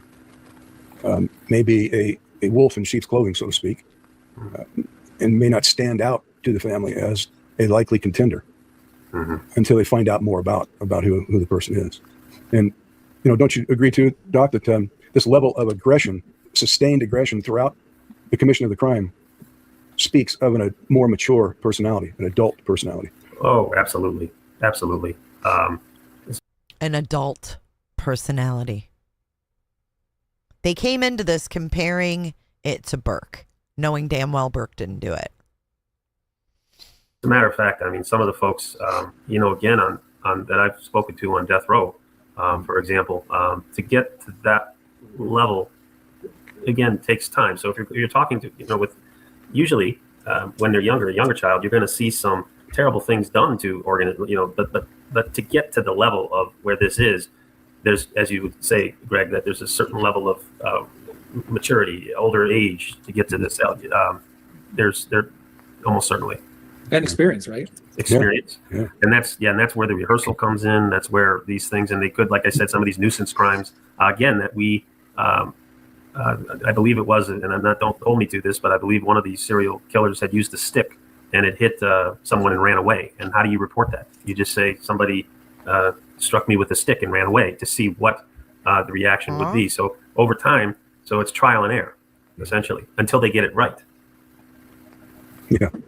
So would it be fair to say then at this point, just by starting with just the weapon in of itself, that this individual, and keep me on the right track, that this individual had an experience level fantasy base up to including maybe even practicing or something to that effect, even before JonBenét or any of somewhere else was even involved in anything, right? And we just don't know about that right now. There's no evidence that gives us that, but it wouldn't surprise anybody on the panel to say, hey, they should look for cases that would be similar to this kind of selected type of weapon, and or at least building up to that.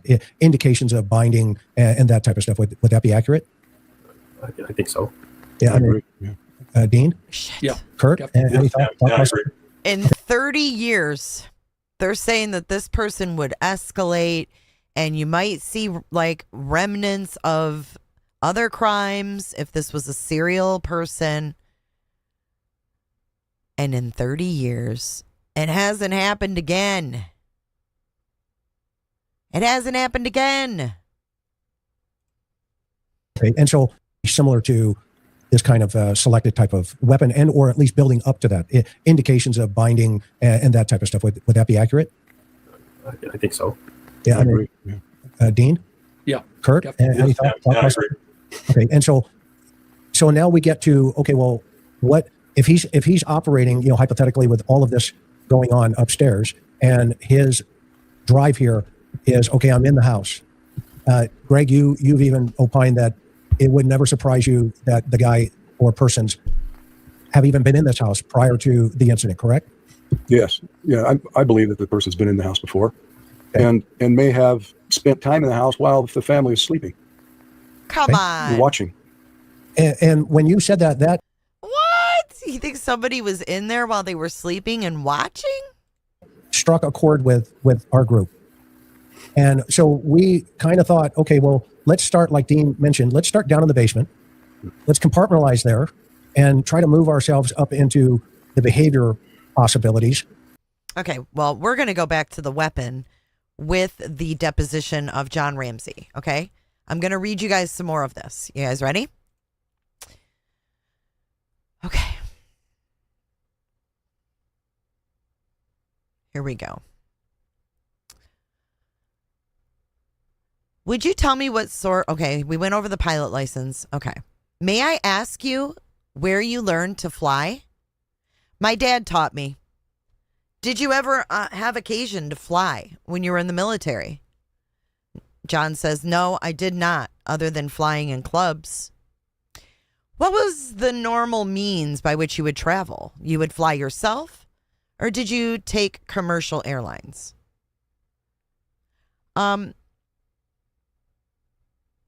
If I was flying for business, I normally would take commercial. If I was flying personally with my family, we normally flew ourselves. Yeah, that's not someone who has money, huh? Have a good day, Hexy. You say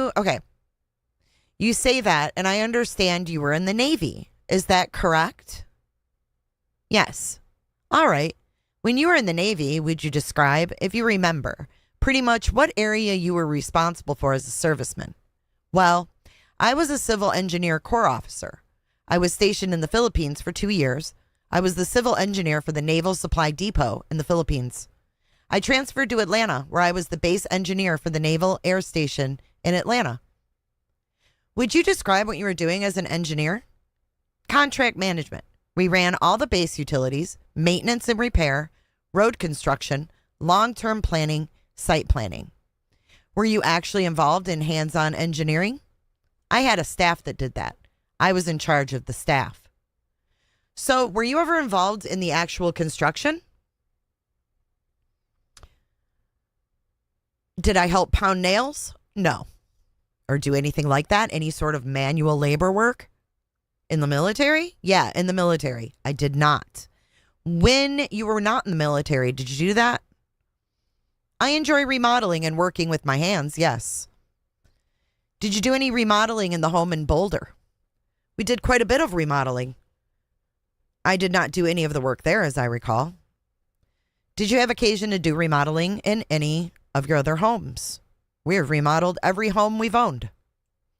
Have you personally done any remodeling in these homes? Yes. When you were in the Navy, you went through basic training naturally. John says, I went through officer candidate school in Newport, Rhode Island. And would you just describe briefly what your basic training was like? It was physical training. It was navigation, celestial navigation, seamanship, rules of the road relative to ship movement, and generally familiarization with military procedures and the military system. All right, you say one of those areas that you were instructed in was seamanship. John says navigation and piloting. You were being prepared to captain a ship. Did any of your basic training involve, and I don't know if they still do this, learning various nautical knots? No. Do you still sail at all? Do you sail at all? I used to. Did you pilot your own sailboat, or did you? Yes. Have someone. Yes. Do it for you. No. Did you receive any training in sailing? No. Are you familiar with the various knots involved in sailing? I'm really not. I should be, but I'm not. All right, so how would you generally moor your craft? I would tie it up on a cleat. Was there any sort of knot that you used that you could identify that as a technical term? I don't know the technical term for it. Have you had occasion to be able to look at the knot that was tied around the so-called paintbrush garrote? I have not. Wait for it, guys. Wait for it. Is there any reason why you haven't? It's very painful for me.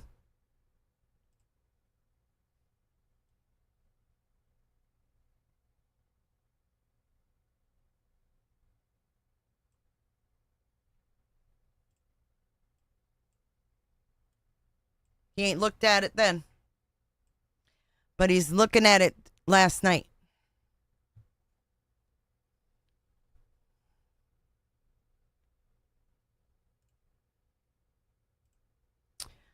It's very painful for me. I understand that, but with your nautical training, do you think that you could in any way be able to identify the sort of knot? No. Okay. Do you know whether or not if your private investigators hired anyone to look at the way in which that knot was made and give a report on it? Not to my knowledge. Do you know if any of your investigators have been involved in trying to look at forensic evidence? John Ramsey, what is forensic evidence? Any of the physical evidence that might have been at the scene that you might have had occasion to have? John. Well, I think any evidence at the scene was in the possession of the police. I don't know that we had any physical evidence that... Would the ransom note be considered as physical evidence in your mind? Absolutely. Do you know whether or not investigators had occasion to have anyone who was professional in this area examine the ransom note? I believe they did. Do you know, well, first of all, were you ever given a copy of the ransom note? Patsy handed it to me that morning. Yes. Do you know what happened to the ransom note after Patsy handed it to you? I gave it to Officer French when he arrived. Did you give the ransom note to any of the friends that you invited to come over? I did not. Do you know if the ransom note was passed around to other officers? Did you have occasion to observe that? I don't know. Do you know what happened to the ransom note after you gave it to Officer French? Not for certain. I think they took it and made copies of it. Do you remember the next time you saw the ransom note? I think Linda Art or someone gave me a Xerox of it that morning as we were waiting. Do you know why she gave you a Xerox copy of it? No. Did you ask for a Xerox copy? No. You say you had an opportunity to read the ransom note when it was initially discovered by Patsy. Yes. Is that correct? Would you tell me how much time you spent reading it? Not specifically. It was, I spread it out on the floor to read it as quickly as possible. Do you remember when that it was in the morning that Linda gave you a copy of the ransom note? It was prior to finding JonBenét. I don't remember what time. So she gave you a copy of the ransom note. Did you read it again? Yes. Did you read it more than once? Yes. Do you remember how many times you read it? No. Would you say a dozen times? I don't remember. I mean, I was trying to figure out to the best of my ability who in the world had my daughter. And were you looking at the ransom note for that purpose? Yes. When you were looking at the ransom note, was there anything in the language that struck you as peculiar? He says the whole thing was peculiar. We were addressed as Mr. and Mrs. Ramsey, and then they switched to John personally. They asked for $20 bills and $100 bills, as I recall. The amount was a very odd amount. The note was signed very odd. The cruelty that they threatened was bizarre. It was a very sick mind that wrote that note. Were there any phrases in the ransom note that you thought were peculiar? I don't remember at that time. I thought that, but certainly later we focused in on some phrases that seemed very peculiar. When you say we focused in on phrases, would you identify the we? Talking corporately in terms of everyone that was looking at the note. Would you tell me what phrases you were focusing on as peculiar? Oh, I think the grow a brain phrase was one that looked odd. You are not the only fat cat in this town, John. Those are two that I recall now.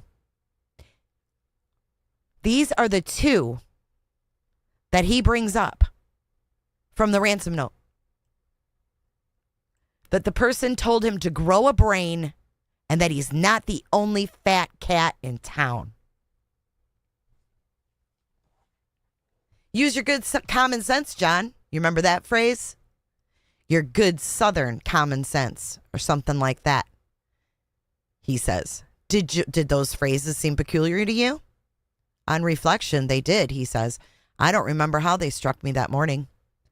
Had you ever heard those phrases used in relation to you before? In relation to me? Uh-huh. No. Had you heard anybody that you know ever use those as common phrases in their speech? Yes. Would you identify them?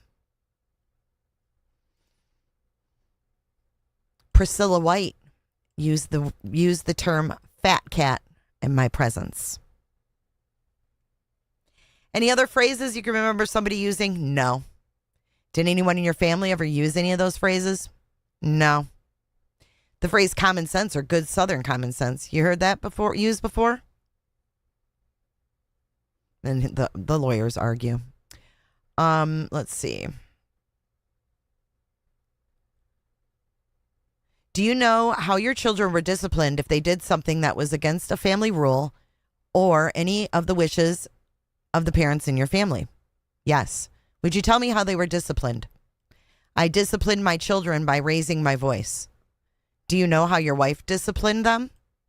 I think in a similar manner. Did you personally ever have occasion to spank any of your children? I did not. Did you have a philosophy with respect to corporal punishment in child raising? Yes.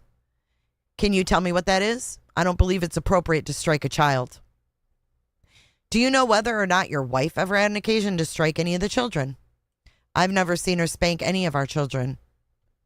With respect to corporal punishment, do you know if she has any philosophy that she has expressed to you? He says, I've only seen it demonstrated. We have never talked about philosophy of corporal punishment. Have you discussed how the children should be disciplined? No. No time during the marriage. Well, at no time have we ever discussed how the children should be disciplined. I'm sure we have. Do you remember any time? You know, I don't. They were good kids. I don't remember ever talking about discipline. It didn't seem to be necessary.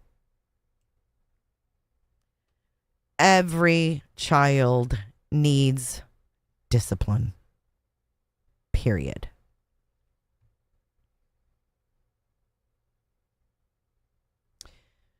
Mr. Ramsey, I forgot to ask you a couple questions before I ask for a break. And they regard any personal observations with respect to your daughter, JonBenét. Do you know if she liked to draw on her hand? Did you personally see that? Not that I recall. Do you remember whether or not she had anything drawn on her hand that night? I don't remember seeing anything on her hand. Were you away a great deal in the year prior to her death on business or whatever? His lawyer says, away a great deal on business or whatever? Yes. Why don't you clear that question up? It's sloppy. Did you ever... Mr. Wood, I object to the form of the question. The question is vague and ambiguous and sloppy. Well, I object to the characterization. No, that is not a proper objection. Sloppy is not an objection to evidence. It strikes me as a sloppy question. I have asked you to rephrase it. And so if you want to, please do. If you don't, leave it on the table. All right, let's go. All right. Mr. Ramsey, how much time would you say that you were at home in the year prior to her death, JonBenét Ramsey's death? Now, this is what we should have heard in the interview room. Well, I was normally gone Monday through Friday from 8 to 5 or 6 every day. I traveled occasionally. I don't remember specifically that year. I tried to make my trips either one-day trips or 1 or 2 nights out. Typically, they were to California or Boston. Twice a year, I probably went to Europe to visit our offices there. So would it be fair to say you didn't do that much traveling away from home? Is that correct? I don't remember. I really don't. Certainly more than I would have liked, I'm sure. But I ran the company. I had to be there more often than not. When Mrs. Ramsey was diagnosed with cancer, do you know what her treatment consisted of? Her treatment? Yes, I do. Could you tell me? Well, they took a recess. Then they come back. Let's see. I don't know. Maybe we can just stop there. But I really wanted to read you the part about the knots. Okay,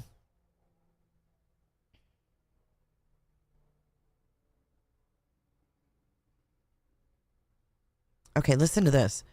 Oh, listen to this. This is a good part. Okay, Mr. Ramsey, did you put this statement in the book because you subscribe to that as true?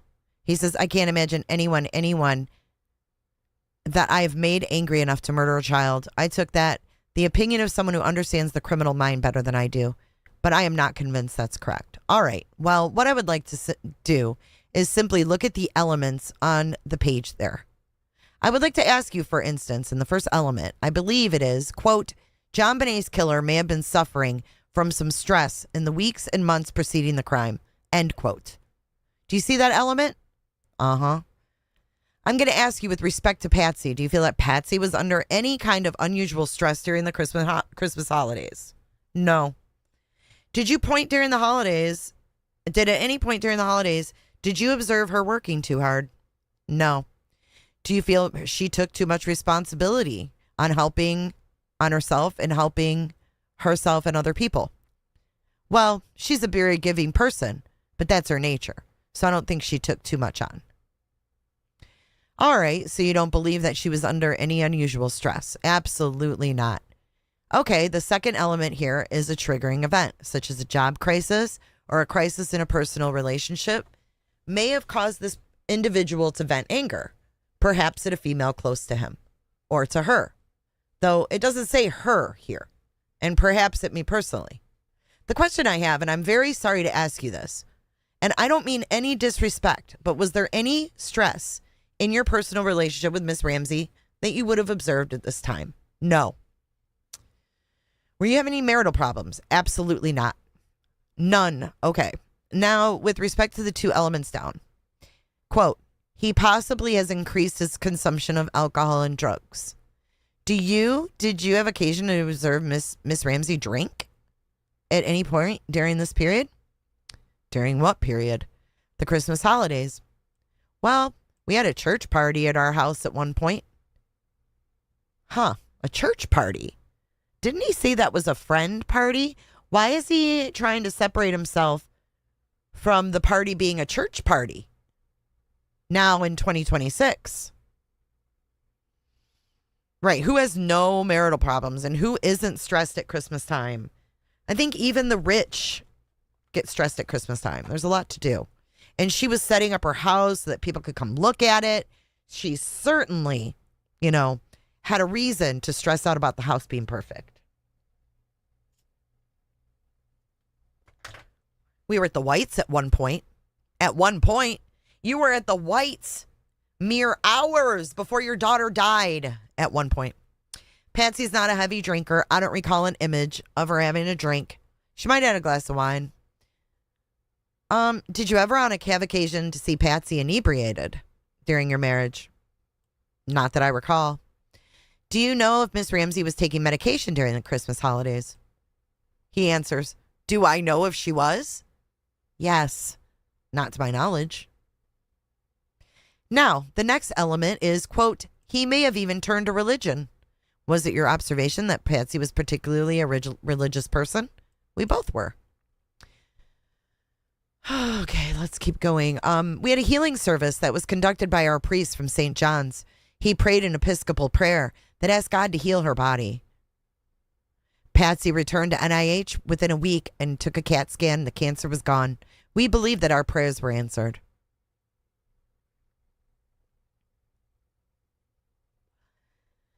Then they go into like their religion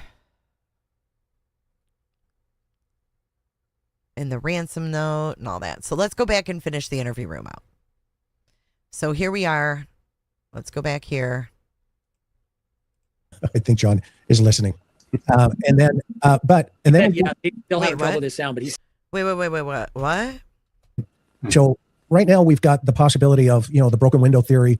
And then we've got the possibility of the, I guess we'll call it the butler's pantry. John, would that be the door there at the butler's pantry? Yeah, I think John is listening. And then they'll have trouble. What is happening with this sound? But he said yes. Okay, not a problem. I get it, and we'll get it all dialed in, everybody, for the next episode. But then again, we have this balcony up on JonBenét's floor, up on the 3rd floor, and even though that's never really been discussed, I think it's something to keep into consideration, and we'll talk about that in the next upcoming episodes and stuff, and some of the things that we've discovered. But I think for the sake of tonight, let's talk about this butler's point of entry. We don't have the wizard here tonight, but he'll be here on other wizard? Episodes, and you'll come to know the wizard. He won't even show his face. We've sworn him to secrecy that he'll be behind the scenes here, but we've discovered some reports of that this butler's door was actually left open that morning and that night. And it's in the official. What the fuck is the butler's door? Well, I don't even know what that is. I honest to God, have no clue what they're talking about. Are they talking about this? Official documents. It's in the official documents. I know, I miss the garden too. Hey, Kresha, I hope you got my text, babe. I don't know what I don't know what the fuck they're talking about, but here we go.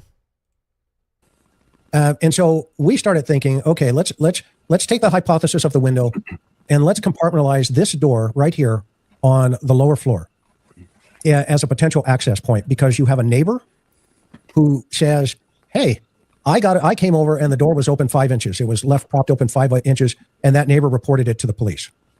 And then you have other first responders who got there. Remember, this was the day before body cameras. And the other first responder said, yes, I saw that door was open. Okay. So we want to know and question this idea of could this have... Cash, you missed the big part of this with John's dad connected to Pedo Island in Michigan, a.k.a. Fox Island. Go back. Oh, my God, the pageants, too. Cash, please go back and comment when you have time. I would love to hear your thoughts.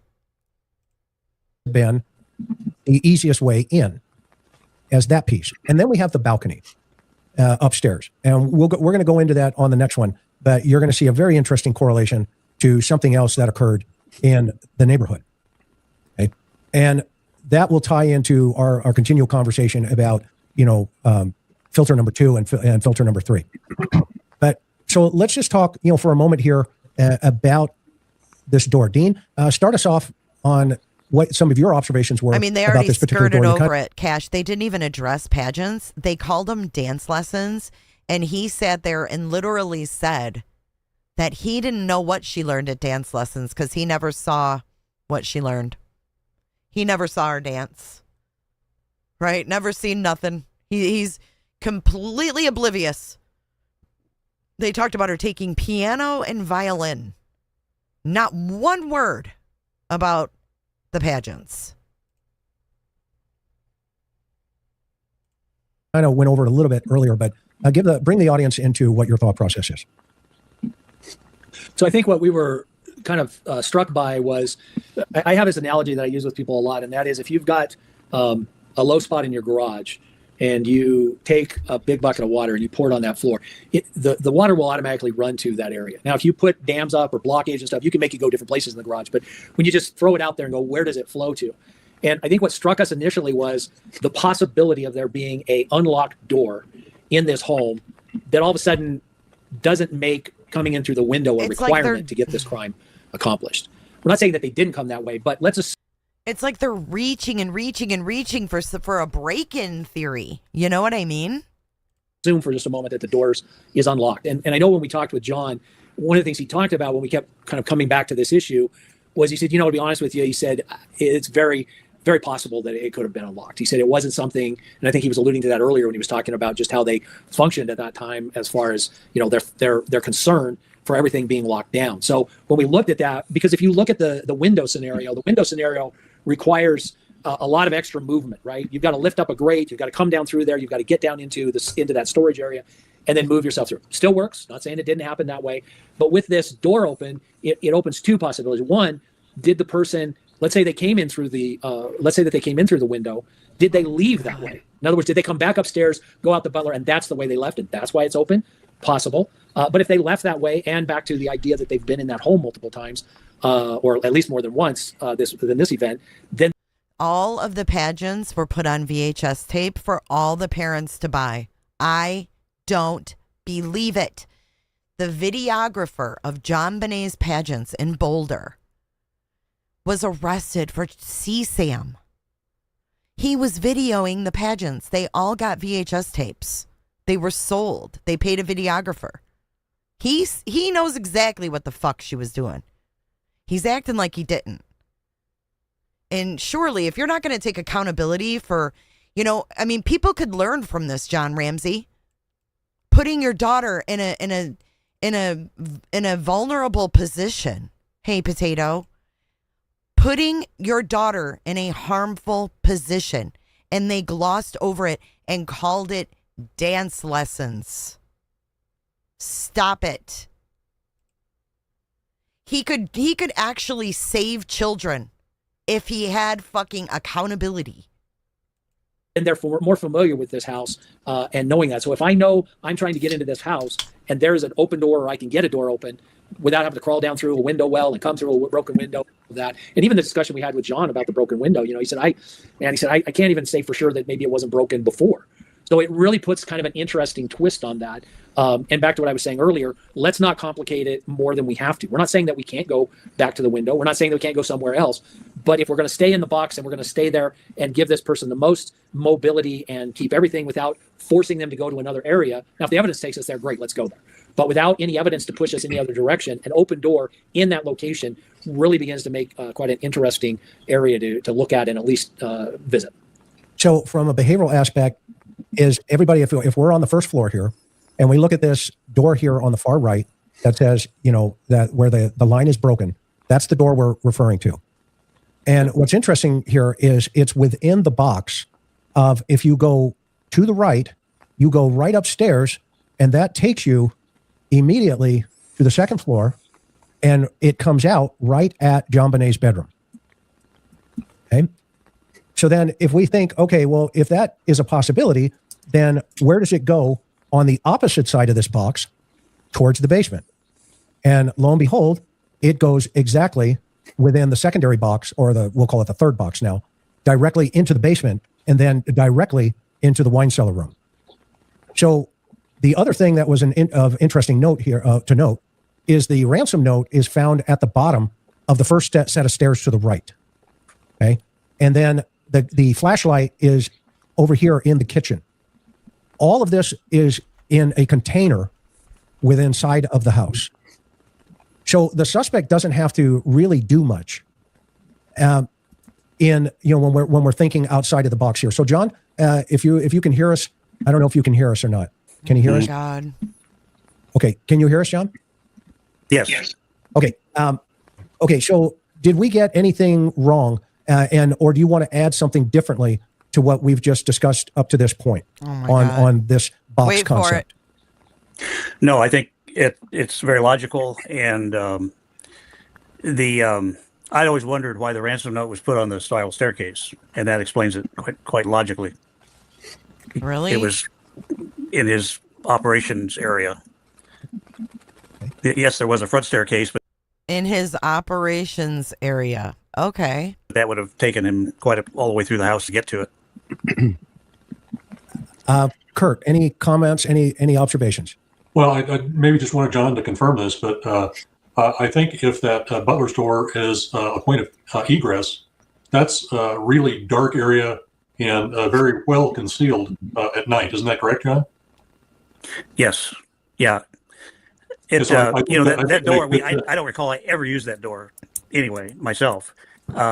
We had kids in and out of the house all day Christmas Day. Who knows? They could have gone out that door and left it unlocked. Huh? I don't know, but it was.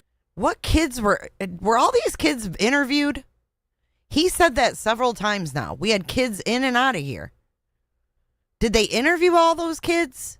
Because kids tell the truth. I didn't know it was found open that morning until the police told me about it. Yeah, so for me, it makes perfect sense that that's where the perpetrator wants to leave. He's just committed a horrific crime and skulks off in the dark. Yeah.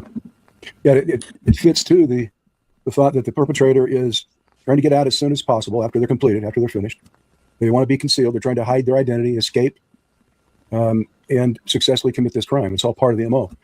But for me, it keeps everything effective, efficient, and flexible for the perp who's familiar with that whole box area that we're talking about at each level of the home. And it reduces their risk level of getting caught, apprehended, identified, etc., to successfully come into the house and to leave the house, at least leave the house. Most offenders are looking for the easiest, least resistant way in which to commit a crime, particularly if they're organized.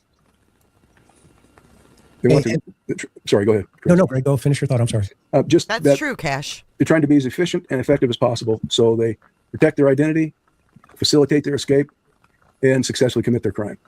They move in, take care of it, move out without being seen and caught.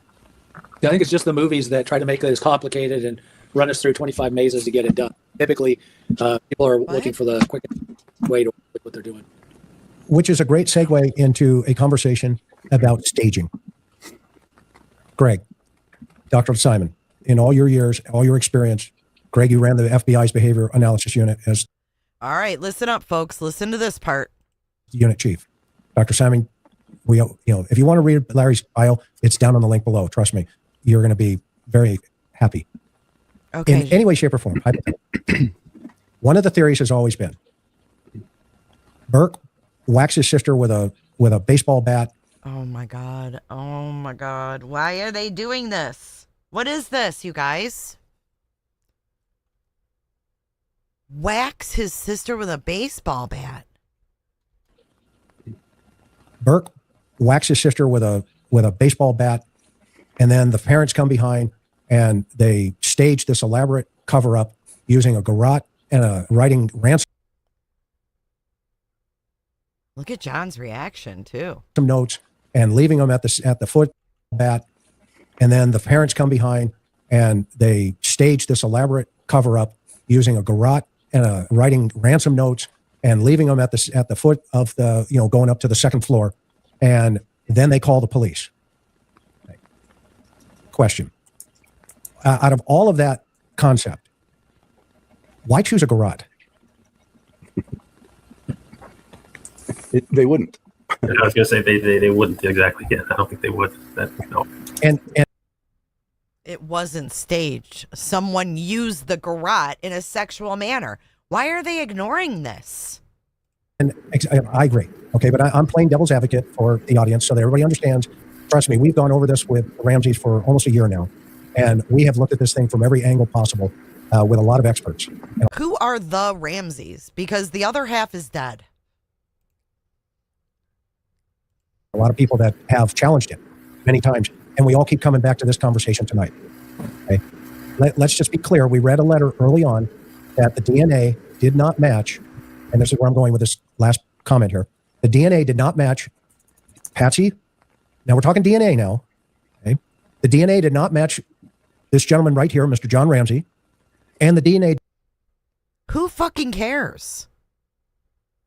That doesn't mean he doesn't know what happened or who did it. You guys just said it's someone close to them. Oh my God, Chris, look at his little vest. It looks like one of those vests that hairdressers wear. The DNA did not match this gentleman right here, Mr. John Ramsey, and the DNA did not match JonBenét's older brother, 9-year-old Burke at the time. Okay? They're not the donors of the DNA. They've been cleared by DNA. In today's standards, everybody's waiting in the Nancy Guthrie case for the DNA to come back. Okay? The DNA has come back. What Mr. Ramsey is trying to do is get the additional DNA tested to. So what's the holdup? What's the holdup? To find the perpetrator again. Okay. Now, what's interesting about this is we're not here to change your mind. We're not here to say, hey, we're right or wrong. We're here to present the evidence as it exists in 2026. Yep. For 30 years, okay, and for at least 10 years, the DA focused on this gentleman right above us. And then the DNA came back and it said, yeah, but didn't the new DA come in and want to indict him? Oops, our bad. Here's a letter of apology. Okay. A news station came out and did a whole thing about his son. Oops, the DNA came back and said, nope. And there was a lawsuit that was settled out of court as a result of that. But that branding has never left a 9-year-old little boy. That young man is now a man today, and he is still under scrutiny. Yet his DNA has cleared him. And so my next point here is going to be, will it surprise anyone in this panel if there is additional DNA on this murder weapon that will match the suspect DNA they've already has? Nope. No, I would be surprised if there was not any DNA. Yep. Yeah, the sophistication now is so much better than it was in 1996. Yeah, there's got to be DNA in those knots. I mean, what is going on? It would be shocking if there wasn't more DNA. Yeah, and if I can just add to that, too, the Boulder Police Department always thought that on the night of the crime there were 4 people in the house: John, Patsy, Burke, and JonBenét. So when the CBI issued their DNA report on January 15th, it excluded John, Patsy, and Burke, but it also indicated that there was an unknown male presence in 3 different areas on JonBenét's body. That should have been a monster clue that there was another person in the house, and it was an evil presence. It was not John, Patsy, or Burke. It was an evil presence. What is this dude talking about? There was another person in the house, and it was an evil presence, and it was not them. Areas on JonBenét's body. That should have been a monster clue that there was another person in the house, and it was an evil presence. It was not John, Patsy, or Burke. And well, and 3 areas, and then if they find it on the garage, now it's 4. Yes. I mean it's crazy. Yes. And so that's the purpose of what we have separated ourselves mentally from this idea of I think we could reasonably say we've taken a 9-year-old off of the plate. Would you agree, as a Cold Case Foundation? Yes. Yes. Yes. Okay, so for us, we're not going to spend a lot of time entertaining, Burke did it, because that's not going to how it's going to play out ultimately. Okay, so episode 2 and who wanted you to spend time on Burke? No one thinks Burke did it. I mean, maybe a few people do, but more people are looking at that man on the screen, y'all. Come on.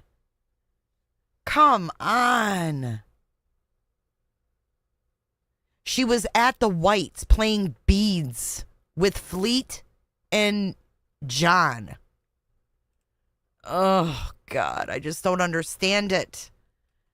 It's just, it seems like it's so freaking obvious to me anyways. I don't know. The beads thing bothers me.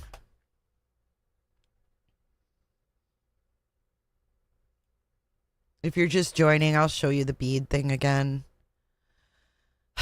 When you were at the Whites, what was JonBenét doing? She was playing with Daphne upstairs. She and Daphne had received a little bead making machine. She and I and Fleet and Daphne sat on the floor and made necklace beads. Do you remember anything else from the party at the Whites? That's the highlight of my memory. Moving 3, 4, and 5 through this thing, okay, he's probably not going to be a conversation for us because we're not going to go down that rabbit hole. They've been there for 30 years. We're not going there, and we're called the Cold Case Foundation for a reason, okay, to help solve these types of problems, okay? That said, okay, let's talk about what the perpetrator, what items were not found in the home. The white cord used for the garrote, still unaccounted for. The duct tape found on JonBenét's mouth that when... Okay, so this I never had heard before. That the duct tape on her mouth was never found. That a white cord wasn't found. If the white cord wasn't found, how do they know it was used? And the shoe print is probably from a cop. Oh, right, Dr. Malmo. They started at the DA clearing the Ramseys. And that's where the Cold Case Foundation is picking it up. Stop.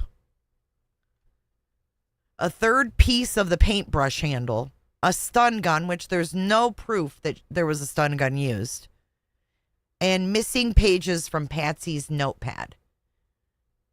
Okay. The white cord? Okay, let's see what they say. And John found her, and we're going to go into that in the next episode, not tonight. There was a high-tech shoe print that they believed was recovered. That shoe has not been found. My personal opinion, it could be a cop boot because that's what the cops wore back in that time, high-tech boots. That was like, that's the one to get. The third piece of the paintbrush handle, a potential stun gun that Lou had discussed and others, okay, that is still unaccounted for. And then the missing pages from Patsy's notepad. Okay, these are items not found at the crime scene. So there's a presupposition that either A, the suspect took them, or they were thrown away post-incident, or they're still in the possession of the perpetrator. Yeah, and you have to remember the Whites had a big house too. The Whites were rich too. And Fleet and John went upstairs to Daphne's room to make bead necklaces while all the adults were downstairs partying and boozing it up. That doesn't make sense. That's weird. And then the little girl ends up dead within hours? Can't. To this day. And I want to talk about that white cord, why that would be so significant, Dr. Lawrence and Greg. Well, the white cord is that, as I understand it, is consistent with the type of bondage material that was utilized for her wrists. Oh my God. And all right, so we've got the wrist things up again, and there's John. Show me more. That's accurate. It is, I think. Okay. So, since it's accurate, what would an individual like this sense and feel about that piece of material as it relates to the intricate connection to the crime? Typically, when we deal with crimes like this, it's not uncommon, in fact, it's common, that pieces of literature, types, bondage Looks like shoelaces or something because it's frayed.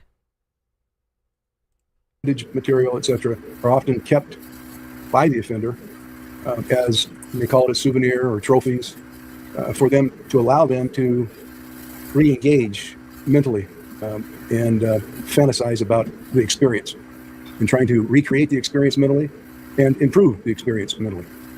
What's your thoughts, Doc? I mean, I think that's what I was thinking too, and then perhaps to maybe possibly even be utilized again. And wouldn't that hold true? Good thought, wouldn't that also hold true for the other portion of the paintbrush that possibly is missing? Mm-hmm. If they took it with them?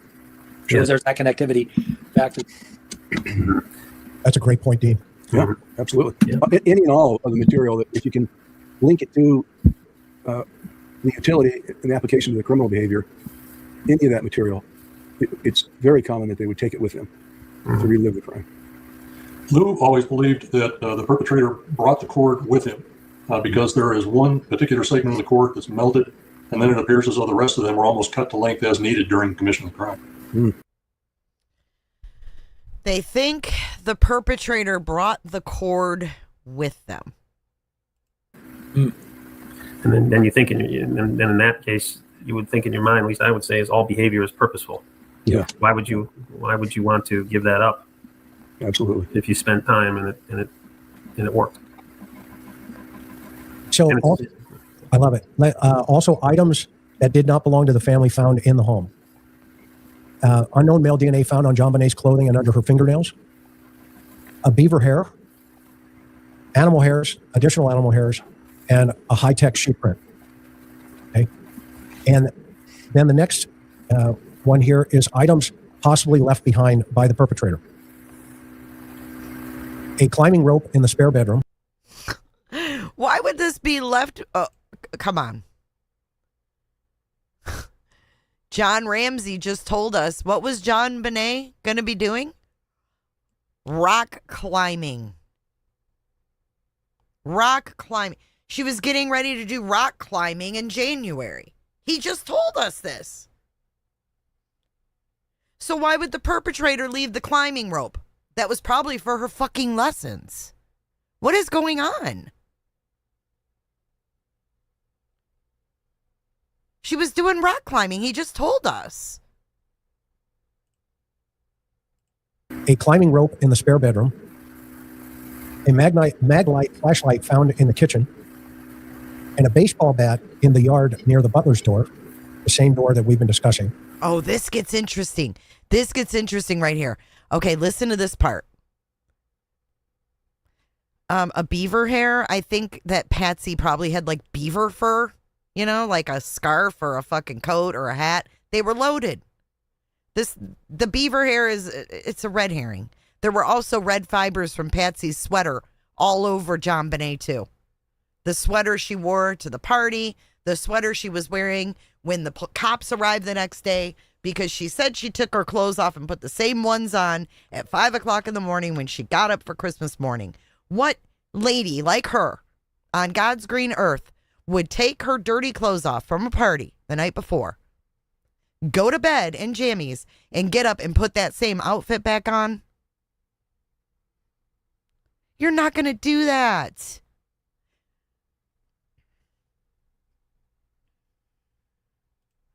Which contained fibers consistent with the basement carpet.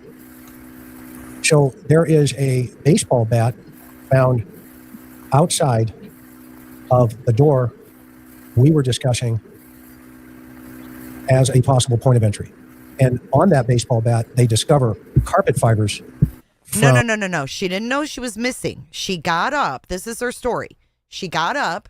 She went in the bathroom. She had put her clothes. It's in her deposition. She's got a deposition too. Both of them do. She put her clothes on, or on the side of the tub. She went to bed. She got up at 5 in the morning or whatever, put those clothes back on, went downstairs to start coffee for Christmas morning, and she found the ransom note. That's how it all went down. They didn't say much about the beaver hair. There are no specific details about this hair. The wine cellar, where the body is discovered. Well, it's reasonable to suggest that there may be some transference of evidence from those locations where the perpetrator may have utilized those during the commission of the crime. So we're getting into now the next chapter of this thing, which we're going to approach soon. Any thoughts from any of the panel before we call this one episode 1 completed? Just wait for John's question. We're almost done. Just one thought from my perspective. The fibers that were. Go ahead, John. Go ahead, John. Go ahead, Greg. Well, for some reason, my transmission is really delayed, so I didn't mean to interrupt you. But That's all right. the fibers that were found on the baseball bat, were they carpet fibers or? They were, which contained fibers consistent with the basement carpet.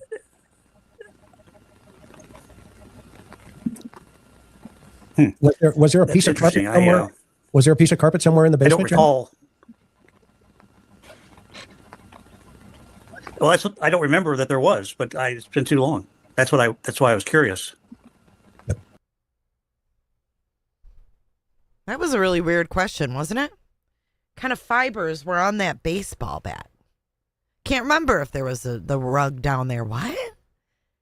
There were fibers from the carpet in the basement on a baseball bat in the backyard. Oh. Well, I don't remember that there was, but it's been too long. That's why I was curious. Yep. No problem. We're going to go through all the photographs, and we're going to tie some. Huh? You guys have been talking to him for a year? What? No problem. We're going to go through all the photographs, and we're going to tie some of these loose ends up. In that'd be helpful. The second piece of this, John, any closing thoughts from your perspective this evening? Things we didn't discuss that you feel are important to discuss?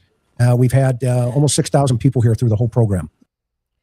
Well, if the bat was outside, there wouldn't be carpet fibers on it. How do carpet fibers get on a baseball bat? Well, that's wonderful. No, I think it's been very thorough, and I sincerely appreciate it. It's helpful to me, too, to understand better. Oh, my God. Did you know that the older brother, he had a room there. Melinda had a room there. And John Jr. had a room there. Oh, a wooden bat. Okay, a wooden bat. But John Jr.'s semen was on a towel inside a suitcase in the basement. Let me repeat myself. John's son from his previous, his semen was on a towel inside a suitcase in the Ramsey's basement. They said that it was when he came to visit, it was left there. Mm-hmm. I don't know if it was metal or wooden. They didn't say. Did they?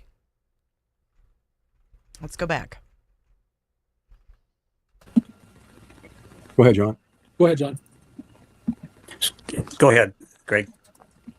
Well, for some reason, my transmission is really delayed, so I didn't mean to interrupt you. But That's all right.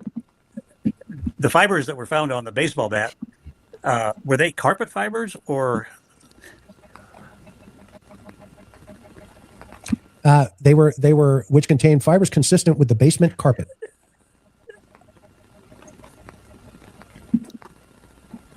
Was there a piece of carpet somewhere? Was there a piece of carpet somewhere in the basement? I don't recall. Well, I don't remember that there was, but it's been too long. That's why I was curious. Yep. No problem. We're going to go through all the photographs, and we're going to tie some of these loose ends up. That'd be helpful. The second piece of this, John, any closing thoughts from your perspective this evening? Things we didn't It was aluminum. discuss that you feel are important to discuss? It was aluminum. I just looked it up. It was aluminum. We've had almost 6,000 people here through the whole program. Well, that's wonderful. No, I think it's been very thorough, and I sincerely appreciate it. It's helpful to me, too, to understand better. Greg, final word? I hope for your viewers that we have been able to articulate the purpose behind the Cold Case Foundation. You really haven't. And the strengths of the You know what foundation. you told us? You told us that the Cold Case Foundation starts at a letter from a DA, not from the nitty gritty. That's what you taught me about the Cold Case Foundation. I will not be supporting the Cold Case Foundation. I'm not about their crests that they wear. Do the work, guys. Quit doing videos about it. Don't bring him on. Just do the fucking work. This seems all so contrived. Sorry, Krish. Sometimes I'm nasty, and this is one of the times. Don't be nasty sometimes. I'm not down with it. By applying the Mayo Clinic approach, wherein we extract the best of the best in our business and come up with better and improved answers, or at least considerations and observations. That's why there's not any one person in the organization who has a light shined upon them individually. Well, you know what's good about that, Elaine, is that we have depositions under oath to refer back to about what happened back then. Hey, Evelyn, I hope you're enjoying your day. Hey, is she? It's as a group, and it's always been much more effective for us to function that way. And John's going to be John Douglas is going to be at CrimeCon. Yes, he is. So you ought to try to reach out and grab him. Yeah, we're going to have to. We'll invite him. We'll invite him to come on board here one of these episodes. So anyway, folks, thank you so much for being with us. And next time we're going to work on a little of the technical things. But okay, I'm done with them. I can't. So if we go to the JonBenét Ramsey investigation from the Denver Post, police have collected about 250 pieces of evidence in the murder of 6-year-old JonBenét Ramsey. Among the evidence collected during the 8 days that investigators spent at the Boulder home of John and Patsy were an aluminum baseball bat and a golf club that investigators apparently thought could have been used to inflict the blow that fractured the little girl's skull. Bedding, clothing, and other items from her bedroom. A suitcase from the basement where JonBenét's body was found the day after Christmas. Authorities say the evidence has been collected and is being used not just to nail JonBenét's killer, but to exclude others from suspicion. The Post has also learned that authorities are consulting with experts on the knots used to tie the garrote that strangled JonBenét. Experts say the knots could provide clues to the killer's hobbies. John was a freaking sailor. He was in the Navy. He had a sailboat. Hobbies, interests, or work. The 250 evidence include blood and hair samples, along with the legal pad on which the ransom note and a practice note were written. So you tell me what kind of a killer is going to break into a home, right? Go upstairs, risk being heard, take the little girl. No one hears anything, mind you. Takes her, carries her down 2 flights of stairs to the basement, sexually abuses her, makes a garrote, ultimately murders her, then writes a how many page ransom note on 2.5 pages, practices first, then writes the right one, leaves it on the bottom of the spiral staircase, and leaves. The whites won't talk.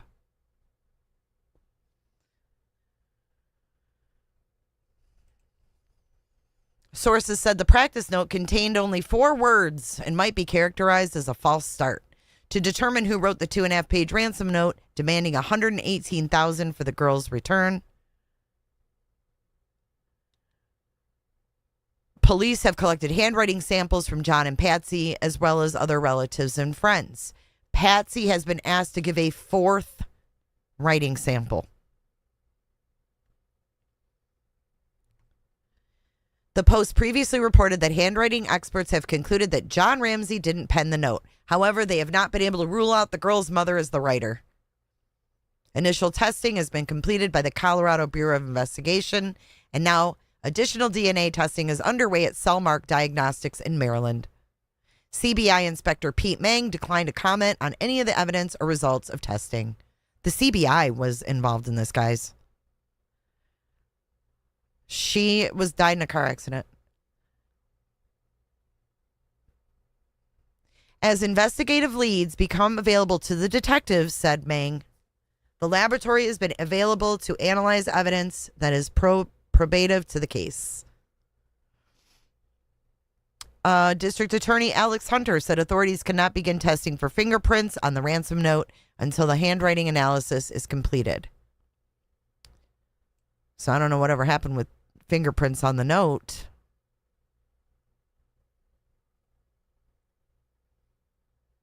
And that was 107 days after her murder. So here's another Reddit post. Flashlight, baseball bat, or other that caused the wound.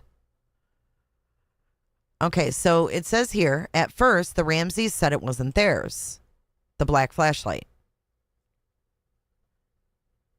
Then John even claims to have the flashlight that night, but there's no mention of why. The flashlight was found in the kitchen near where a portion of the crime would have occurred. How did it get down there if John is last to have it when putting Burke to bed?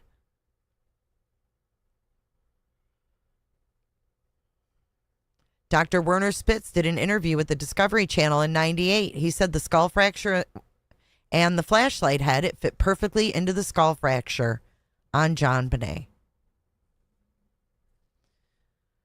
So I don't know why he said with those carpet fibers. How would he even know?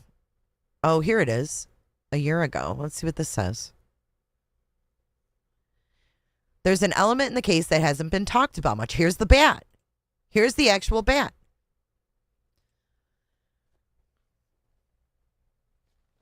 The baseball bat found outside the house near the entrance. Did it belong to the Ramseys?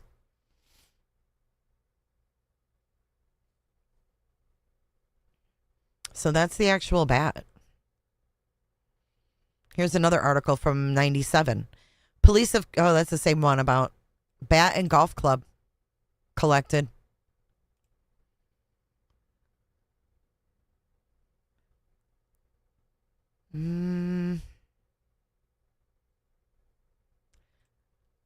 Hold on a second.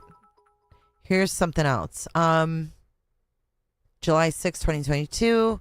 After the coroner found that JonBenét had suffered a head injury the night she was murdered, Boulder detectives were instructed to look for items that could have been used to inflict the blow that could have caused the injury.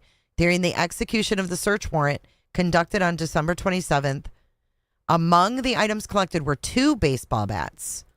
The 2 bats were labeled 3 GLI and 74 BAB.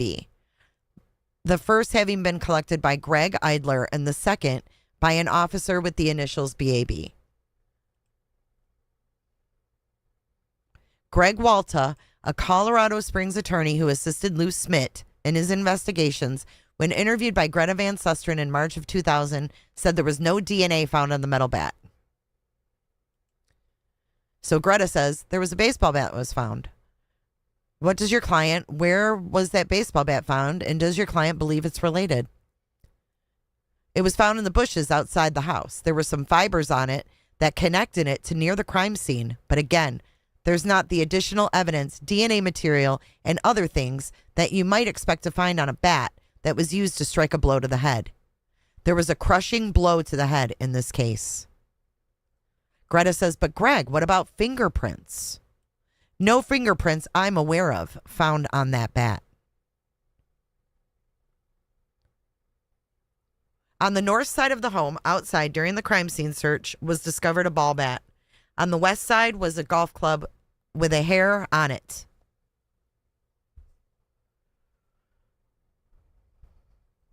John Ramsey was interviewed by Lou Smith in '98 and had this to say about the 2 bats. Lou Smith. Okay. This is to John. Okay. I'm going to show you some photographs. Do you remember whether your children played baseball or bats or anything of that nature? John Ramsey Burke played baseball. We used to have batting practice in the backyard. Do you know if there was 1 bat, 2 bats, 3 bats? Do you have any idea? Well, I think Burke had a bat. I think there was this little plastic bat that JonBenét would use, a small one. Used to use little wiffle balls. I'm going to show you a picture. And again, this is photograph number 434. It's a photograph of a bat, and it appears to be in your yard. And this is a close-up of the same bat. Well, that sort of looks like Burke's bat. I could probably tell exactly if it was or not, but it looks familiar. It wouldn't be unusual for it to be laying in the yard because it just kind of got dropped where it was left. I'm going to show you another bat. This was found in a different location. He says, it's hard for me to tell whether it's similar. Lou says, do you know what area of the house that is? It looks like, I know what it is. It is there. It is here. It's probably right in here. In the area of the north window? Right. Do you ever recall seeing a bat there? No, that doesn't belong there. When we played baseball, we played right out here because that's the only place you could hit a ball. And that yard kind of stretched back this way. But you know, I don't know why there'd be a bat there. Patsy was also interviewed in 98 and asked about the metal baseball bat. She said much the same as John did about how it was unusual for a baseball bat to be on the side of the house. Patsy says, that looks like a baseball bat. What is that? It looks like, they say the photograph was taken on the north side up by the Butler kitchen door. Was it the Givens that lived on that side of the house? Patsy says, oh, really? That is unusual. That is unusual. Why is that? It is not unusual for the kids to leave their stuff laying around, but they wouldn't have had it over there. It would have been, remember all the toys laying under the swing set? It would be that area. So it's very unusual. They never took their toys on that side of the house. Nobody hardly went over there. They were living there. Okay, the boys run around, I know. Would they end up playing over there? Or do you know, is there any place they wouldn't go? Well, you are right. There's probably no place they wouldn't go. But it would be highly unusual, is what I'm saying, for a baseball bat to be there. Because there's not much space over there. I mean, if they hit a ball and a bat, it was usually where the patio is, you know? That lake there, along the dining room window, that area. How about the bat itself? Does that look... Well, I can't say for sure. Hold on. I can't say for sure. Burke would probably know. Do you know how many bats he might have had? Would he have had more than one? I don't think so. I mean, I think that looks metal. Metal bats are pretty, I mean, they're not cheap. So I can't imagine. I don't think he had more than one. If he had one. But he did have one. It seems like he had one to me, but I can't say for sure it was that one. Like I said, he would know. I'm sure he would know. He might know if they ever played over there. But that bat seems very weird to me. Yeah, very strange. And I can't imagine. What is this? Like a bench or something? Where is this? It looks a little... I think it's the edge of the house. Patsy says, when they quit playing, they throw it on the ground. I can't imagine anyone would be neat enough to lay it up on anything like that if they were over there. That just doesn't... That is something. Who played with baseball with Burke in your yard? Evan. Mostly Evan. The guy from next door that was occasionally over there. Scott on our side, on their side. I don't know. Did they have their own baseball stuff they brought over? I don't know. I didn't pay that much attention. Okay. Did anyone take handprints off that? Do you know? She asks. I believe it was recovered. And the investigators say, we have that, yeah. She goes, because that just doesn't. He says, that was 410. Now we're moving to 413. And then they show her this bat. So. And then Dr. Phil interviewed Burke in 2016.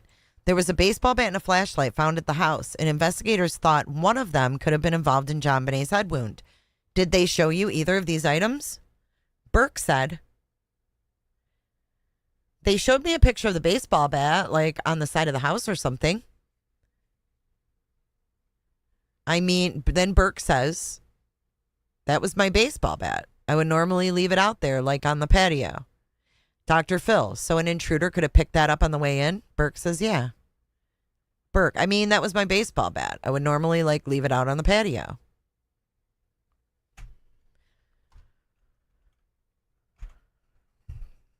But what he does deny is that he ever left it on the side of the house over there. Here's a picture of Burke and JonBenét playing baseball. Burke has a black eye. Just saying.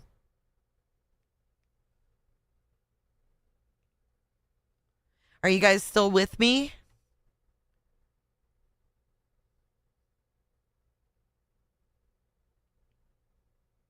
This is 1996. This is the year she was killed.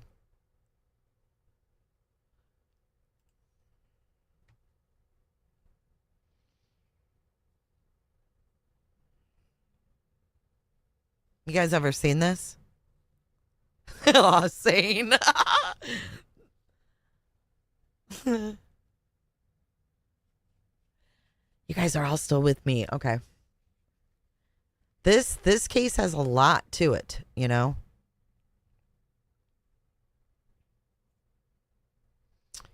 What happened to the flashlight? I don't know, but let me show you this. I've been wanting to show you this. God, this is turning into a really long live, but check this out. Crime scene footage brought to you by Radar Online. Radar Online used to be the old TMZ back in the day.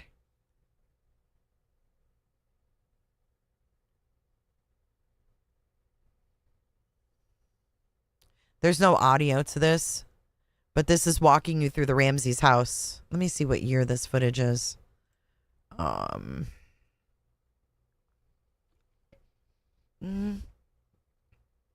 It doesn't say. It doesn't say.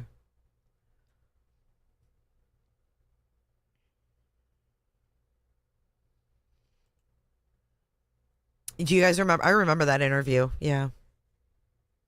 Well, I mean, it wasn't literally TMZ. Just Radar Online used to be the one that put out all the stuff. Now it's TMZ. Radar Online's still around, but it was more prominent back then.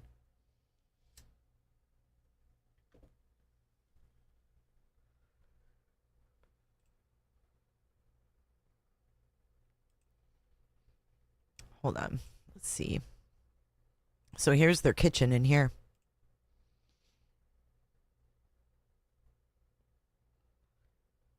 Thanks, White Lotus. Thank you guys. If you could hit the thumbs up if you haven't already. If you would be kind enough to do so, I would appreciate it. There's this. Okay, so right here, at the bottom of these stairs right here, is where the ransom note was. It was right on this rung right here.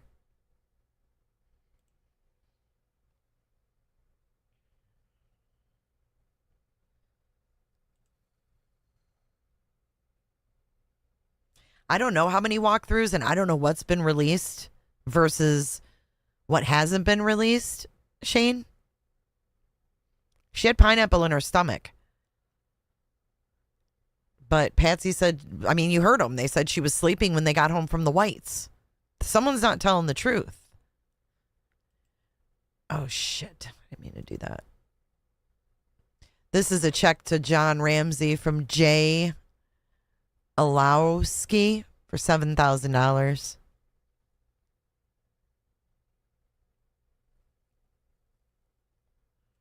No, the police did not search the house.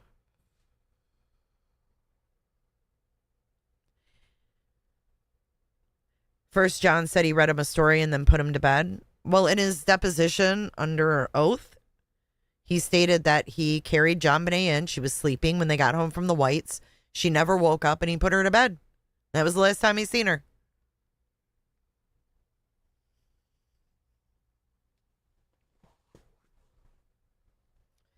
That's what he said in a sworn deposition, guys. I mean, it is what it is.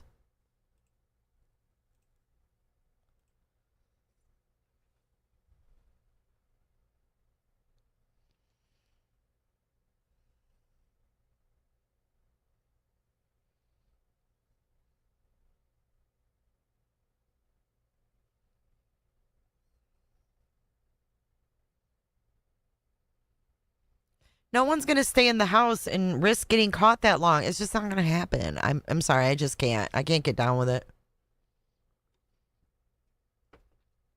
I know. Total time capsule right here. But this is the stairs right here where they left the note.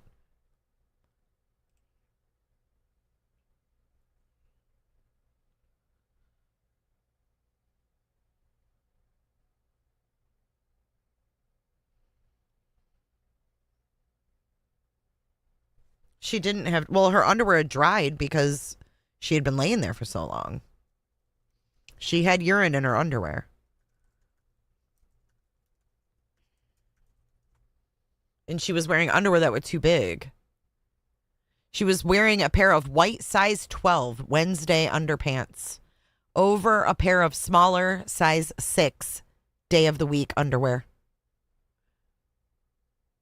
Forensic testing of the larger underwear revealed a mixed DNA profile belonging to an unidentified male, which was found alongside a dime-sized blood stain.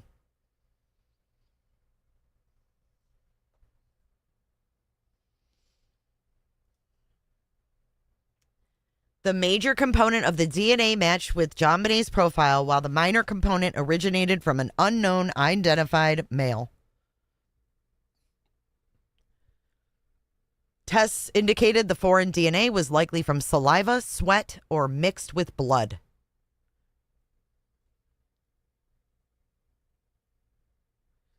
Further testing in 2008 on the waistband of her long johns yielded touch DNA that matched the profile from the underwear.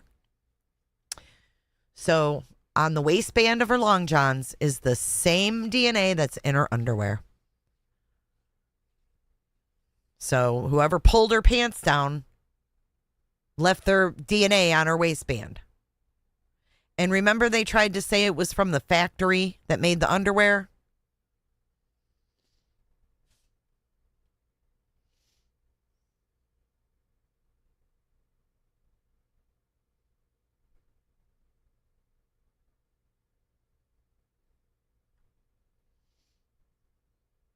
I mean, why can't we figure out whose DNA that is?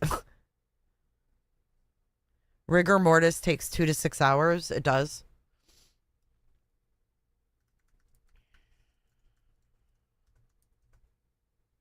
Yeah, 2 to 6 hours. The body reaches full muscle stiffness within 8 to 12 hours.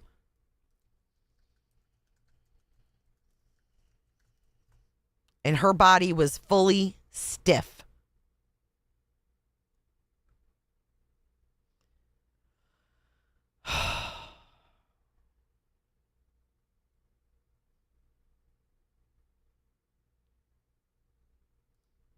So it was close to 1 local time when she was found.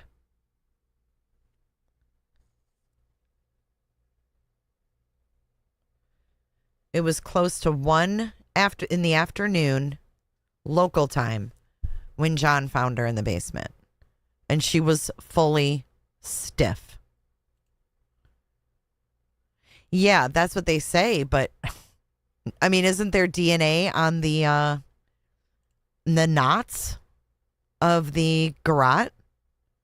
I mean, somebody had to make those knots. All right, here's part 2 of the walkthrough. Let's see if we see the basement in this one.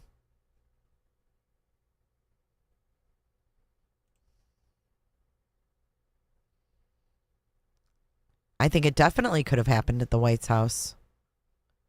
Okay, here we go. Let's see. I think we're in the basement now. Well, it was a completely cement room. And you wouldn't hear anything in there either. Reminds me of Summer Wells' little bedroom down there. I don't know how well you'd be able to tie a knot like that with gloves on without getting latex gloves stuck in it. I would think it would be very hard to tie those knots with gloves. She had pineapple in her stomach, and there was pineapple in a bowl on the counter. And they said that she was sleeping. She didn't eat nothing when she got home. So something isn't adding up.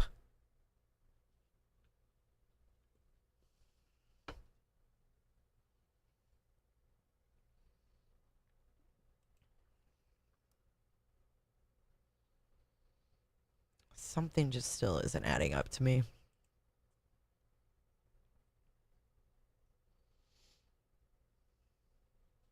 I'm going to find that Dr. Spitz. I want to see that. John. Because he matched the flashlight right with the injury. And no one wants to talk about that.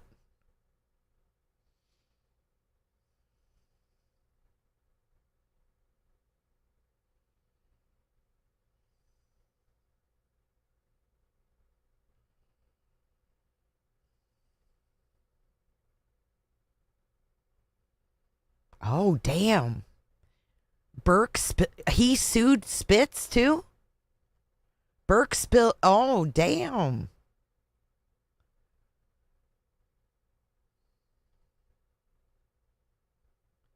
Trying to find the clip. Hold on.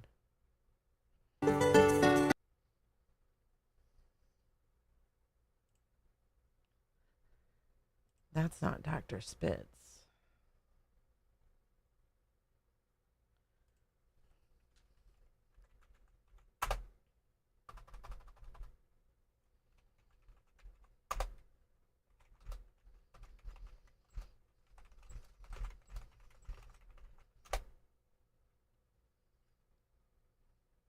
I'm trying to find the picture where he showed it.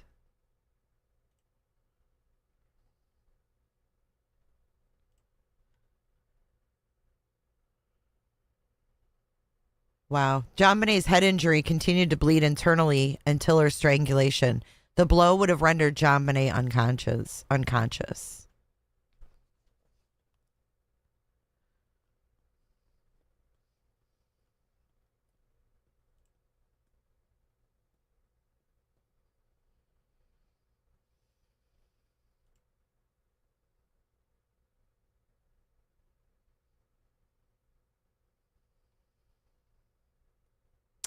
And I can't find it.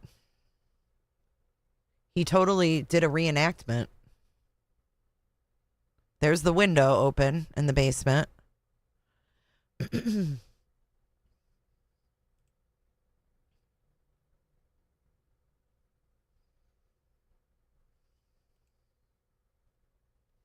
So this says JonBenét Ramsey's brother, this is in 2016, filed a $150 million defamation lawsuit against a forensic pathologist who accused him of killing his sister 20 years ago.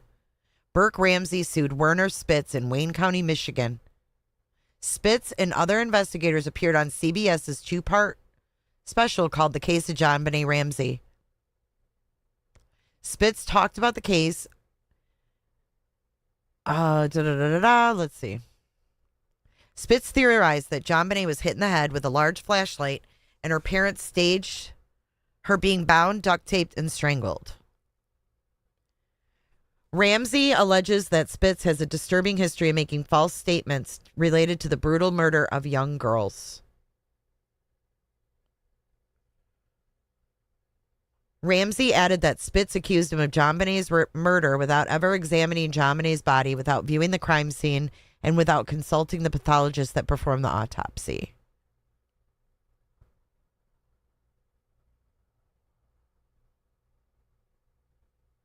Wow. In Wayne County, Ramsey stated he would also be filing another lawsuit in L.A. against CBS. So he sued them both. Wow.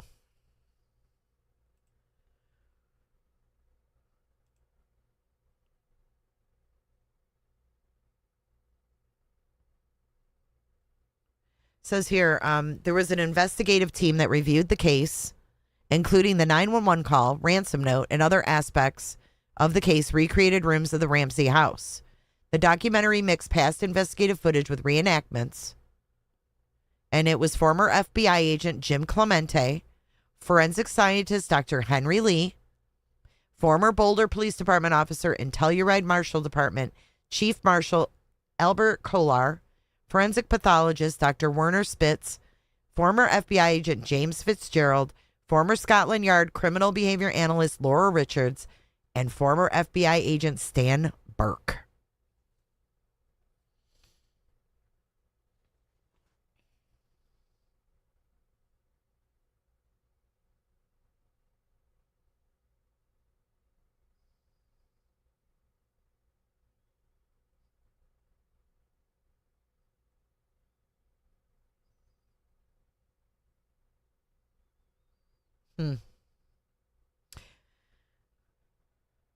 JonBenét was determined by police to have suffered a blow to the head and had also been strangled with a garrote.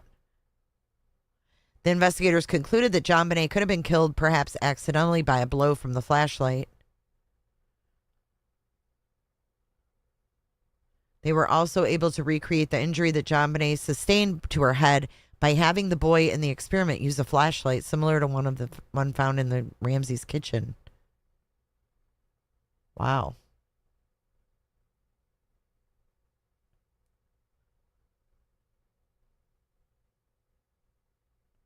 Attorney Dan Abrams called the allegation that Burke killed his sister total BS. It's called Getting Away with Murder, the JonBenét Ramsey story. It premiered in 2000.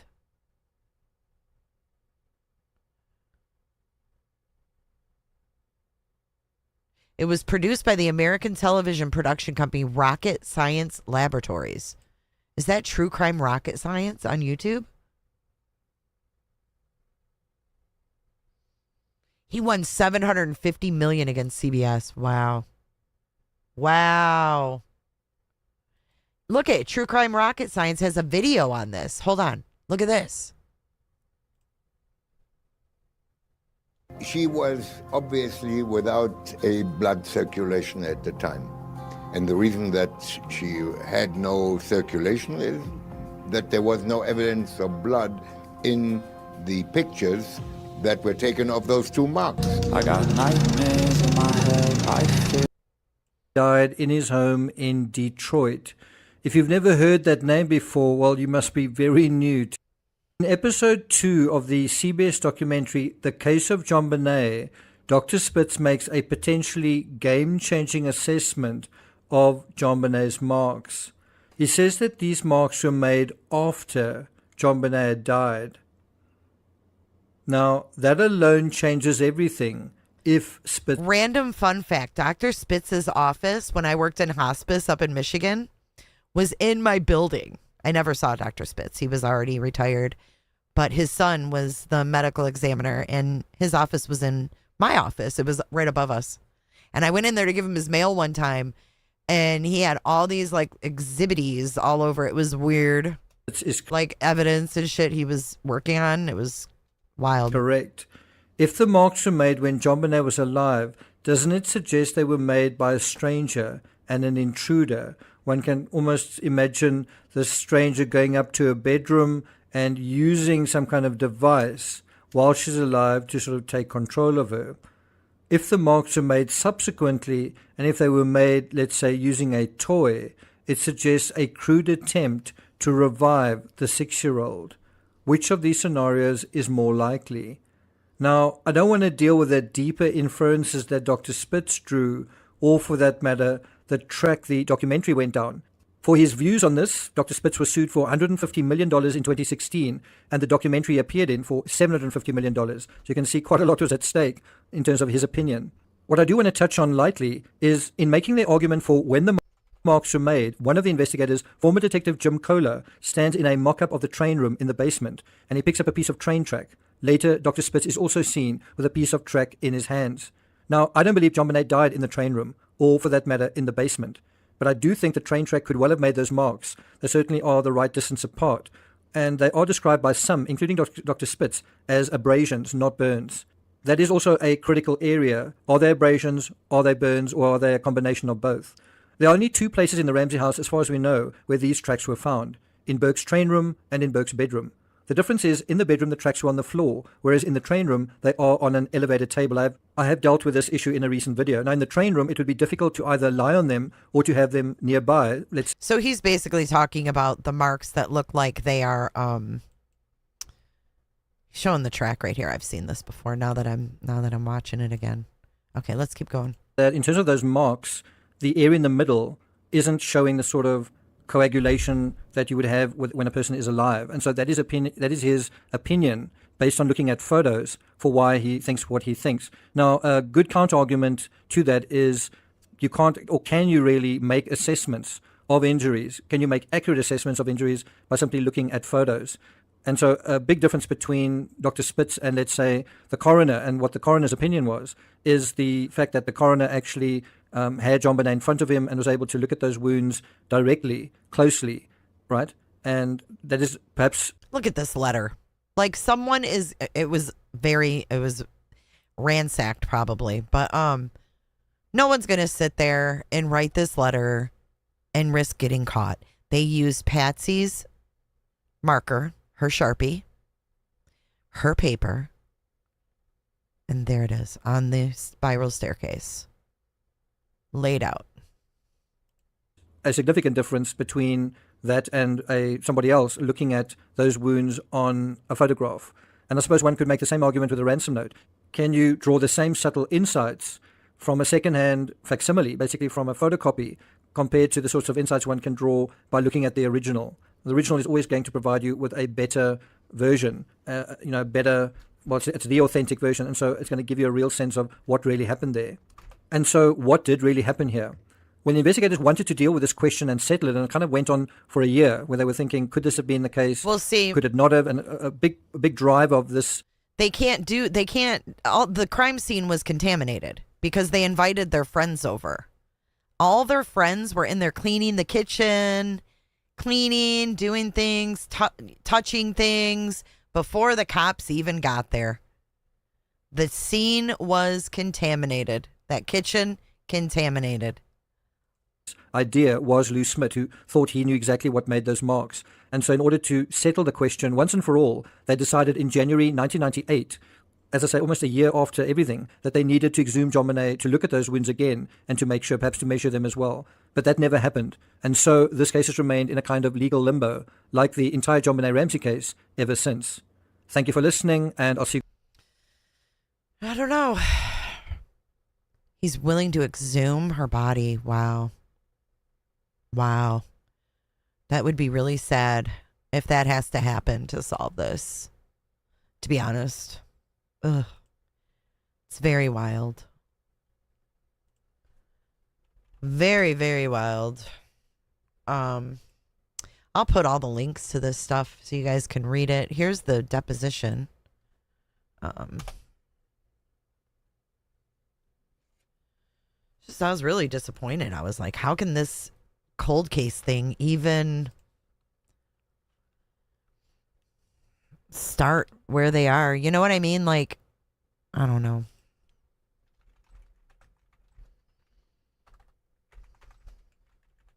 Housekeeper? Housekeeper. I think Patsy was a mess. I think they also probably ransacked the house when they searched it. I don't know. So I'm going to play this 911 call really quick.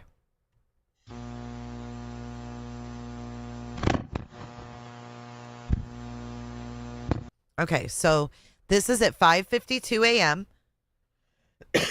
when Patsy Ramsey called 911 from a wall phone in the kitchen to report her daughter missing. She was standing only feet away from where the ransom note had been found, at the top of a stairwell leading to the basement, where JonBenét's body was discovered 8 hours later. 911 emergency. Police. What's going on? 515th Street. What's going on there, ma'am? We have a kidnapping. All right, please. Explain to me what's going on, okay? There's a note left and our daughter's gone. A note was left and your daughter is gone? How old is your daughter? 6 years old. She's gone. 6 years old. How long ago was it? I don't know. I just found the note. And my daughter's gone. Does it say who took her? What? Does it say who took her? I don't know. There's a ransom note here. It's a ransom note? It says FBTC. Victory. Please. Okay, what's your name? Are you Patsy Ramsey? I'm the mother. Oh my God. Please. I'm sending an officer over, okay? Please. Do you know how long she's been gone? No, I don't. Please, we just got out. Is she right here? Oh my God, please. Okay, well, there's somebody. I am, honey. Please. Take a deep breath. Please, okay? Hurry. Patsy. Patsy. 911,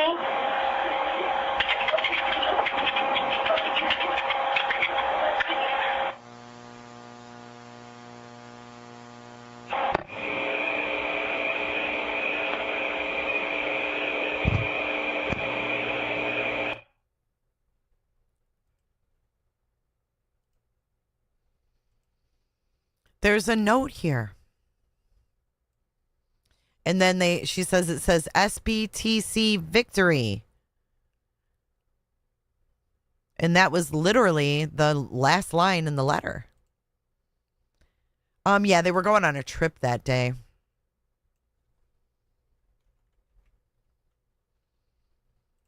They were going on a trip that day. What do you guys think?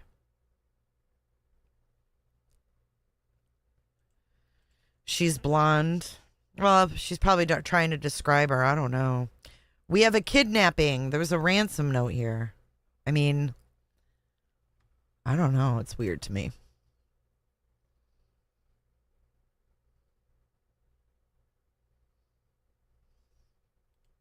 Here's another video of JonBenét.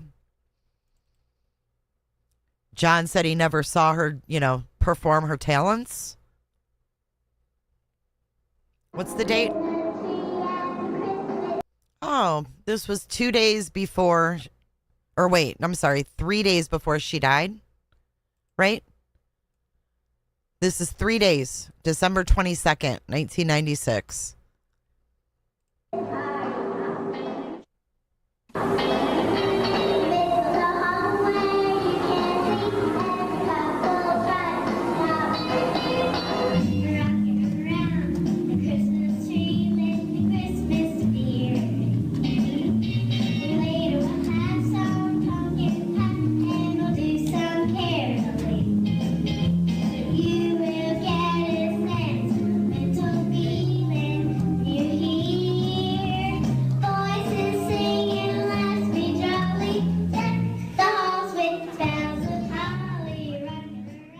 But performing at a local he never saw her. mall where He never saw anything she learned, huh? I mean, come on. Who believes that? plays a toy saxophone and gets a warm round of applause from the shoppers. Tragically, JonBenét would be murdered at Christmas, her happiest time of the year.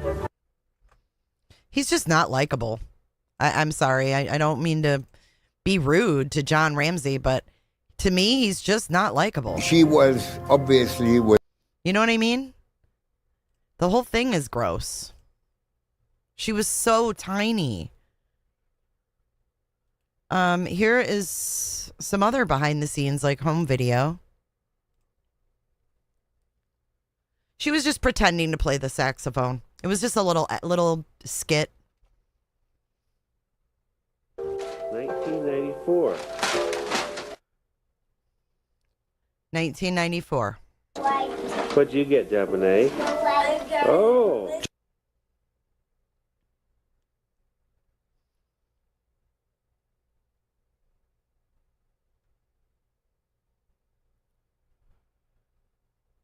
Oh, here's Patsy. Look it's Christmas morning. Look at her. She's in her jammies, but that morning she put dirty clothes on. Oh, I know, Shane. I know.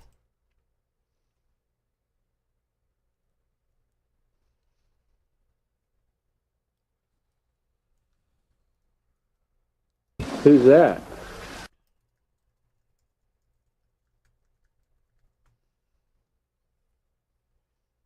How about the telephone? Look at that. You can go places now and do it again. Aw, Zane. You want lumber? Yeah. Oh, sure is. Well, where?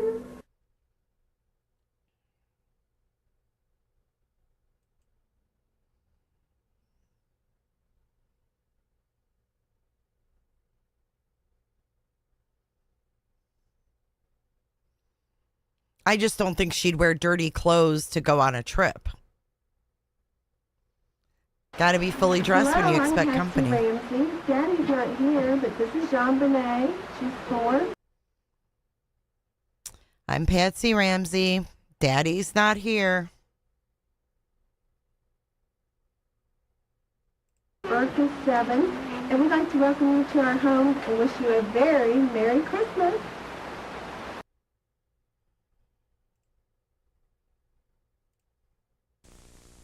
View of the great area where the 3 windows were previously photographed from inside.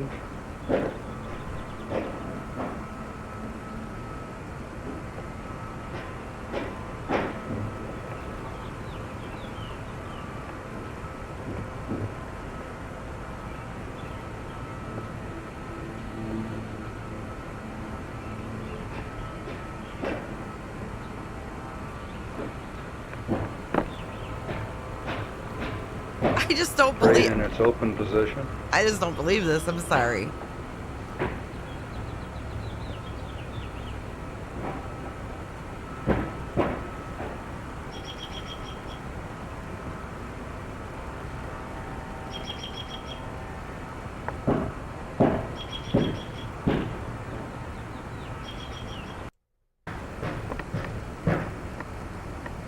Look at all the cobwebs and shit.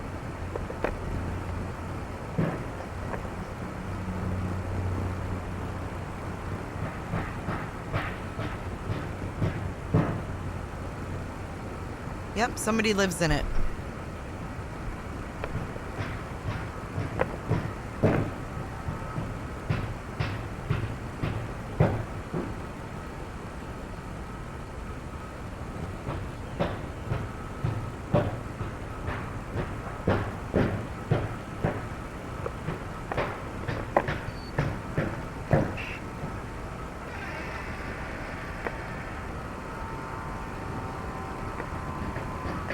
I don't know what the pounding is. Maybe something next door. I don't freaking know.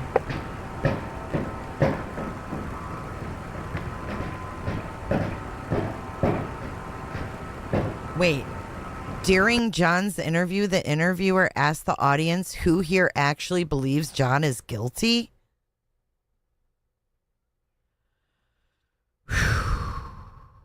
Yeah, but the horsewoman in this case doesn't depend on CBI evidence. That's sick, Molly.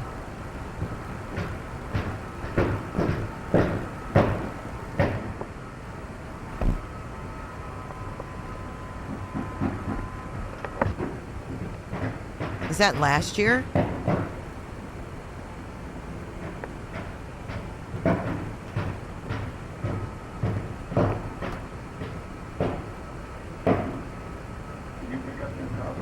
Which crime con? I'm going to pull it up. Which one is it?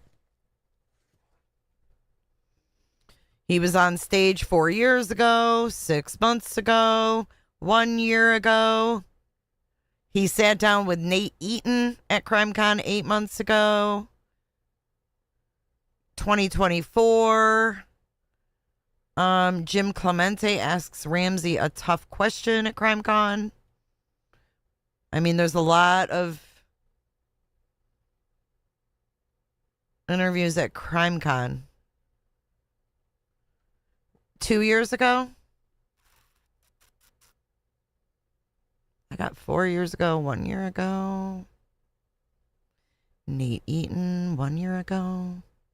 Was it Paula Woodward interviewing? I don't see that one. Nashville? Okay. Let's see if it's on here.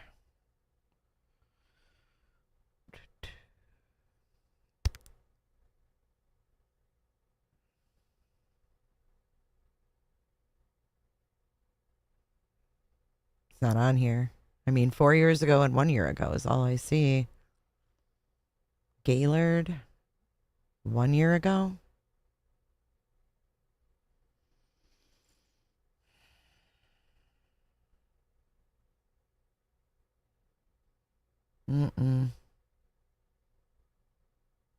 Unless they didn't post it. I don't know.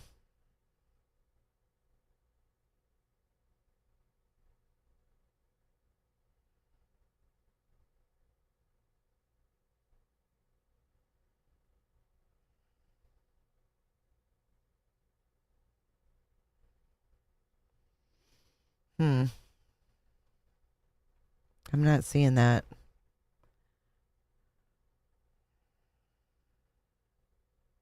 Well, I'll show you this one. This is I don't know if this is the one you're talking about.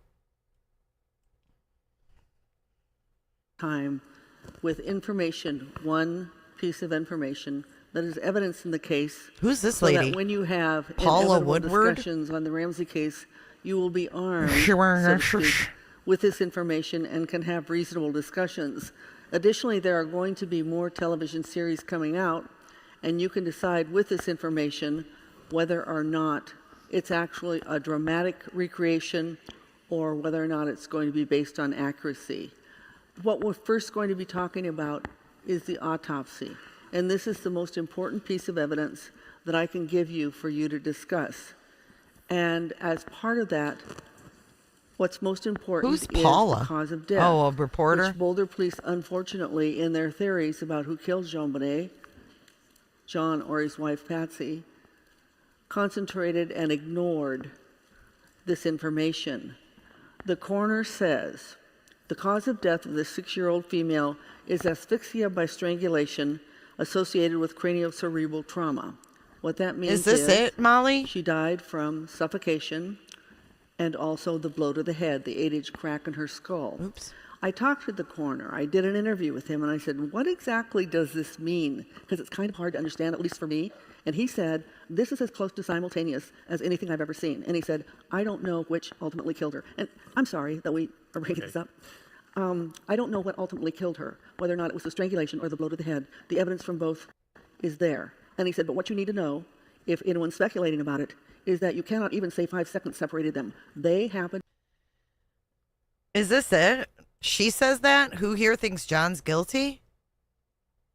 This is just the first 5 minutes. He's been on Mike Huckabee. He's been everywhere. This lady's just insufferable. I can't.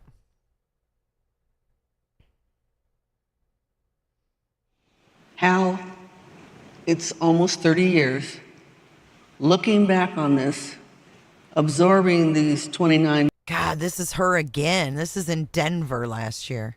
plus years, what are your thoughts? My thoughts can be summarized very briefly. Decent, innocent victims of a horrible crime have been slandered and mistreated by law enforcement for 29 years. Another year shouldn't have to go by where we try to pass legislation to move the physical evidence to a case. Who's this guy? I want to hear from John. Your daughter? What type of person? Well, I've read, of course, we've had John Douglas, you know, the... Wait, what was the question? Hold on. To help them, and for whatever reasons, they, in these budgetarily difficult times, declined. John, who do you think killed your daughter? What type of person? Well, I've read, of course, we've had John Douglas, you know, the fellow that developed the whole profiling program within the FBI, voice his opinion. His opinion was, and it hurt to hear this, but it was someone who was very angry at me or very jealous of me, and they wanted to hurt you, like killing your daughter. And I said, I can't imagine I've made anybody that angry. And you may not even know him. So that's his theory. Lou Smith's theory, who's this legendary detective, said, I think it was a kidnapping gone wrong. And I always thought those two conflicted. And then somebody pointed out, well, no, that doesn't conflict. It was a kidnapping that hurt your daughter and hurt you. Who do you think killed your daughter? That went wrong with it. Okay, they don't conflict. That was very reassuring. But I read a profile recently by some retired FBI profiler, and they just examined the ransom note. Didn't look at anything else. Said, who wrote this note? Just by reading this long 3-page note, who wrote the note? And they said it was most likely a male. He was a very sadistic person. He would have exhibited sadistic characteristics in his life. People would observe that. This guy's a weirdo. You'd have seen that. And he was a psychopath.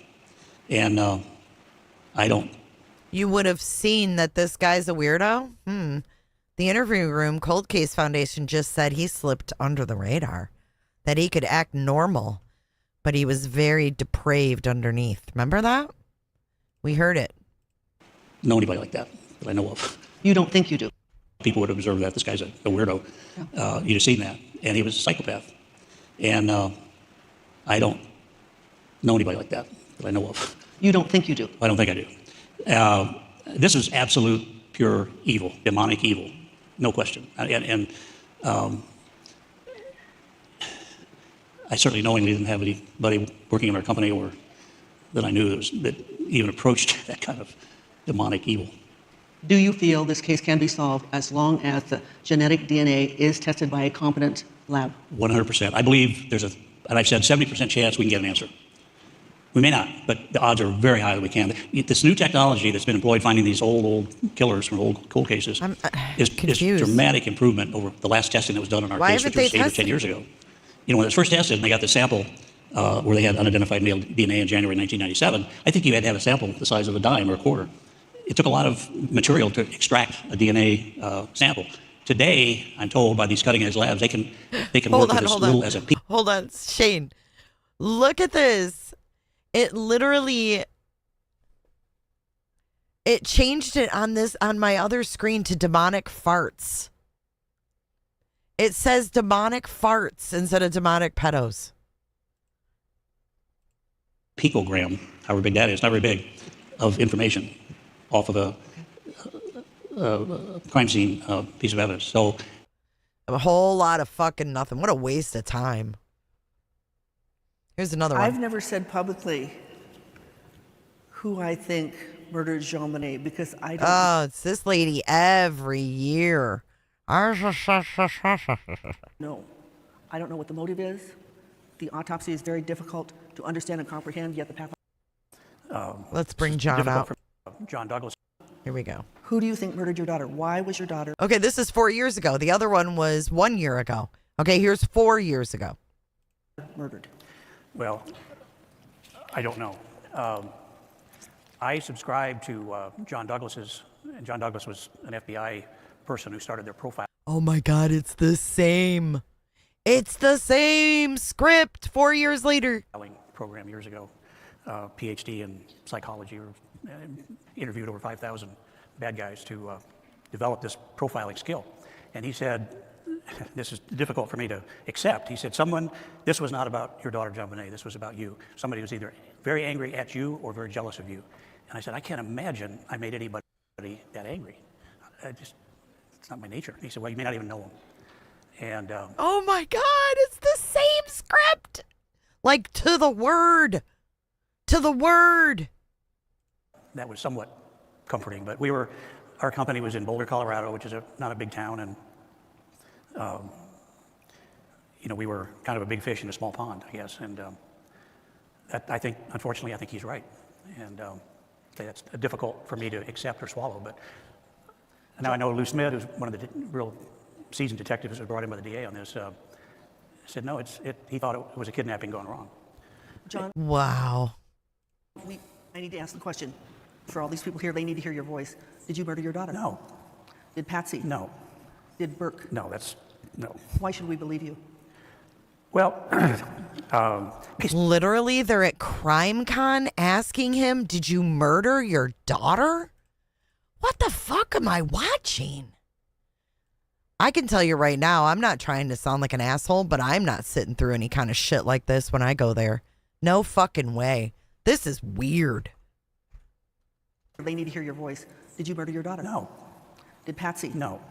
Did Burke? No, no. Why should we believe you? Well, based on what the media reported, I don't know how you could believe otherwise. And we used to get letters from people that say, oh, for years I thought you were the murderers of your daughter, and I'm so sorry I felt that way. And I'd write them back and say, that's okay. How could you have believed otherwise based on what you were being told? The media was vicious to us. The police were vicious. People were wonderful to us. I was asked early on, how is it to be out in public? And I said, it's wonderful. People stop us, give us hugs, apologize for what's being said about us. I said, it really gave me a understanding or an appreciation of my fellow man, that they care about other people. And it changed me personally. I was pretty much just insensitive, I guess, to the fact. He had already sold his company to Lockheed. He just got done telling us in the interview room that he was an employee for Lockheed at the time. He had already sold that business. That most people carry a heavy burden, and life's not easy. And I was just so touched by the people that would stop, and that even happened today. And it was a blessing. People stop us and pray for us, and at this meeting, and so people were wonderful to us. But of course, the media was vicious. It was a made-for-TV entertainment, and it was a billion-dollar industry for the media. The JonBenét Inc. It was called in a magazine publication. We came along when the O.J. Simpson trial had ended, and there was this whole bandwidth of media, court TV.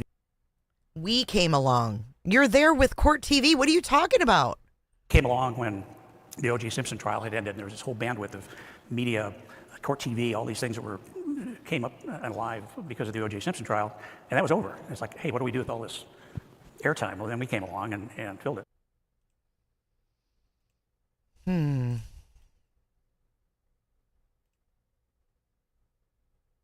Next. John, I just want to start off by saying, on behalf of all the agents who investigated child abductions in the FBI, like myself, I want to offer you our sincere condolences. Thank you. And I mean that from the bottom of my heart. I've certainly worked thousands of cases where, unfortunately, parents have lost children. But I have to ask, how can you explain the fact that there's never been another case where the daughter of a businessman has been targeted by kidnappers for ransom, and they left a extremely lengthy and confusing ransom note that was written on materials, with materials in the house, but then instead of kidnapping your daughter, they actually, I'm sorry, but brutally murdered her, left the note and the body at the same location, in the same house. It's just never happened before. But what has happened before is tens of thousands of times in that same time period, there have been literally that many cases where somebody staged a crime scene to be something it was not. You know, that's the police theory, that Burke hit his sister and killed her. And then we, to protect Burke, staged this whole strangulation, ransom note craziness. And that theory would not make good grade C crime fiction on television. It's absurd. The biggest flaw in that theory is that the coroner said the cause of death was strangulation and a severe blow to the head. And Paula can talk to that, I think, but... And I talked to this coroner, and this is one of the most unpublicized facts of the case. Those in law enforcement who worked on the case simply ignored it. He said the cause, not causes, cause of death was a blow to the head and strangulation. And when I interviewed him, he said they happened as close to simultaneous as one could imagine. Additionally, she was tortured with sexual abuse. Go ahead, John. Well, anyway, to answer your question, I can't explain the criminal mind. There was a case about 9 months later near our home in Boulder. The parents had gone out for dinner, came home, put their daughter to bed, and thankfully, it set the alarm on their house. And thankfully, they heard a noise in their daughter's bedroom. The father went in, there was a man standing over his daughter, and he got out, he escaped. And our feeling was it's a very similar circumstance to ours. The police said, well, this is different because the daughter wasn't killed. Well, thankfully, she wasn't killed. The father was able to interrupt that. But the point is that I believe the killer was in the house when we got home from dinner with friends. We went to bed, went to sleep. He was there for hours, I'm sure, waiting for us to fall asleep. Wrote the ransom note before abducting or killing JonBenét. John Douglas, who is probably a preeminent profiler, said no criminal could have written that note after such a horrible crime. So it was written beforehand, and I believe that's probably right.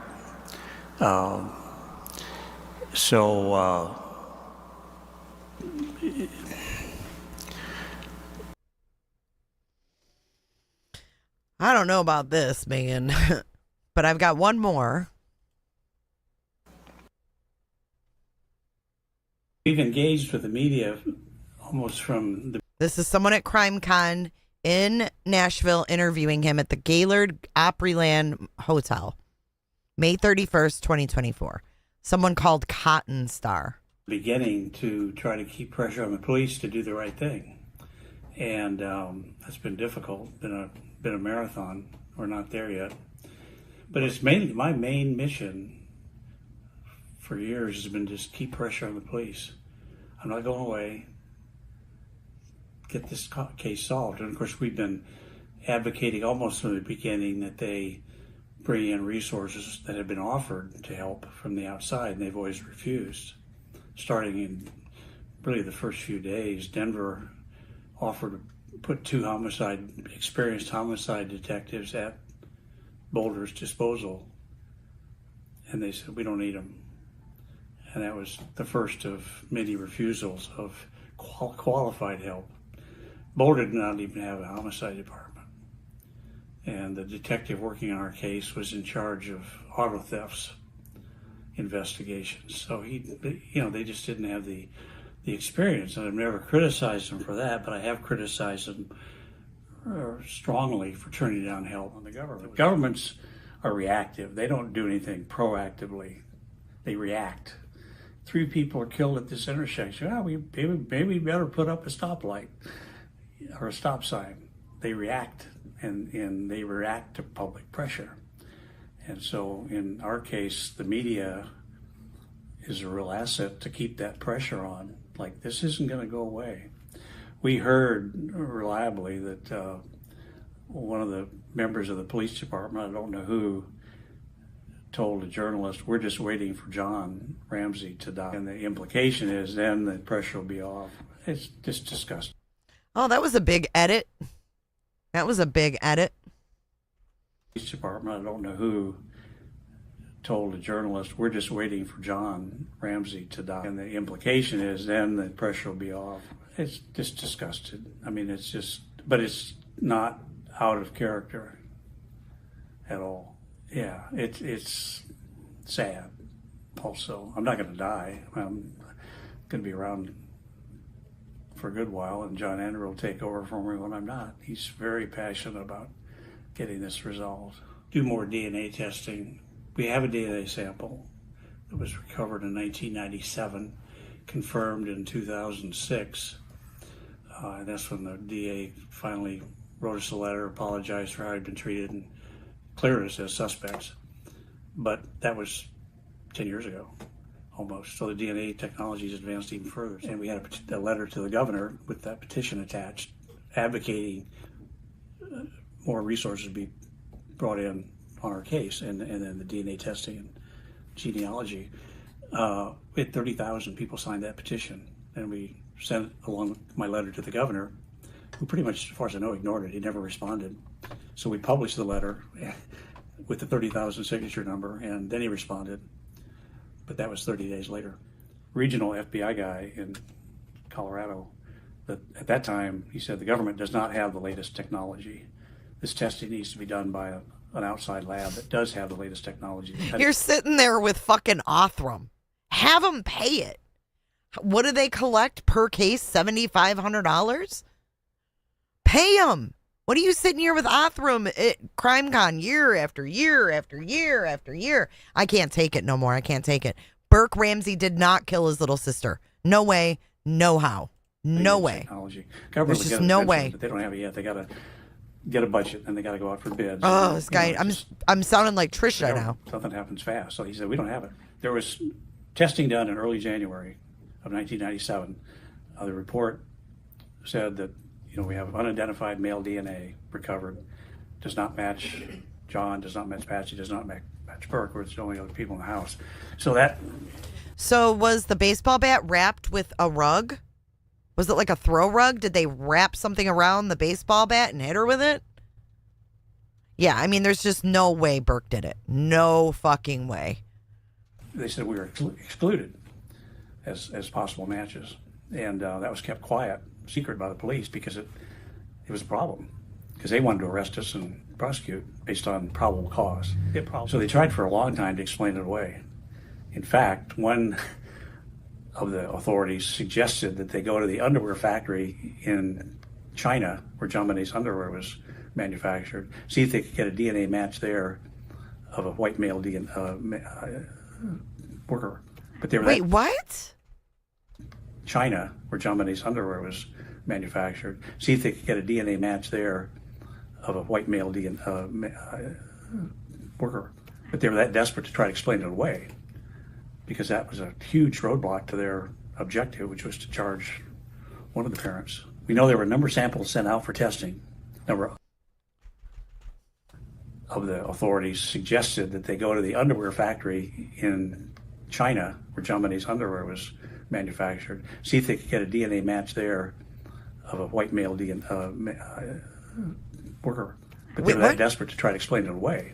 A white male worker in China? OJ was far from quiet.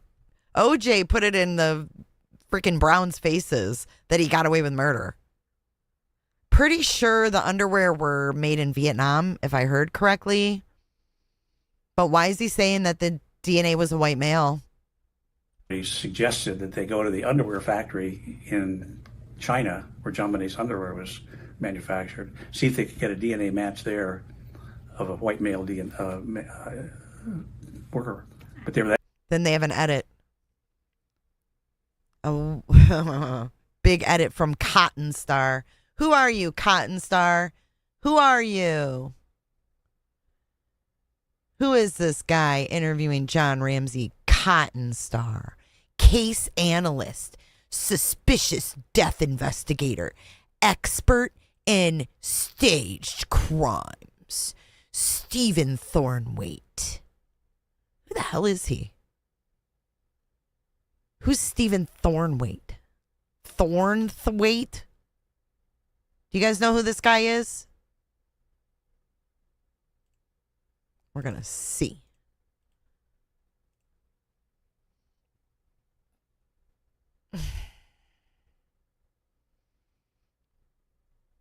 The hell? Who's this guy? This is him? Dr. Laura Petler and Associates, OG, Stephen Thornwaite. He has a psycho hat on. LPA's top staged murder case analyst. Anyone ever heard of this guy? Lancaster County Coroner's Office? Cotton? Okay. We've engaged with the media almost from the beginning. It's the government. Something happens fast. So he said, we don't have it. They said we were excluded as possible matches. And that was kept quiet, secret by the police, because it was a problem. Because they wanted to arrest us and prosecute based on probable cause. So they tried for a long time to explain it away. In fact, one of the authorities suggested that they go to the underwear factory in China, where JonBenét's underwear was manufactured, see if they could get a DNA match there of a white male worker. But they were that desperate to try to explain it away, because that was a huge roadblock to their objective, which was to charge one of the parents. We know there were a number of samples sent out for testing, number of crime scene items. A number, 5 or 6 or 7, were returned untested, never sampled. I'm not sure why they returned, whether because they already got a good sample or what. But we want those, if those have never been tested, and that's one of the things I asked in the governor's letter. As far as we know, these items have never been tested. They were taken from the crime scene as possible evidence. We want them tested, and we want them tested by an outside lab for DNA sampling. To my knowledge, that's never happened. Now, my worry is that they've lost that evidence.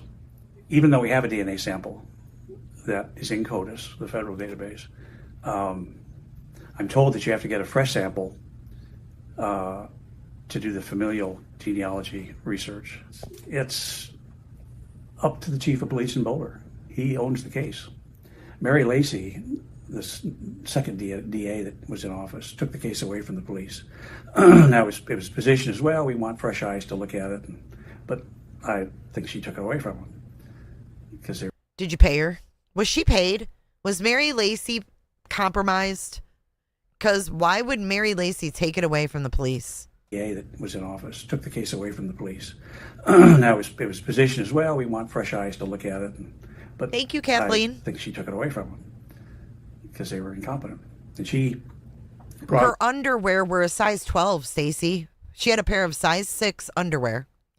And then on top of size 6 underwear, she had size 12. She was 6. She had 2 pairs of undies on. Size 6 and size 12. I think she took it away from them because they were incompetent. And she brought Lou Smith back in, the legendary detective that was retired, put him to work on it. He put together a case file. There'd never been a case file put together by the police. He put that together, had an extensive database of leads and people that need to be looked at. And eventually just got frustrated with the political agenda. And he wrote a letter saying... So I heard somewhere that the bigger underwear were bought for the older daughter as a gift. They were underwear from Bloomingdale's. They were Bloomingdale's underwear. No, I think the size 12 were a gift for the sister. But why were they on JonBenét? I'm resigning, and I'm not going to be part of prosecuting innocent people because the police were still desperate to arrest us. And Lou continued to work on it until he died on his own. And he used to tell me, I'm going to catch this guy, John. I will catch him. And his track record would support that. He had solved over 200 homicides, many of them cold cases. And on his deathbed, he said, don't forget this name, John. I visited him in hospice just days before he died. He said, don't forget this name. So there was one person he was very interested in. Oh, whoa. John Ramsey. Okay, Cotton. That's a weird end to your video, Cotton. He engaged with me. So there was one person he was very interested in. Cotton, are you giving us a freaking clue? Why are you showing us a picture, Cotton, of JonBenét on her daddy's lap and playing who they're interested in?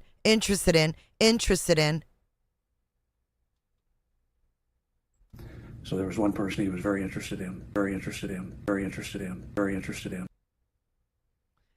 It's Trisha's friend. Yeah, I see that.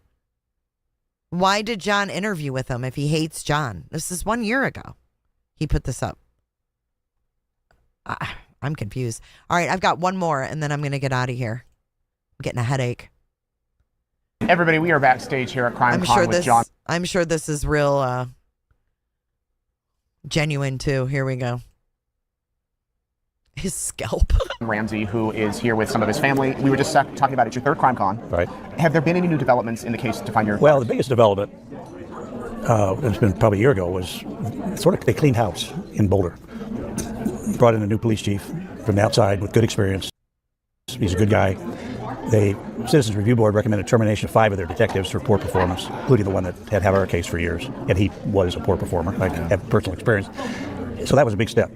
And I met with them, the chief of detectives, new guy, but experienced. The chief of police I've met with, 3 or 4 times now. And I'm impressed. They're competent people with experience and good, logical common sense. And so have they started from, day one to go through the case? No. I mean, what I'm advocating strongly is that they go to a outside lab like an Othram, whom I'm familiar with. So he doesn't want... Did you hear that?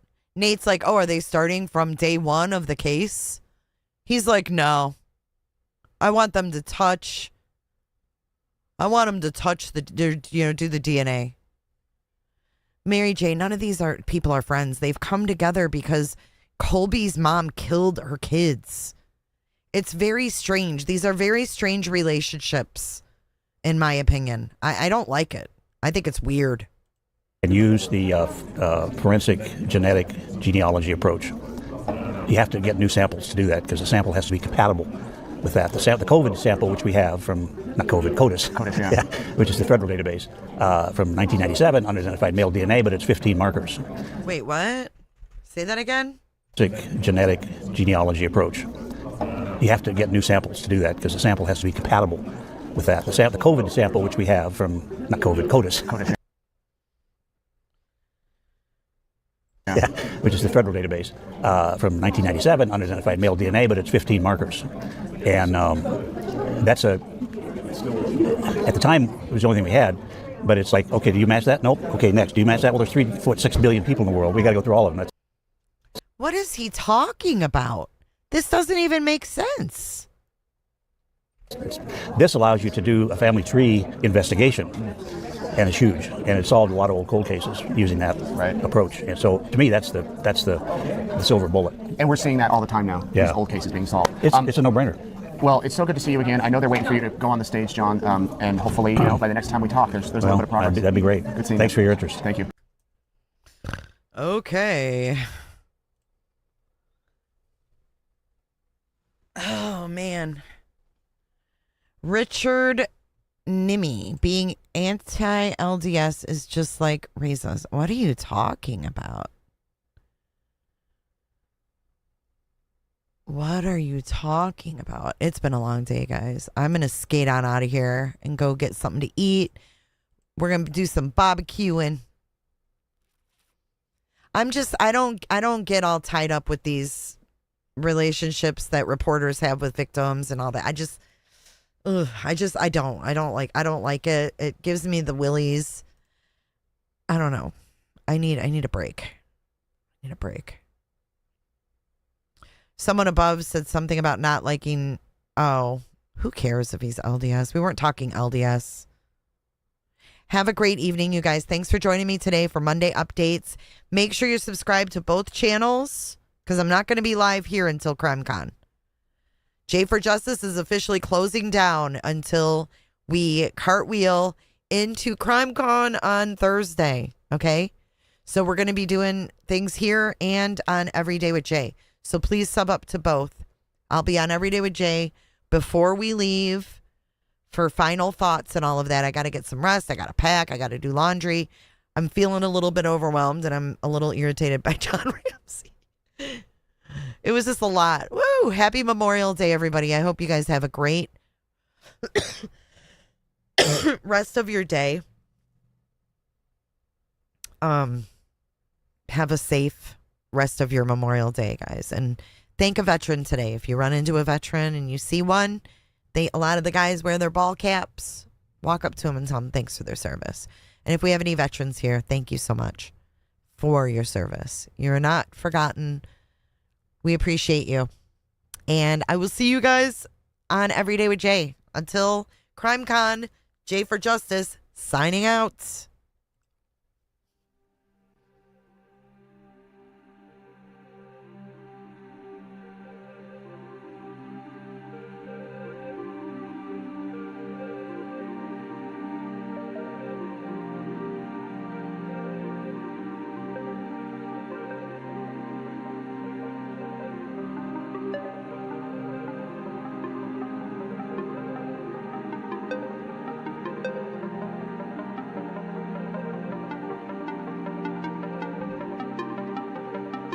So much for watching. If you enjoyed this live stream or video, make sure to give it a thumbs up and hit that subscribe button so you don't miss out on my latest content.